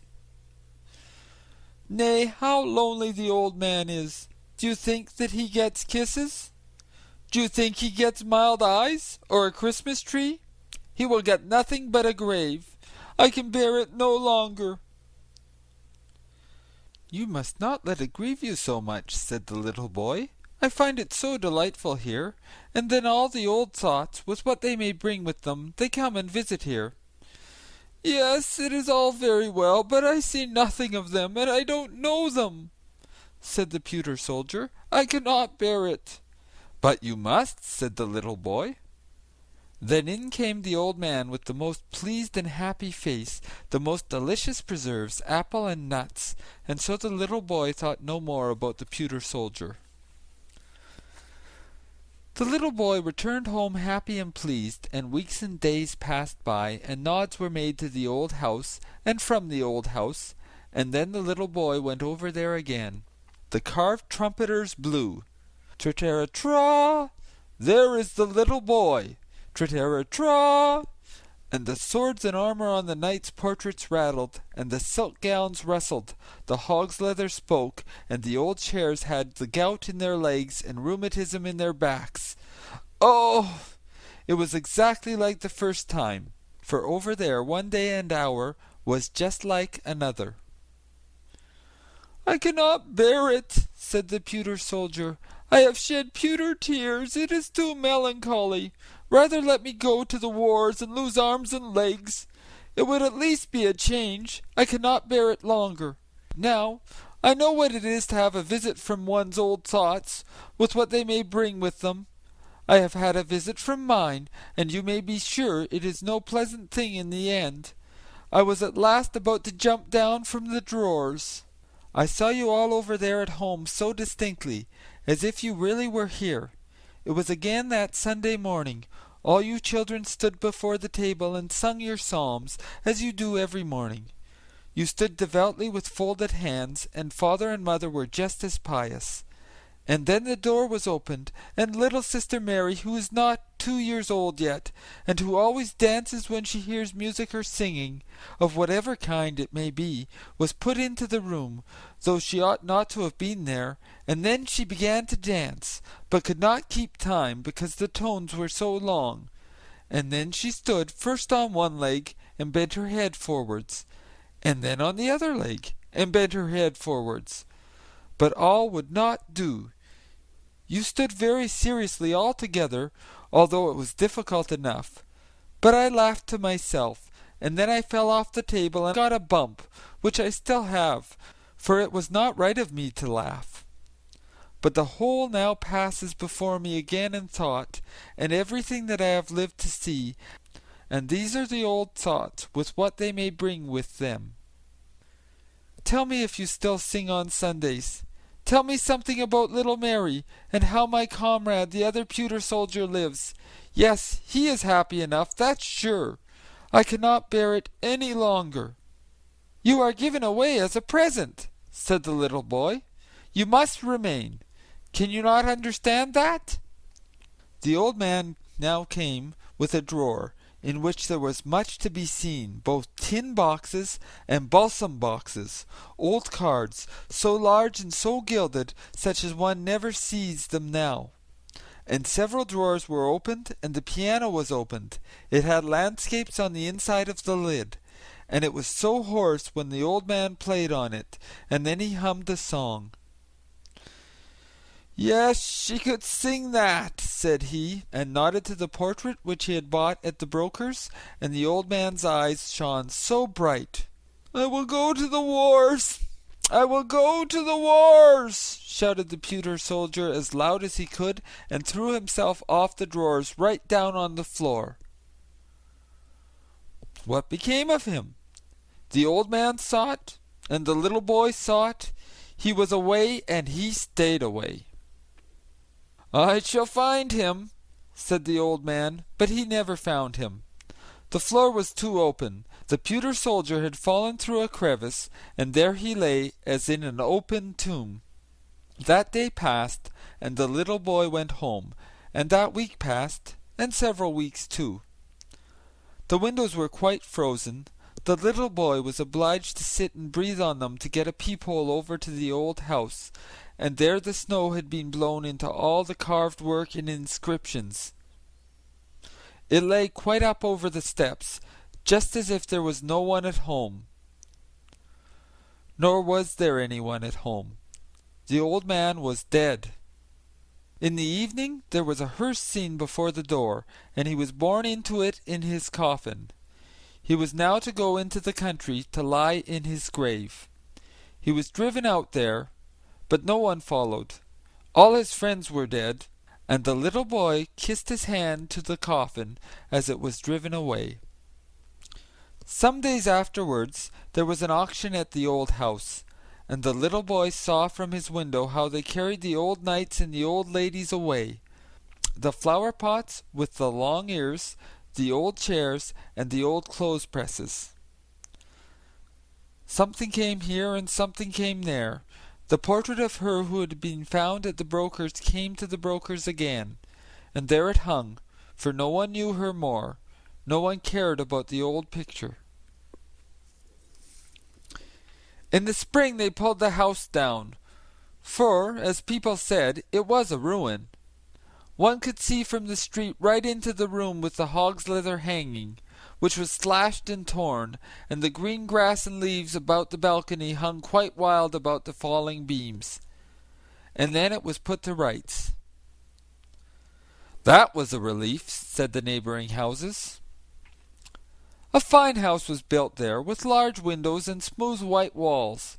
But before it, where the old house had in fact stood, was a little garden laid out, and a wild grapevine ran up the wall of the neighbouring house.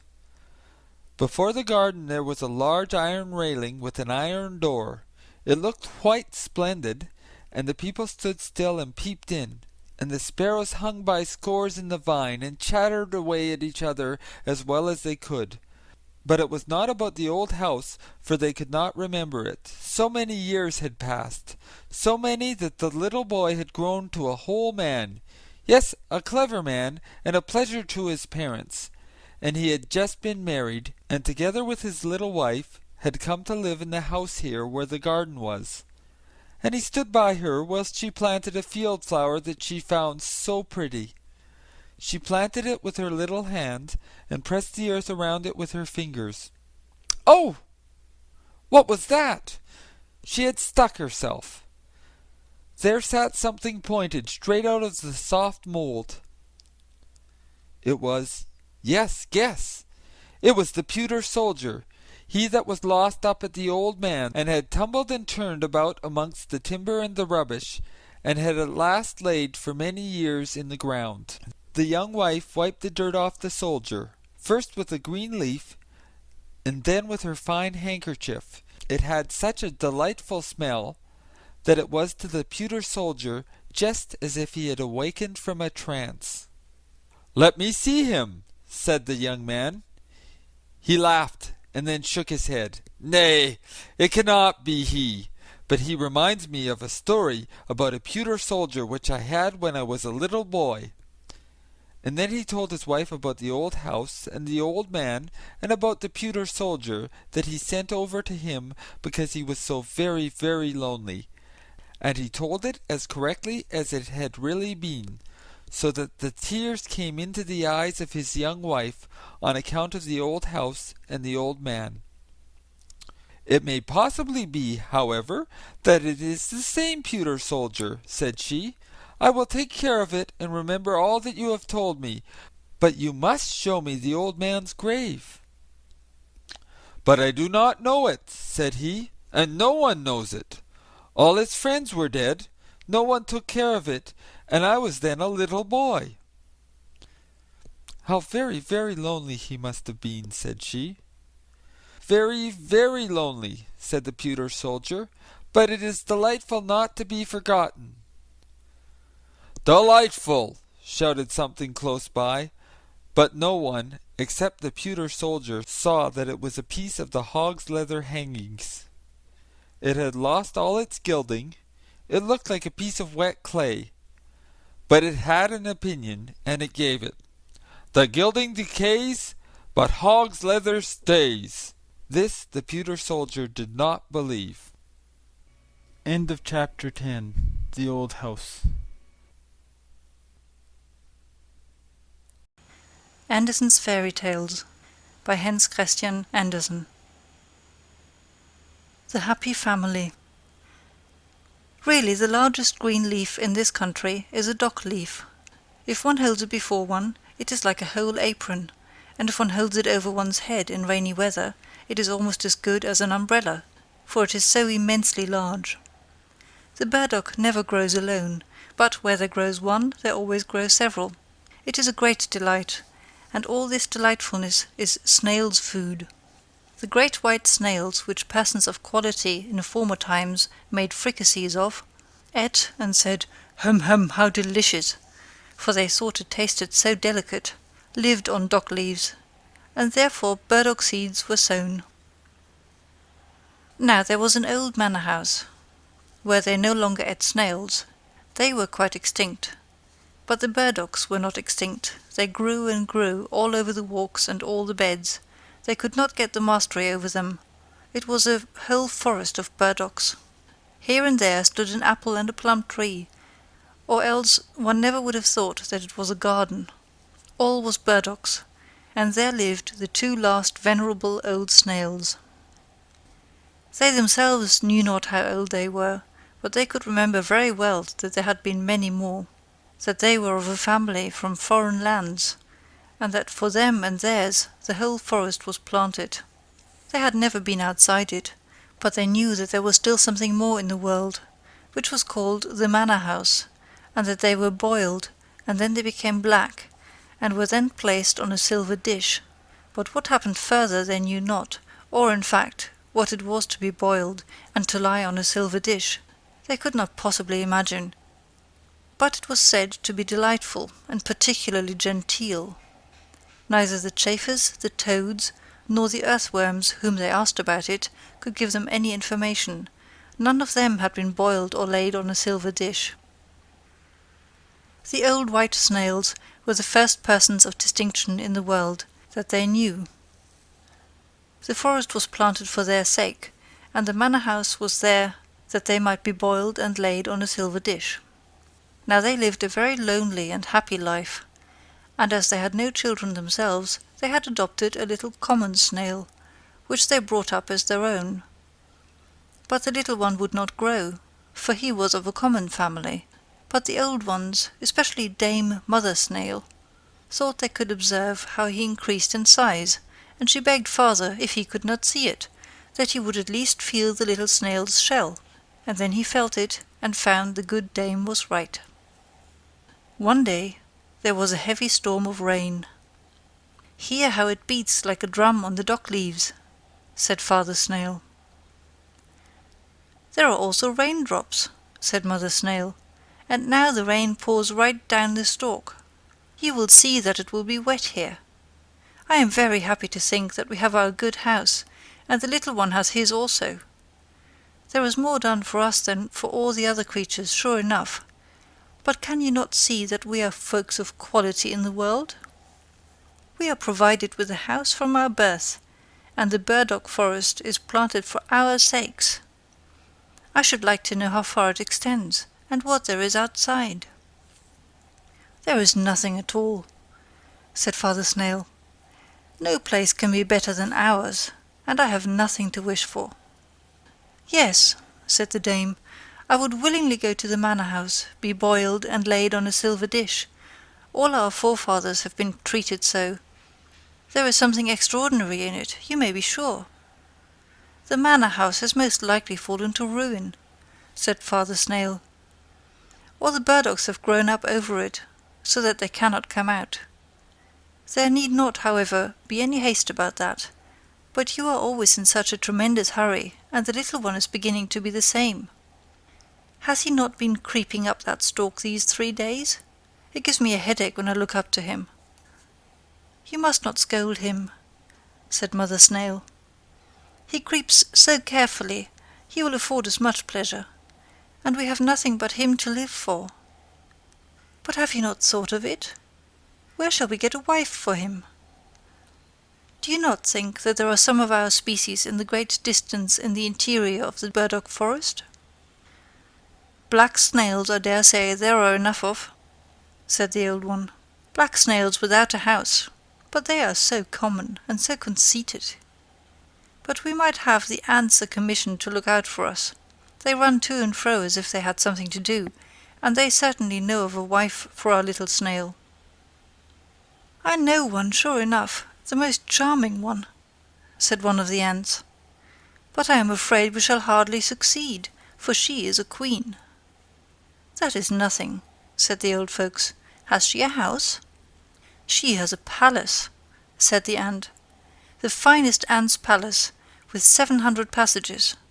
"I thank you," said Mother Snail. "Our son shall not go into an ant-hill. If you know nothing better than that, we shall give the commission to the white gnats. They fly far and wide, in rain and sunshine. They know the whole forest here, both within and without." "We have a wife for him," said the gnats. "At 100 human paces from here there sits a little snail in her house, on a gooseberry bush. She is quite lonely, and old enough to be married. It is only 100 human paces." "Well then, let her come to him," said the old ones. "He has a whole forest of burdocks, she has only a bush." And so they went and fetched little Miss Snail.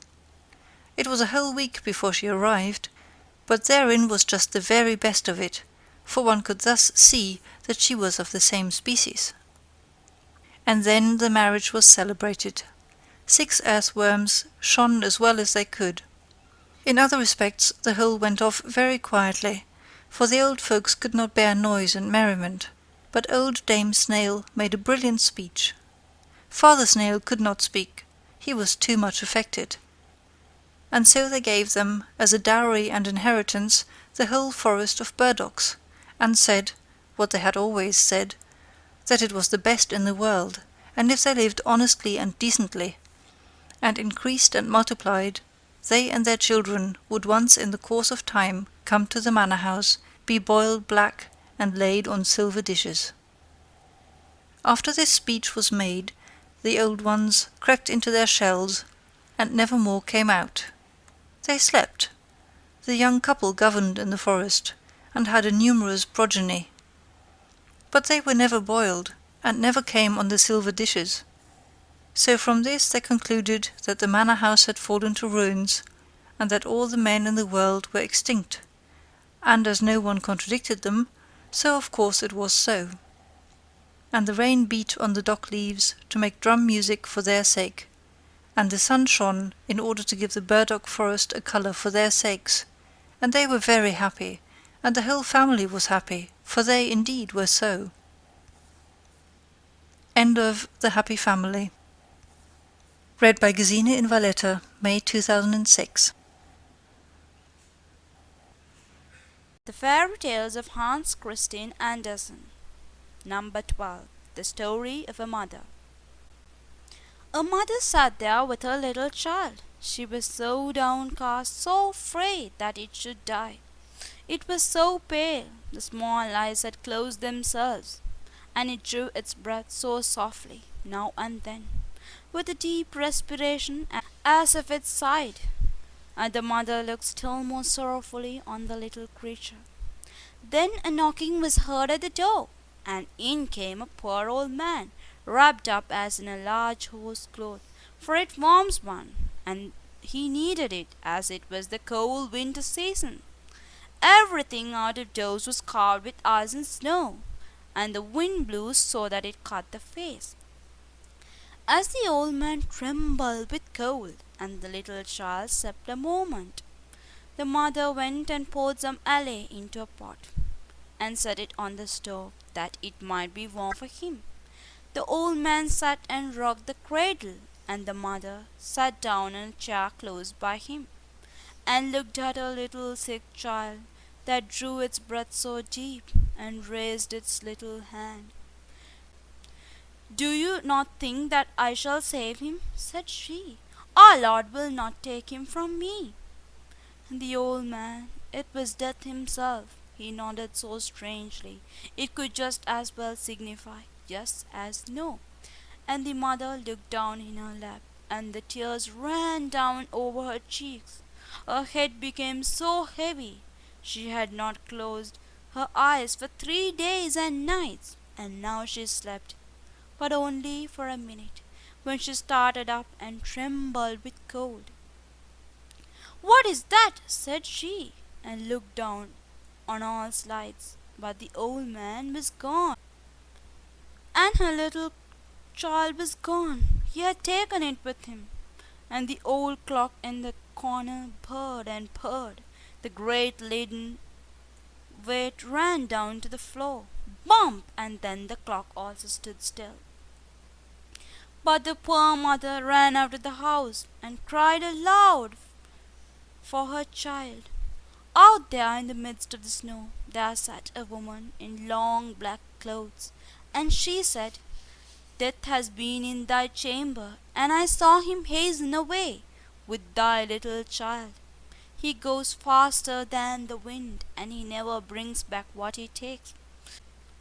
"Oh, only tell me which way he went," said the mother.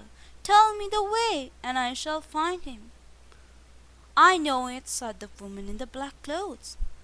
"But before I tell it, thou must first sing for me all the songs thou hast sung for thy child. I'm fond of them, I have heard them before. Night I saw thy tears whilst thou sangst them." "I will sing them all," said the mother. "But do not stop me now. I may overtake him. I may find my child." But night stood still and mute. Then the mother wrung her hands, sang and wept, and there were many songs, but yet many more tears. And then night said, "Go to the right, into the dark pine forest.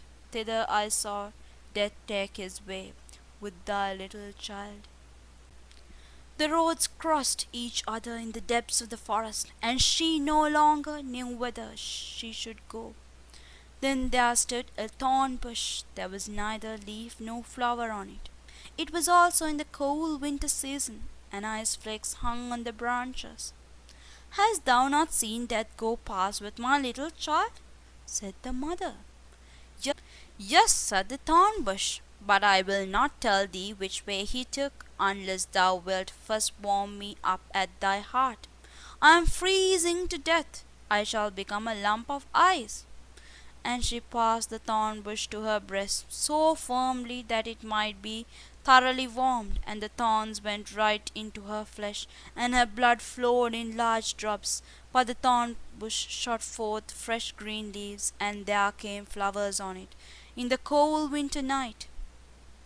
The heart of the afflicted mother was so warm, and the thorn bush told her the way she should go.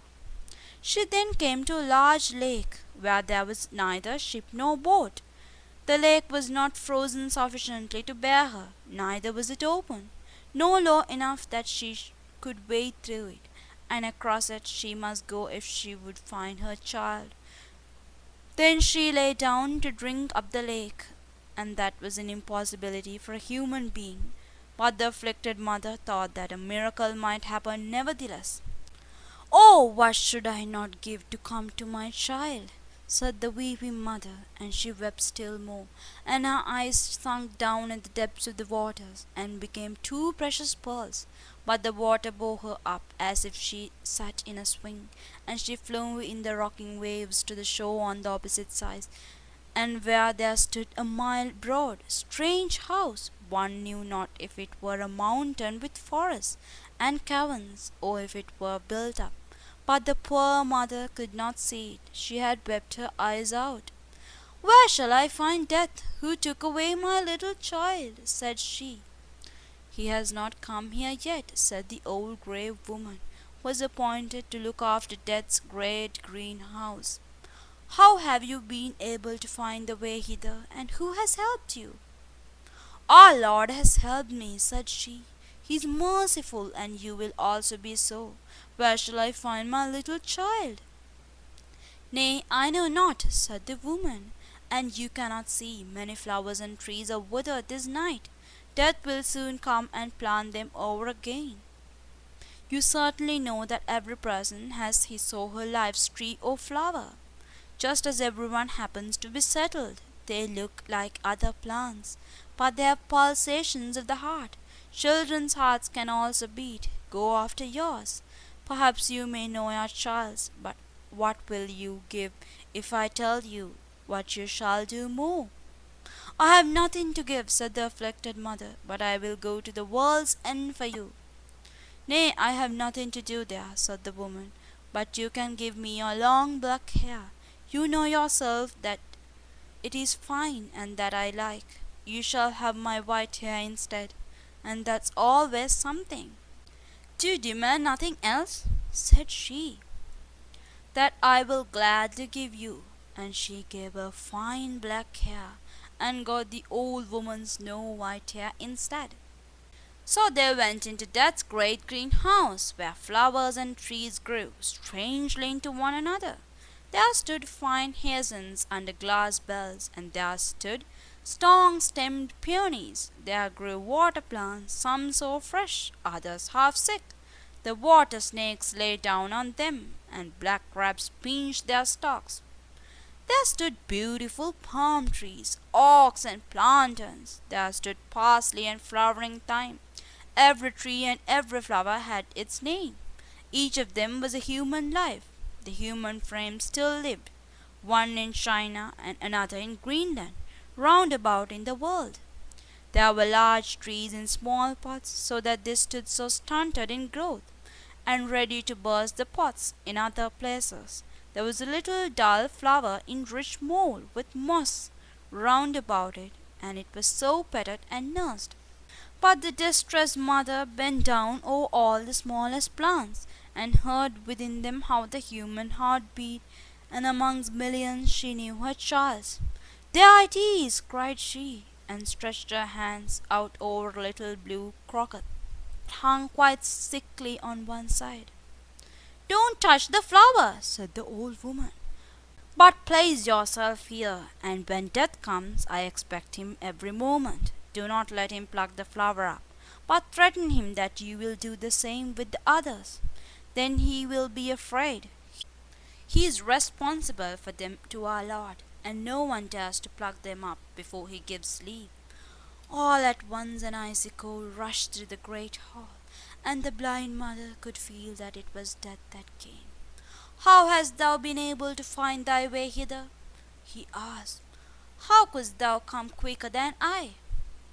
I am a mother, said she, and Death stretched out his long hand towards the fine little flower, but she held her hands fast around his, so tight, and yet afraid that she should touch one of the leaves. Then Death blew on her hands, and she felt that it was colder than the cold wind, and her hands fell down powerless. Thou canst not do anything against me, said Death. But our Lord can, said she. I only do his bidding, said Death. I am his gardener. I take all his flowers and trees, and plant them out in the great garden of paradise, in the unknown land. But how they grow there, and how it is there, I dare not tell thee. Give me back my child, said the mother, and she wept and prayed. At once she seized hold of two beautiful flowers close by with each hand, and cried out to Death, I will tear all thy flowers off, for I am in despair. Touch them not, said Death. Thou sayest that thou art so unhappy, and now thou wilt make another mother equally unhappy. Another mother, said the poor woman, and directly let go her hold of both the flowers. There thou hast thine eyes, said Death. I fished them up from the lake. They shone so bright, I knew not they were thine. Take them again. They are now brighter than before. Now look down into the deep well close by. I shall tell thee the names of the two flowers thou wouldst have torn up, and thou wilt see their whole future life, their whole human existence, and see what thou wast about to disturb and destroy. And she looked down into the well, and it was a happiness to see how the one became a blessing to the world, to see how much happiness and joy were felt everywhere. And she saw the other's life, and it was sorrow and distress, horror and wretchedness. Both of them are God's will, said Death. Which of them is misfortune's flower, and which is that of happiness? asked she. That I will not tell thee, said Death, but this thou shalt know from me, that the one flower was thy own child. It was thy child's fate thou sawest, thy own child's future life. Then the mother screamed with terror. Which of them was my child? Tell it me. Save the innocent. Save my child from all that misery. Rather take it away. Take it into God's kingdom. Forget my tears. Forget my prayers, and all that I have done. I do not understand thee, said Death. Wilt thou have thy child again, or shall I go with it there, where thou dost not know?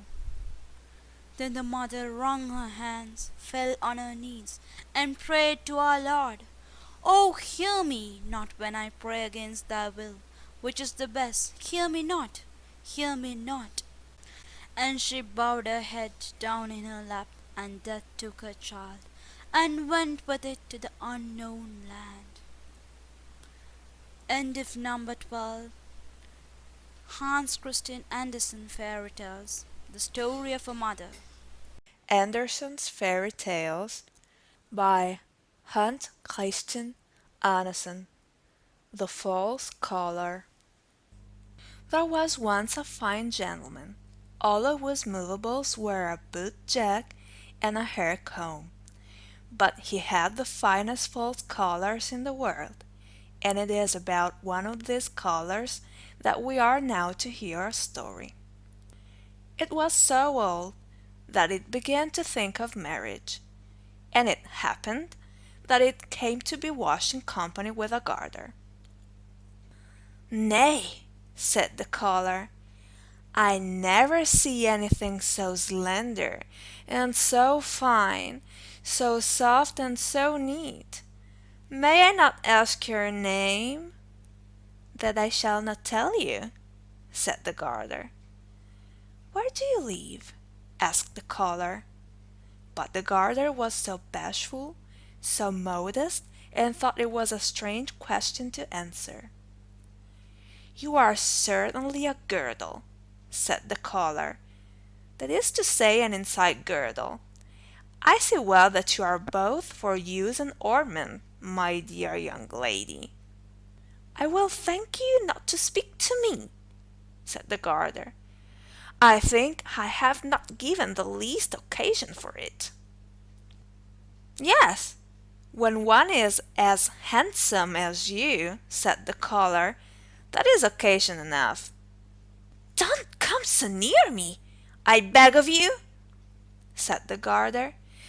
"You look so much like those men folks." "I am also a fine gentleman," said the collar. "I have a boot jack and a hair comb."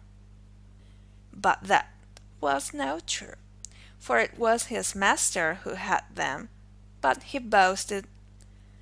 "Don't come so near me," said the garter. "I am not accustomed to eat." "Prude!" exclaimed the collar, and then it was taken out of the washing tub. It was starched, hung over the back of a chair in the sunshine, and was then laid on the ironing blanket. Then came the warm box iron. "Dear lady," said the collar. "Dear widow lady, I feel quite hot. I am quite changed." I began to unfold myself. "You will burn a hole in me. Ho! I offer you my hand." "Rag!" said the box iron, and went proudly over the collar, for she fancied she was a steam engine that would go on the railroad and draw the wagons. "Rag!" said the box iron. The collar was a little jagged at the edge, and so came the long scissors to cut off the jagged part. "Ho!" said the collar. "You are certainly the first opera dancer. How well you can stretch your legs out! It is the most graceful performance I have ever seen. No one can imitate you." "I know it," said the scissors. "You deserve to be a baroness," said the collar. "All that I have is a fine gentleman, a boot jack, and a hair comb. If I only had the barony." "Do you seek my hand?" said the scissors, for she was angry, and without more ado she cut him, and then he was condemned. "I shall now be obliged to ask the hair comb. It is surprising how well you preserve your teeth, miss," said the collar. "Have you never thought of being betrothed?" "Yes, of course. You may be sure of that," said the hair comb. "I am betrothed to the boot jack." "Betrothed!" exclaimed the collar. Now there was no other to court, and so he despised it. A long time passed away. Then the collar came into the rag chest at the paper mill.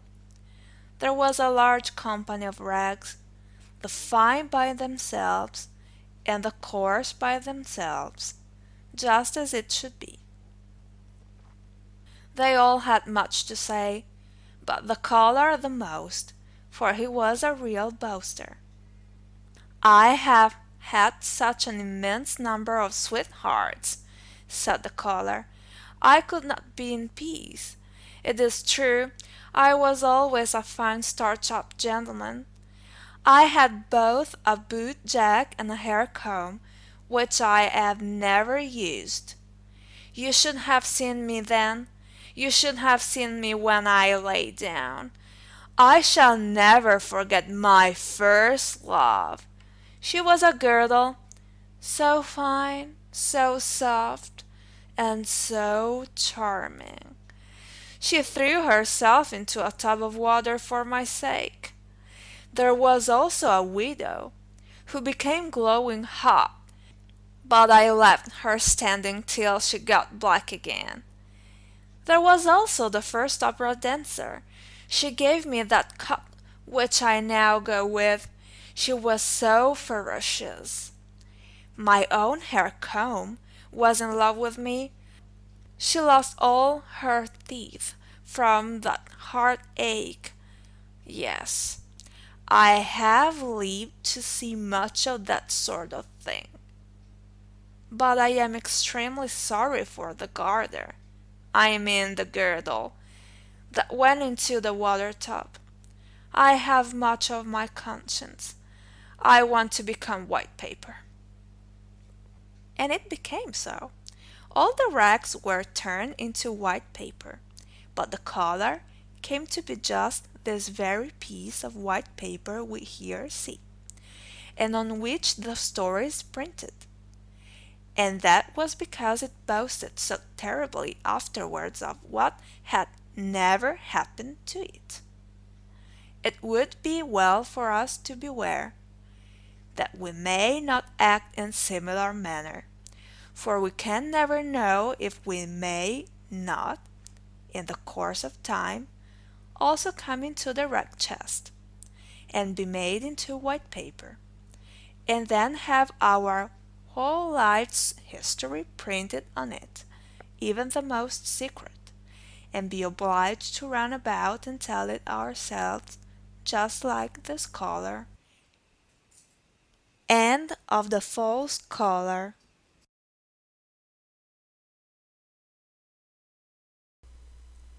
Andersen's Fairy Tales by Hans Christian Andersen. The Shadow. It is in the hot lands that the sun burns, sure enough. There the people become quite a mahogany brown, and in the hottest lands they are burnt to negroes. But now it was only to the hot lands that a learned man had come from the cold. There he thought that he could run about just as when at home, but he soon found out his mistake. He, and all sensible folks, were obliged to stay within doors. The window shutters and doors were closed the whole day. It looked as if the whole house slept, or there was no one at home. The narrow street with the high houses was built so that the sunshine must fall there from morning till evening. It was really not to be borne. The learned man from the cold lands, he was a young man, and seemed to be a clever man, sat in a glowing oven. It took effect on him. He became quite meagre, even his shadow shrunk in, for the sun had also an effect on it. It was first towards evening, when the sun was down, that they began to freshen up again. In the warm lands, every window has a balcony, and the people came out on all the balconies in the street, for one must have air, even if one be accustomed to be mahogany. It was lively both up and down the street. Tailors and shoemakers and all the folks moved out into the street. Chairs and tables were brought forth, and candles burnt. Yes, above 1,000 lights were burning, and the one talked and the other sung, and people walked, and church bells rang, and asses went along with a dingle-dingle-dong, for they too had bells on. The street boys were screaming and hooting, and shouting and shooting, with devils and detonating balls. And there came corpse-bearers and hood-wearers, for there were funerals with psalm and hymn. And then the din of carriages driving and company arriving. Yes, it was, in truth, lively enough down in the street. Only in that single house which stood opposite that in which the learned foreigner lived, it was quite still. And yet someone lived there, for there stood flowers in the balcony. They grew so well in the sun's heat, and that they could not do unless they were watered, and someone must water them. There must be somebody there. The door opposite was also opened late in the evening, but it was dark within, at least in the front room. Further in there was heard the sound of music. The learned foreigner thought it quite marvelous, but now it might be that he only imagined it, for he found everything marvelous out there in the warm lands, if there had only been no sun. The stranger's landlord said that he didn't know who had taken the house opposite. One saw no person about, and as to the music, it appeared to him to be extremely tiresome. It is as if someone sat there and practiced a piece that he could not master. Always the same piece. I shall master it, says he, but yet he cannot master it, however long he plays. One night the stranger awoke. He slept with the doors of the balcony open. The curtain before it was raised by the wind, and he thought that a strange lustre came from the opposite neighbor's house. All the flowers shone like flames, in the most beautiful colors, and in the midst of the flowers stood a slender, graceful maiden. It was as if she also shone. The light really hurt his eyes. He now opened them quite wide. Yes, he was quite awake. With one spring he was on the floor. He crept gently behind the curtain, but the maiden was gone. The flowers shone no longer, but there they stood, fresh and blooming as ever. The door was ajar, and far within the music sounded so soft and delightful, one could really melt away in sweet thoughts from it. Yet it was like a piece of enchantment. And who lived there? Where was the actual entrance? The whole of the ground floor was a row of shops, and there people could not always be running through. One evening the stranger sat out on the balcony.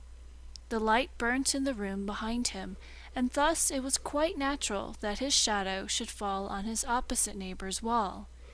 Yes, there it sat, directly opposite, between the flowers on the balcony. And when the stranger moved, the shadow also moved, for that it always does. I think my shadow is the only living thing one sees over there, said the learned man. See how nicely it sits between the flowers. The door stands half open. Now the shadow should be cunning and go into the room, look about, and then come and tell me what it has seen. Come now, be useful, and do me a service, said he in jest. Have the kindness to step in. Now, art thou going? And then he nodded to the shadow, and the shadow nodded again. Well then, go, but don't stay away. The stranger rose, and his shadow on the opposite neighbor's balcony rose also. The stranger turned around, and the shadow also turned around.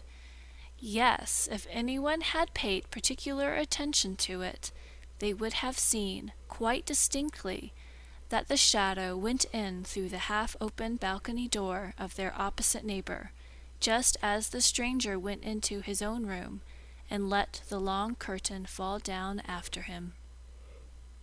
Next morning, the learned man went out to drink coffee and read the newspapers. What is that? Said he, as he came out into the sunshine. I have no shadow. So then, it has actually gone last night and not come again. It is really tiresome.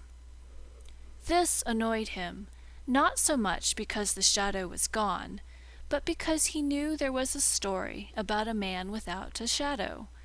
It was known to everybody at home, in the cold lands, and if the learned man now came there and told his story, they would say that he was imitating it, and that he had no need to do. He would, therefore, not talk about it at all, and that was wisely thought. In the evening, he went out again on the balcony.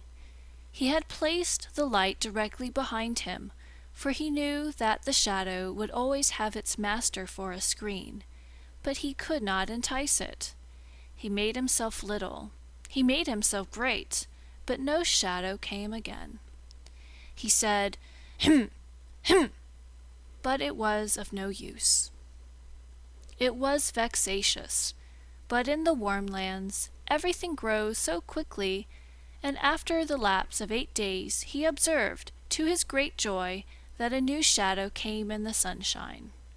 In the course of 3 weeks he had a very fair shadow, which, when he set out for his home in the northern lands, grew more and more in the journey, so that at last it was so long and so large that it was more than sufficient. The learned man then came home, and he wrote books about what was true in the world, and about what was good, and what was beautiful. And there passed days and years. Yes, many years passed by. One evening, as he was sitting in his room, there was a gentle knocking at the door. "Come in," said he, but no one came in. So he opened the door, and there stood before him such an extremely lean man that he felt quite strange. As to the rest, the man was very finely dressed. He must be a gentleman. "Whom have I the honor of speaking?" asked the learned man. "Yes, I thought as much," said the fine man. "I thought you would not know me. I have got so much body. I have even got flesh and clothes. You certainly never thought of seeing me so well off. Do you not know your old shadow? You certainly thought I should never more return. Things have gone on well with me since I was last with you. I have, in all respects, become very well off. Shall I purchase my freedom from service? If so, I can do it." And then he rattled a whole bunch of valuable seals that hung to his watch, and he stuck his hand in the thick gold chain he wore around his neck. Nay, how all his fingers glittered with diamond rings, and then all were pure gems. "Nay, I cannot recover from my surprise," said the learned man. "What is the meaning of all this?" "Something common it is not," said the shadow. "But you yourself do not belong to the common order. And I, as you know well, have from a child followed in your footsteps. As soon as you found I was capable to go out alone in the world, I went my own way. I am in the most brilliant circumstances, but there came a sort of desire over me to see you once more before you die. You will die, I suppose. I also wished to see this land again, for you know we always love our native land. I know you have got another shadow again. Have I anything to pay to it or you? If so, you will oblige me by saying what it is." "Nay, is it really thou?" said the learned man. "It is most remarkable. I never imagined that one's old shadow could come again as a man." "Tell me what I have to pay," said the shadow, "for I don't like to be in any sort of debt." "How canst thou talk so?" said the learned man. "What debt is there to talk about? Make thyself as free as anyone else. I am extremely glad to hear of thy good fortune.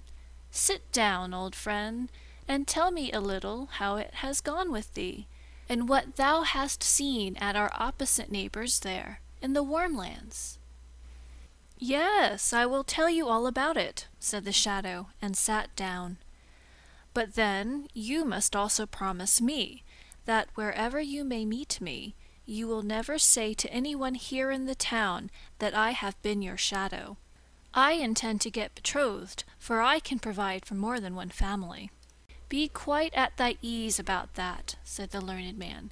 "I shall not say to anyone who thou actually art. Here is my hand. I promise it, and a man's bond is his word." "A word is a shadow," said the shadow, "and as such it must speak." It was really quite astonishing how much of a man it was. It was dressed entirely in black, and of the very finest cloth. It had patent leather boots, and a hat that could be folded together, so that it was bare crown and brim, not to speak of what we already know it had: seals, gold neck chain, and diamond rings. Yes, the shadow was well dressed, and it was just that which made it quite a man. "Now I shall tell you of my adventures," said the shadow, and then he sat, with the polished boots as heavily as he could on the arm of the learned man's new shadow, which lay like a poodle dog at his feet. Now this was perhaps from arrogance, and the shadow on the ground kept itself so still and quiet that it might hear all that passed. It wished to know how it could get free, and work its way up so as to become its own master. "Do you know who lived in our opposite neighbor's house?" said the shadow. "It was the most charming of all beings. It was Posy. I was there for 3 weeks, and that has as much effect as if one had lived 3,000 years and read all that was composed and written. That is what I say, and that is right. I have seen everything, and I know everything." "Posy!" cried the learned man. "Yes, yes, she often dwells a recluse in large cities." "Posy!" "Yes, I have seen her a single short moment, but sleep came into my eyes. She stood on the balcony and shone as the aurora borealis shines."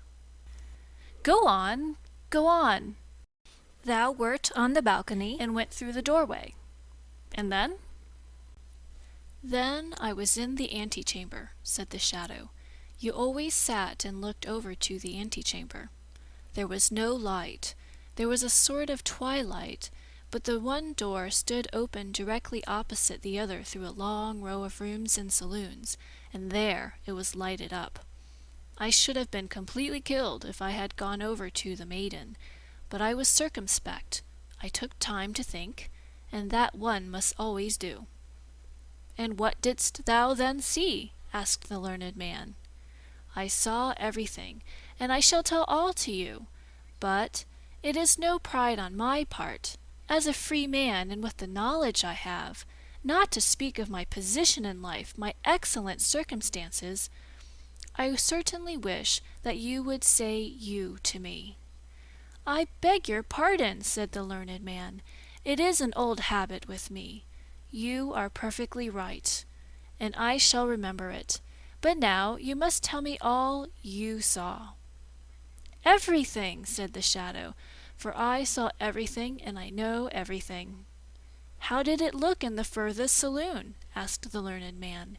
"Was it there as in the fresh woods? Was it there as in a holy church? Were the saloons like the starlit firmament when we stand on the high mountains?"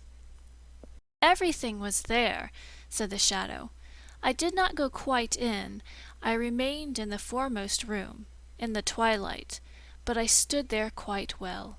I saw everything, and I know everything. I have been in the antechamber at the court of Poesy." "But what did you see? Did all the gods of the olden times pass through the large saloons? Did the old heroes combat there? Did sweet children play there and relate their dreams? I tell you I was there, and you can conceive that I saw everything there was to be seen.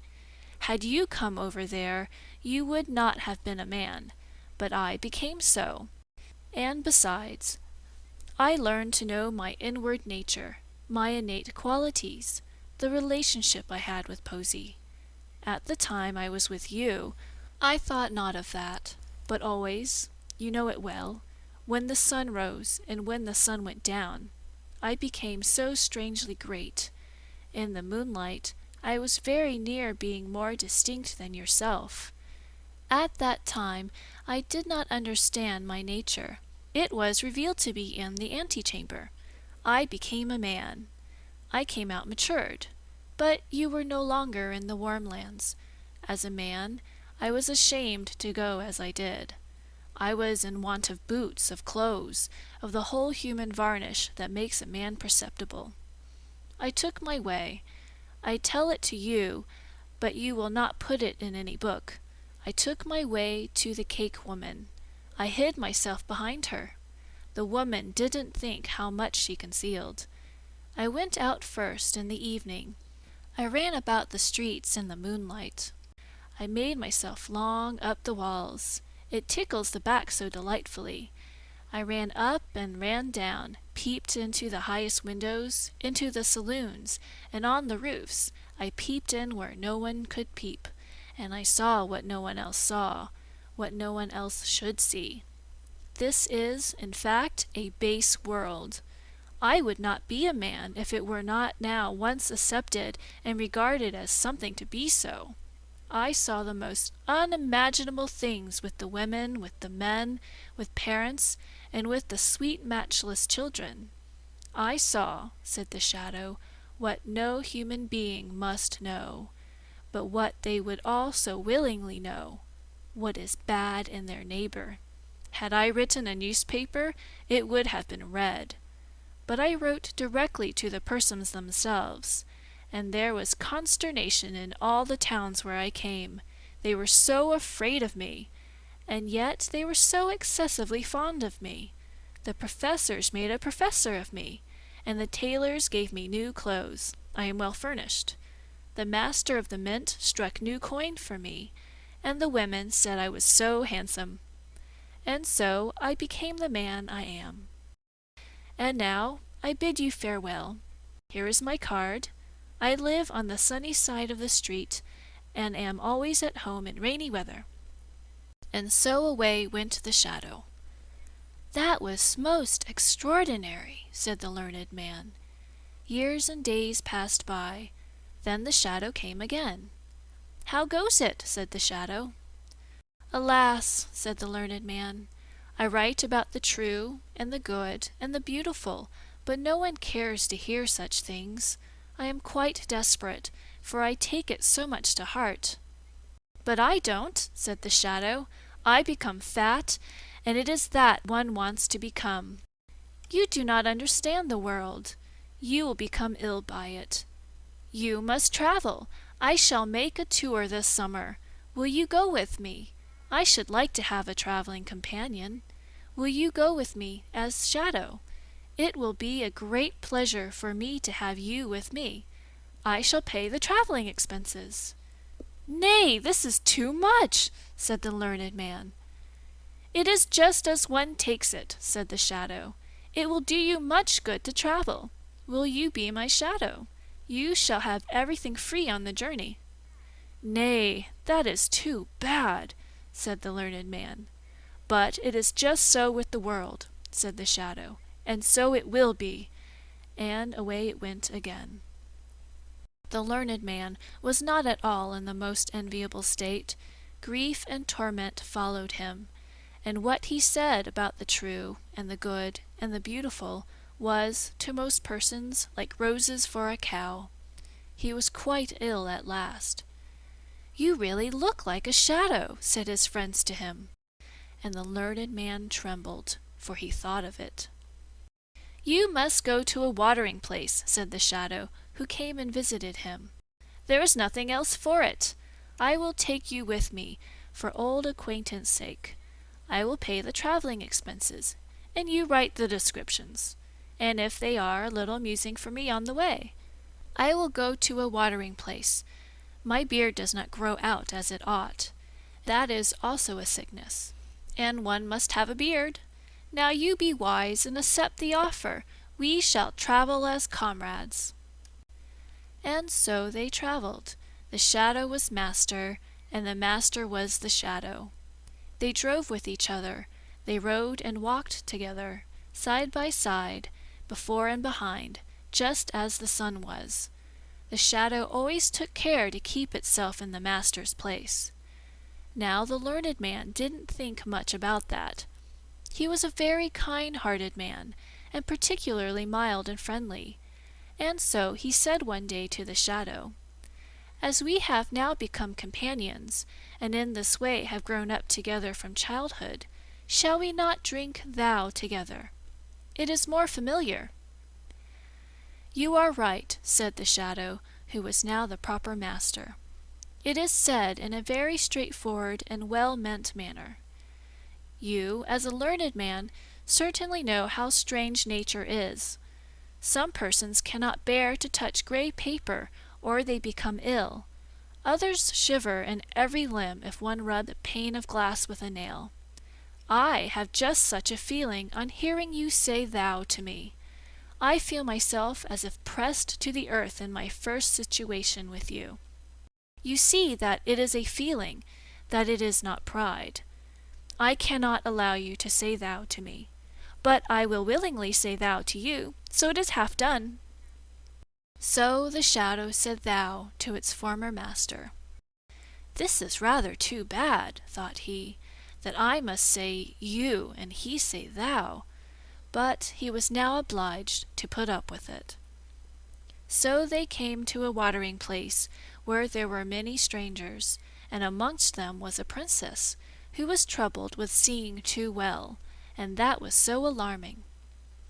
She directly observed that the stranger who had just come was quite a different sort of person to all the others.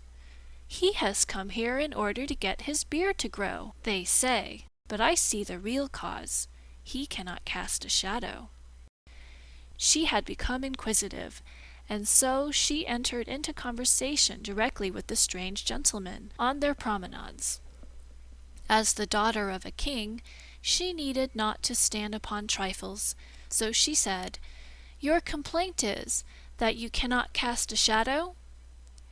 "Your Royal Highness must be improving considerably," said the shadow. "I know your complaint is that you see too clearly, but it has decreased. You are cured. I just happen to have a very unusual shadow. Do you not see that person who always goes with me? Other persons have a common shadow, but I do not like what is common to all. We give our servants finer cloth for their livery than we ourselves use, so I had my shadow trimmed up into a man. Yes, you see, I have even given him a shadow. It is somewhat expensive, but I like to have something for myself." "What," thought the princess, "should I really be cured? These baths are the first in the world. In our time water has wonderful powers. But I shall not leave this place, for it now begins to be amusing here. I am extremely fond of that stranger. Would that his beard should not grow, for in that case he will leave us." In the evening, the princess and the shadow danced together in the large ballroom. She was light, but he was still lighter. She had never had such a partner in the dance. She told him from what land she came, and he knew that land. He had been there, but then she was not at home. He had peeped in at the window, above and below. He had seen both the one and the other, and so he could answer the princess and make insinuations, so that she was quite astonished. He must be the wisest man in the whole world. She felt such respect for what he knew, so that when they again danced together she fell in love with him, and that the shadow could remark, for she almost pierced him through with her eyes. So they danced once more together, and she was about to declare herself, but she was discreet. She thought of her country and kingdom, and of the many persons she would have to reign over. "He is a wise man," she said to herself. "It is well, and he dances delightfully. That is also good. But has he solid knowledge? That is just as important. He must be examined." So she began, by degrees, to question him about the most difficult things she could think of, and which she herself could not have answered, so that the shadow made a strange face. "You cannot answer these questions?" said the princess. "They belong to my childhood's learning," said the shadow.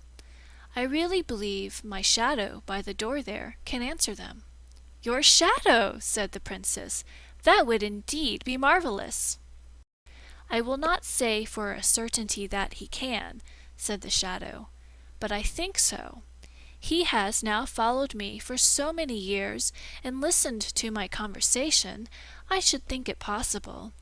But your Royal Highness will permit me to observe that he is so proud of passing himself off for a man, that when he is to be in a proper humor, and he must be so to answer well, he must be treated quite like a man." "Oh, I like that," said the princess. So she went to the learned man by the door, and she spoke to him about the sun and the moon, and about persons out of and in the world, and he answered with wisdom and prudence. "What a man that must be who has so wise a shadow," thought she. "It will be a real blessing to my people and kingdom if I choose him for my consort. I will do it." They were soon agreed, both the princess and the shadow, but no one was to know about it before she arrived in her own kingdom. "No one, not even my shadow," said the shadow, and he had his own thoughts about it. Now they were in the country where the princess reigned when she was at home. "Listen, my good friend," said the shadow to the learned man. "I have now become as happy and mighty as anyone can be. I will, therefore, do something particular for thee. Thou shalt always live with me in the palace, drive with me in my royal carriage, and have 10,000 pounds a year. But then thou must submit to be called Shadow by all and everyone. Thou must not say that thou hast ever been a man. And once a year, when I sit on the balcony in the sunshine, thou must lie at my feet, as a shadow shall do. I must tell thee, I am going to marry the king's daughter, and the nuptials are to take place this evening." "Nay, this is going too far," said the learned man. "I will not have it. I will not do it. It is to deceive the whole country and the princess too. I will tell everything, that I am a man, and thou art a shadow. Thou art only dressed up." "There is no one who will believe it," said the Shadow. "Be reasonable, or I will call the guard." "I will go directly to the princess," said the learned man. "But I will go first," said the Shadow, "and thou wilt go to prison." And that he was obliged to do, for the sentinels obeyed him whom they knew the king's daughter was to marry. "You tremble," said the princess, as the Shadow came into her chamber. "Has anything happened? You must not be unwell this evening, now that we are to have our nuptials celebrated." "I have lived to see the most cruel thing that anyone can live to see," said the Shadow. "Only imagine. Yes, it is true. Such a poor shadow. Skull cannot bear much. Only think, my shadow has become mad. He thinks that he is a man, and that now only think, that I am his shadow." "It is terrible," said the princess. "But he is confined, is he not?" "That he is. I am afraid that he will never recover." "Poor shadow," said the princess. "He is very unfortunate. It would be a real work of charity to deliver him from the little life he has, and, when I think properly over the matter, I am of opinion that it will be necessary to do away with him in all stillness." "It is certainly hard," said the Shadow, "for he was a faithful servant." And then he gave a sort of sigh. "You are a noble character," said the princess. The whole city was illuminated in the evening, and the cannons went off with a bum, bum, and the soldiers presented arms. That was a marriage. The princess and the Shadow went out on the balcony to show themselves, and get another hurrah. The learned man heard nothing of all this, for they had deprived him of life. End of The Shadow. Andersen's Fairy Tales by Hans Christian Andersen. The Little Match Girl. Most terribly cold it was. It snowed and was nearly quite dark, and evening, the last evening of the year. In this cold and darkness there went along the street a poor little girl, bareheaded and with naked feet. When she left home she had slippers on, it is true, but what was the good of that? They were very large slippers, which her mother had hitherto worn, so large were they, and the poor little thing lost them as she scuffled away across the street, because of two carriages that rolled by dreadfully fast. One slipper was nowhere to be found. The other had been laid hold of by an urchin, and off he ran with it. He thought it would do capitally for a cradle when he, some day or other, should have children himself. So the little maiden walked on with her tiny naked feet that were quite red and blue from cold. She carried a quantity of matches in an old apron, and she held a bundle of them in her hand. Nobody had bought anything of her the whole livelong day. No one had given her a single farthing. She crept along trembling with cold and hunger, a very picture of sorrow, the poor little thing. The flakes of snow covered her long fair hair, which fell in beautiful curls around her neck, but of that, of course, she never once now thought. From all the windows the candles were gleaming, and it smelt so deliciously of roast goose, for you know it was New Year's Eve. Yes, of that she thought. In a corner formed by two houses, of which one advanced more than the other, she seated herself down and cowered together. Her little feet she had drawn close up to her, but she grew colder and colder, and to go home she did not venture, for she had not sold any matches and could not bring a farthing of money. From her father she would certainly get blows, and at home it was cold too, for above her she had only the roof, through which the wind whistled, even though the largest cracks were stopped up with straw and rags. Her little hands were almost numbed with cold. Oh, a match might afford her a world of comfort, if she only dared take a single one out of the bundle, draw it against the wall, and warm her fingers by it. She drew one out. Risht! How it blazed, how it burnt! It was a warm, bright flame like a candle as she held her hands over it. It was a wonderful light. It seemed really to the little maiden as though she were sitting before a large iron stove, with burnished brass feet and a brass ornament at top. The fire burned with such blessed influence, it warmed so delightfully. The little girl had already stretched out her feet to warm them too, but the small flame went out, the stove vanished. She had only the remains of the burnt-out match in her hand. She rubbed another against the wall. It burned brightly, and where the light fell on the wall, there the wall became transparent like a veil, so that she could see into the room.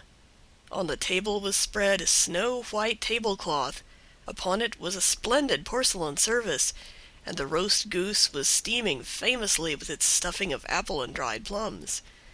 And what was still more capital to behold was, the goose hopped down from the dish, reeled about on the floor with knife and fork in its breast, till it came up to the poor little girl, when the match went out, and nothing but the thick, cold, damp wall was left behind. She lighted another match. Now there she was sitting under the most magnificent Christmas tree. It was still larger and more decorated than the one which she had seen through the glass door in the rich merchant's house. Thousands of lights were burning on the green branches, and gaily colored pictures, such as she had seen in the shop windows, looked down upon her. The little maiden stretched out her hands toward them when the match went out. The lights of the Christmas tree rose higher and higher. She saw them now as stars in heaven. One fell down and formed a long trail of fire. "Someone is just dead," said the little girl, for her old grandmother, the only person who had loved her and who was now no more, had told her that when a star falls, a soul ascends to God.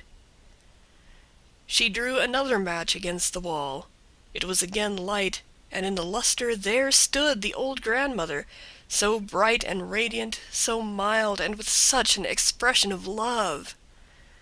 "Grandmother," cried the little one, "oh, take me with you! You go away when the match burns out. You vanish like the warm stove, like the delicious roast goose, and like the magnificent Christmas tree." And she rubbed the whole bundle of matches quickly against the wall, for she wanted to be quite sure of keeping her grandmother near her. And the matches gave such a brilliant light that it was brighter than at noonday. Never formerly had the grandmother been so beautiful and so tall. She took the little maiden on her arm, and both flew in brightness and joy so high, so very high, and then above was neither cold nor hunger nor anxiety. They were with God. But in the corner, at the cold hour of dawn, sat the poor girl, with rosy cheeks and with a smiling mouth, leaning against the wall, frozen to death on the last evening of the old year. Stiff and stark sat the child there with her matches, of which one bundle had been burnt. She wanted to warm herself, people said. No one had the slightest suspicion of what beautiful things she had seen. No one even dreamed of the splendor in which, with her grandmother, she had entered on the joys of a new year. End of The Little Match Girl. Recorded April 27th, 2006.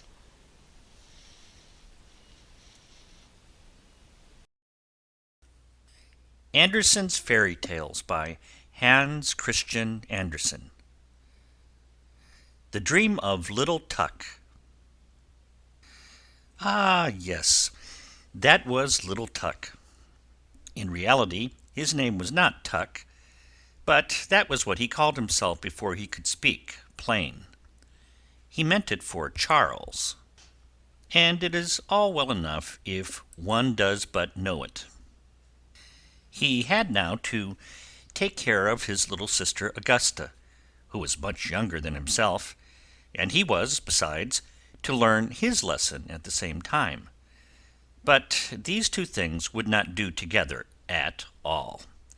There sat the poor little fellow, with his sister on his lap, and he sang to her all the songs he knew, and he glanced the while from time to time into the geography book that lay open before him.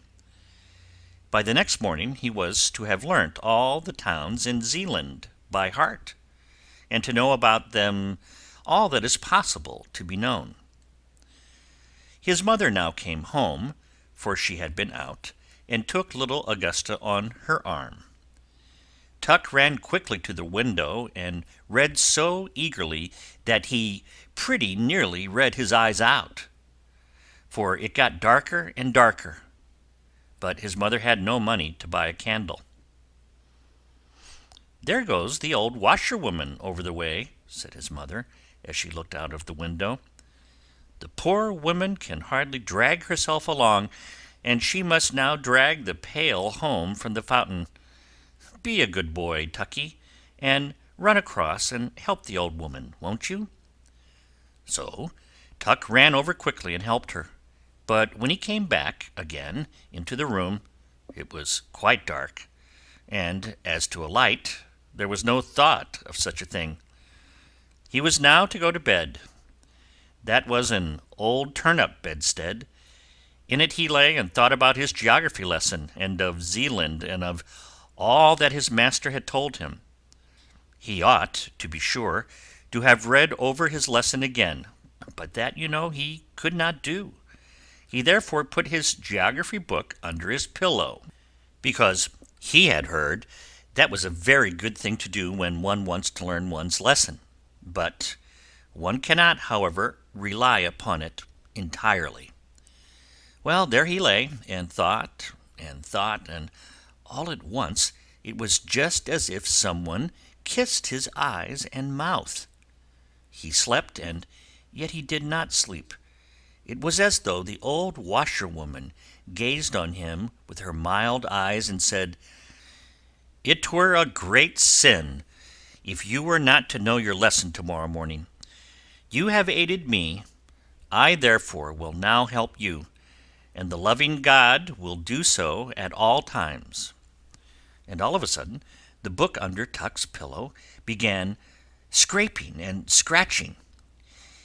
"Kee-keri-kee, cluck, cluck, cluck." That was an old hen. That was an old hen who came creeping along, and she was from Chioggia.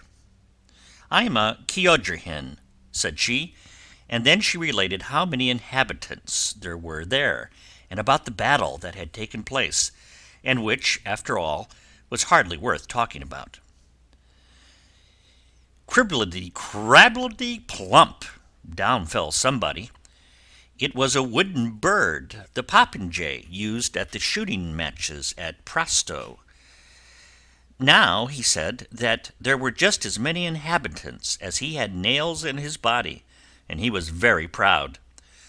Thorwaldsen lived almost next door to me. Plump! Here I lie capitally. But little Tuck was no longer lying down.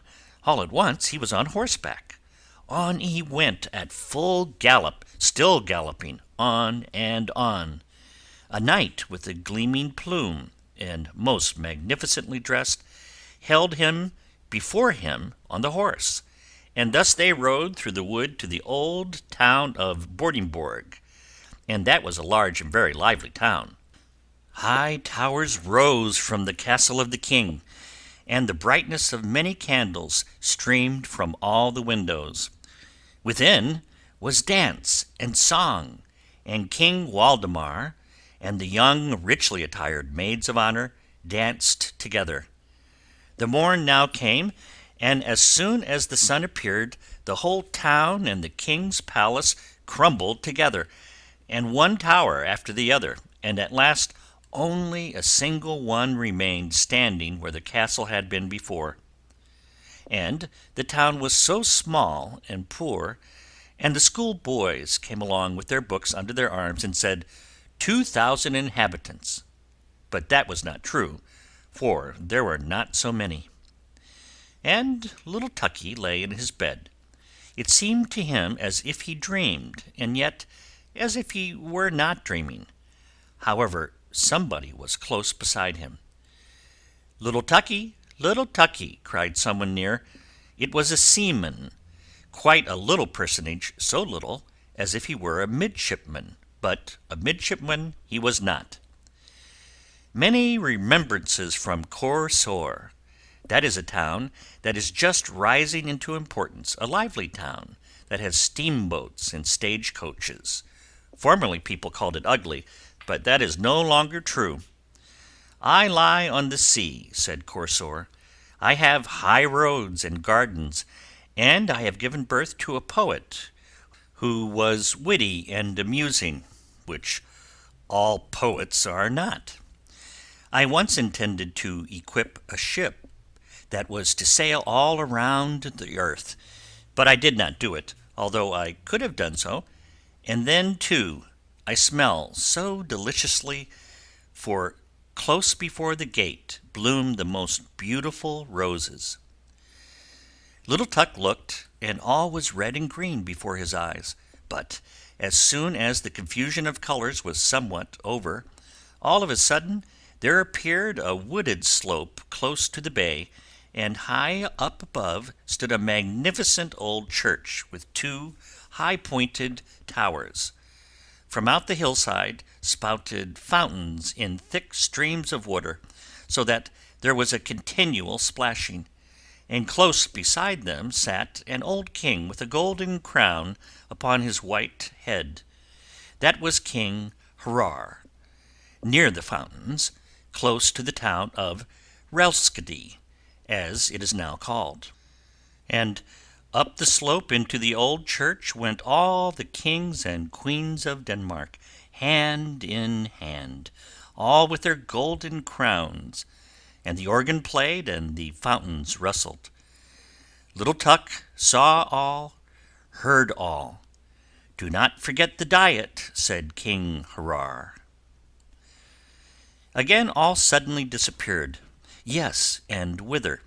It seemed to him just as if one turned over a leaf in a book, and now stood there an old peasant woman, who came from Sorrow, where grass grows in the market-place. She had an old grey linen apron hanging over her head and back. It was so wet, it certainly must have been raining. Yes, that it was, said she, and she now related many pretty things out of Holberg's comedies, and about Waldemar and Absalon. But all at once she cowered together, and her head began shaking backwards and forwards, and she looked as if she were going to make a spring. "Croak, croak," said she, "it is wet, it is wet. There is such a pleasant death-like stillness in Sorbe." She was now suddenly a frog, croak, and now she was an old woman. "One must dress according to the weather," said she. "It is wet, it is wet. My town is just like a bottle, and one gets in by the neck, and by the neck one must get out again. In former times I had the finest fish, and now I have fresh rosy-cheeked boys at the bottom of the bottle, who learn wisdom, Hebrew, Greek, croak." When she spoke, it sounded just like the noise of frogs, or as if one walked with boots over a moor. Always the same tone, so uniform and so tiring that little Tuk fell into a good, sound sleep, which, by the by, could not do him any harm. But even in this sleep there came a dream, or whatever else it was, his little sister Augusta. She, with the blue eyes and the fair curling hair, was suddenly a tall, beautiful girl, and without having wings was yet able to fly. And she now flew over Zealand, over the green woods and the blue lakes. "Do you hear the cock crow, Tucky? Cock-a-doodle-doo! The cocks are flying up from Kjöge. You will have a farmyard so large, oh, so very large, you will suffer neither hunger nor thirst. You will get on in the world. You will be a rich and happy man. Your house will exalt itself like King Waldemar's tower, and will be richly decorated with marble statues. like that at Presto. You understand what I mean. Your name shall circulate with renown all round the earth, like unto the ship that was to have sailed from Corsica and in Roeskilde. Do not forget the diet, said King Harar. Then you will speak well and wisely, little Tucky, and when at last you sink into your grave, you shall sleep as quietly as if I lay in Soroy, said Tuck, awaking. It was bright day, and he was now quite unable to call to mind his dream. That, however, was not at all necessary, for one may not know what the future will bring. And out of bed he jumped, and read in his book, and now all at once he knew his whole lesson. And the old washerwoman popped her head in at the door, nodded to him friendly, and said, Thanks, many thanks, my good child, for your help. May the good, ever-loving God fulfill your loveliest dream. Little Tucky did not know at all what he had dreamed, but the loving God knew it. End of the Dream of Little Tuk. Read by Denny Sayers in Modesto, California, Spring 2006.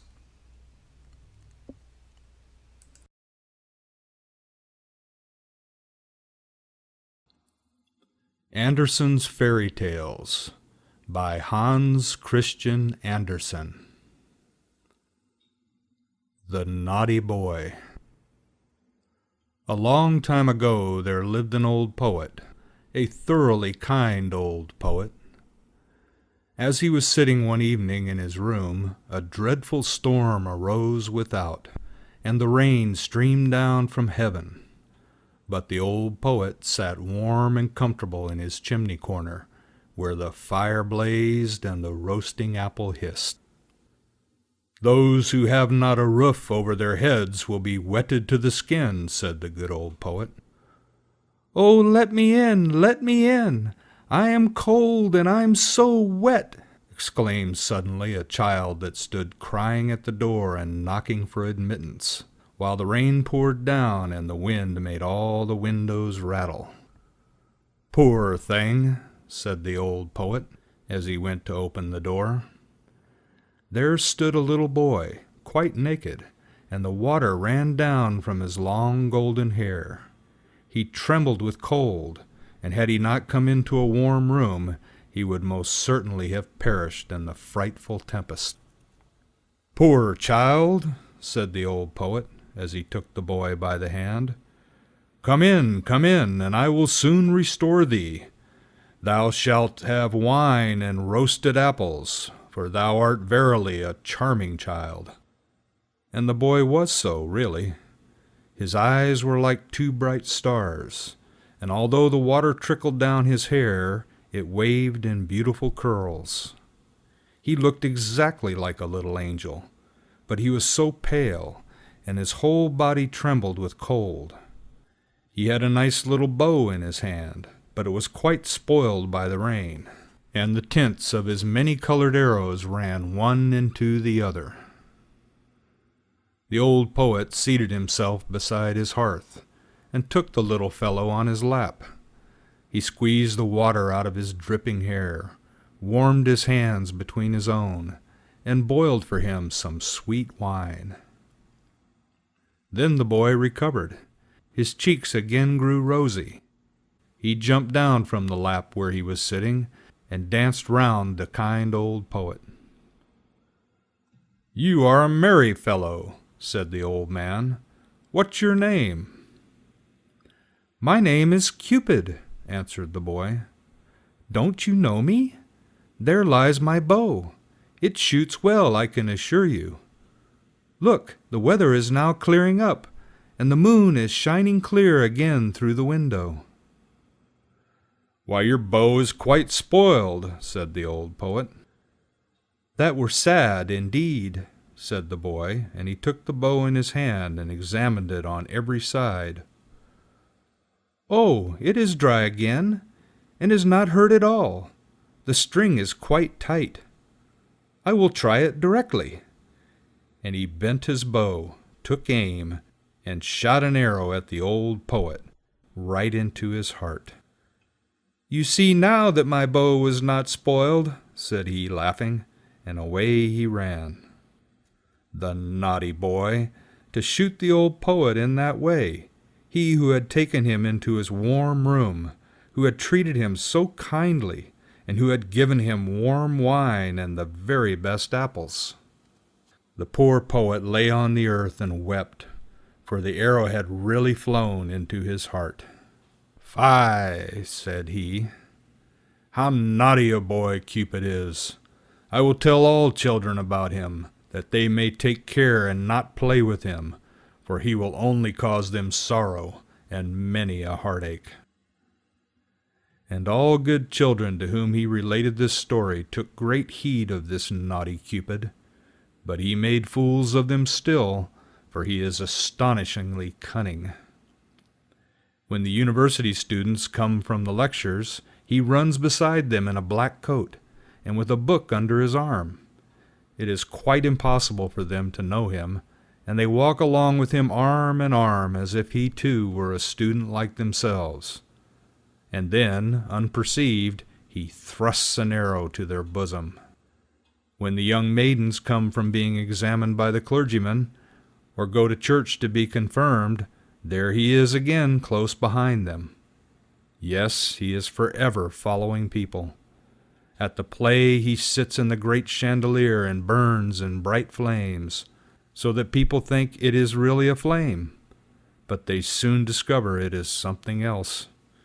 He roves about in the garden of the palace and upon the ramparts. Yes, once he even shot your father and mother right in the heart. Ask them only, and you will hear what they'll tell you. Oh, he is a naughty boy, that Cupid. You must never have anything to do with him. He is forever running after everybody. Only think, he shot an arrow once at your old grandmother. But that is a long time ago, and it is all past now. However, a thing of that sort she never forgets. Fie, naughty Cupid! But now you know him, and you know too how ill-behaved he is. End of The Naughty Boy. Andersen's Fairy Tales by Hans Christian Andersen. The Red Shoes. There was once a little girl who was very pretty and delicate, but in summer she was forced to run about with bare feet.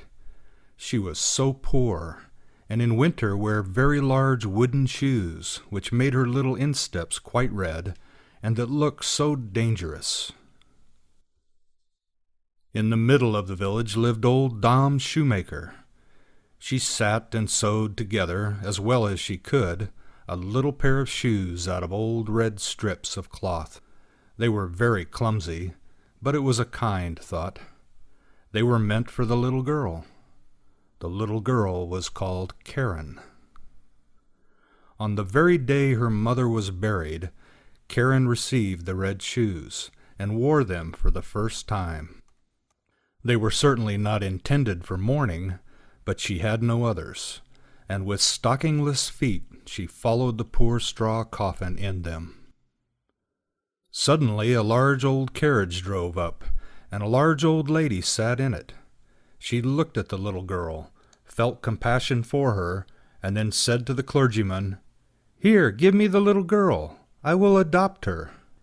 And Karen believed all this happened on account of the red shoes. But the old lady thought they were horrible, and they were burnt. But Karen herself was cleanly and nicely dressed. She must learn to read and sew. And people said she was a nice little thing, but the looking-glass said, "Thou art more than nice, thou art beautiful." Now the queen once traveled through the land, and she had her little daughter with her.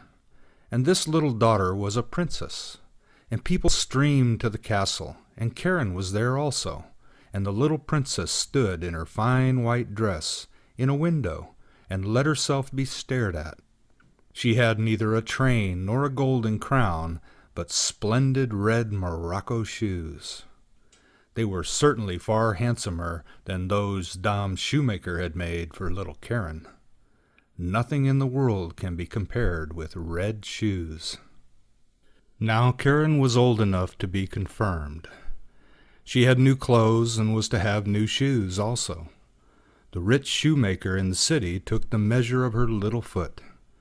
This took place at his house, in his room, where stood large glass cases filled with elegant shoes and brilliant boots. All this looked charming, but the old lady could not see well, and so had no pleasure in them. In the midst of the shoes stood a pair of red ones, just like those the princess had worn. How beautiful they were! The shoemaker said also they had been made for the child of a count, but had not fitted. "That must be patent leather," said the old lady. "They shine so." "Yes, they shine," said Karen, and they fitted, and were bought. But the old lady knew nothing about their being red, else she would never have allowed Karen to have gone in red shoes to be confirmed. Yet such was the case. Everybody looked at her feet, and when she stepped through the chancel door on the church pavement, it seemed to her as if the old figures on the tombs, those portraits of old preachers and preachers' wives, with stiff ruffs and long black dresses, fixed their eyes on her red shoes. And she thought only of them as the clergyman laid his hand upon her head and spoke of the holy baptism, of the covenant with God, and how she would be now a matured Christian. And the organ pealed so solemnly, the sweet children's voices sang, and the old music directors sang, but Karen only thought of her red shoes. In the afternoon, the old lady heard from everyone that the shoes had been red, and she said that it was very wrong of Karen, that it was not at all becoming, and that in future Karen should only go in black shoes to church, even when she should be older. The next Sunday there was the sacrament, and Karen looked at the black shoes, looked at the red ones, looked at them again, and put on the red shoes. The sun shone gloriously. Karen and the old lady walked along the path through the corn. It was rather dusty there. At the church door stood an old soldier with a crutch, and with a wonderfully long beard, which was more red than white, and he bowed to the ground and asked the old lady whether he might dust her shoes, and Karen stretched out her little foot. "See, what beautiful dancing shoes!" said the soldier. "Sit firm when you dance," and he put his hand out towards the soles. And the old lady gave the soldier alms and went into the church with Karen. And all the people of the church looked at Karen's red shoes, and all the pictures, and as Karen knelt before the altar and raised the cup to her lips, she only thought of the red shoes, and they seemed to swim in it. And she forgot to sing her psalm, and she forgot to pray, "Our Father in heaven." Now all the people went out of the church, and the old lady got into her carriage. Karen raised her foot to get in after her, when the old soldier said, "Look, what beautiful dancing shoes!" And Karen could not help dancing a step or two, and when she began, her feet continued to dance. It was just as though the shoes had power over them. She danced round the church corner. She could not leave off. The coachman was obliged to run after her and catch hold of her, and he lifted her in the carriage. But her feet continued to dance, so that she trod on the old lady dreadfully. At length she took the shoes off, and then her legs had peace. The shoes were placed in a closet at home, but Karen could not avoid looking at them. Now the old lady was sick, and it was said she could not recover. She must be nursed and waited upon, and there was no one whose duty it was so much as Karen's. But there was a great ball in the city, to which Karen was invited. She looked at the old lady, who could not recover. She looked at the red shoes, and she thought there could be no sin in it. She put on the red shoes. She might do that also, she thought. But then she went to the ball and began to dance. When she wanted to dance to the right, the shoes would dance to the left. And when she wanted to dance up the room, the shoes danced back again, down the steps, into the street, and out of the city gate. She danced, and was forced to dance, straight out into the gloomy wood.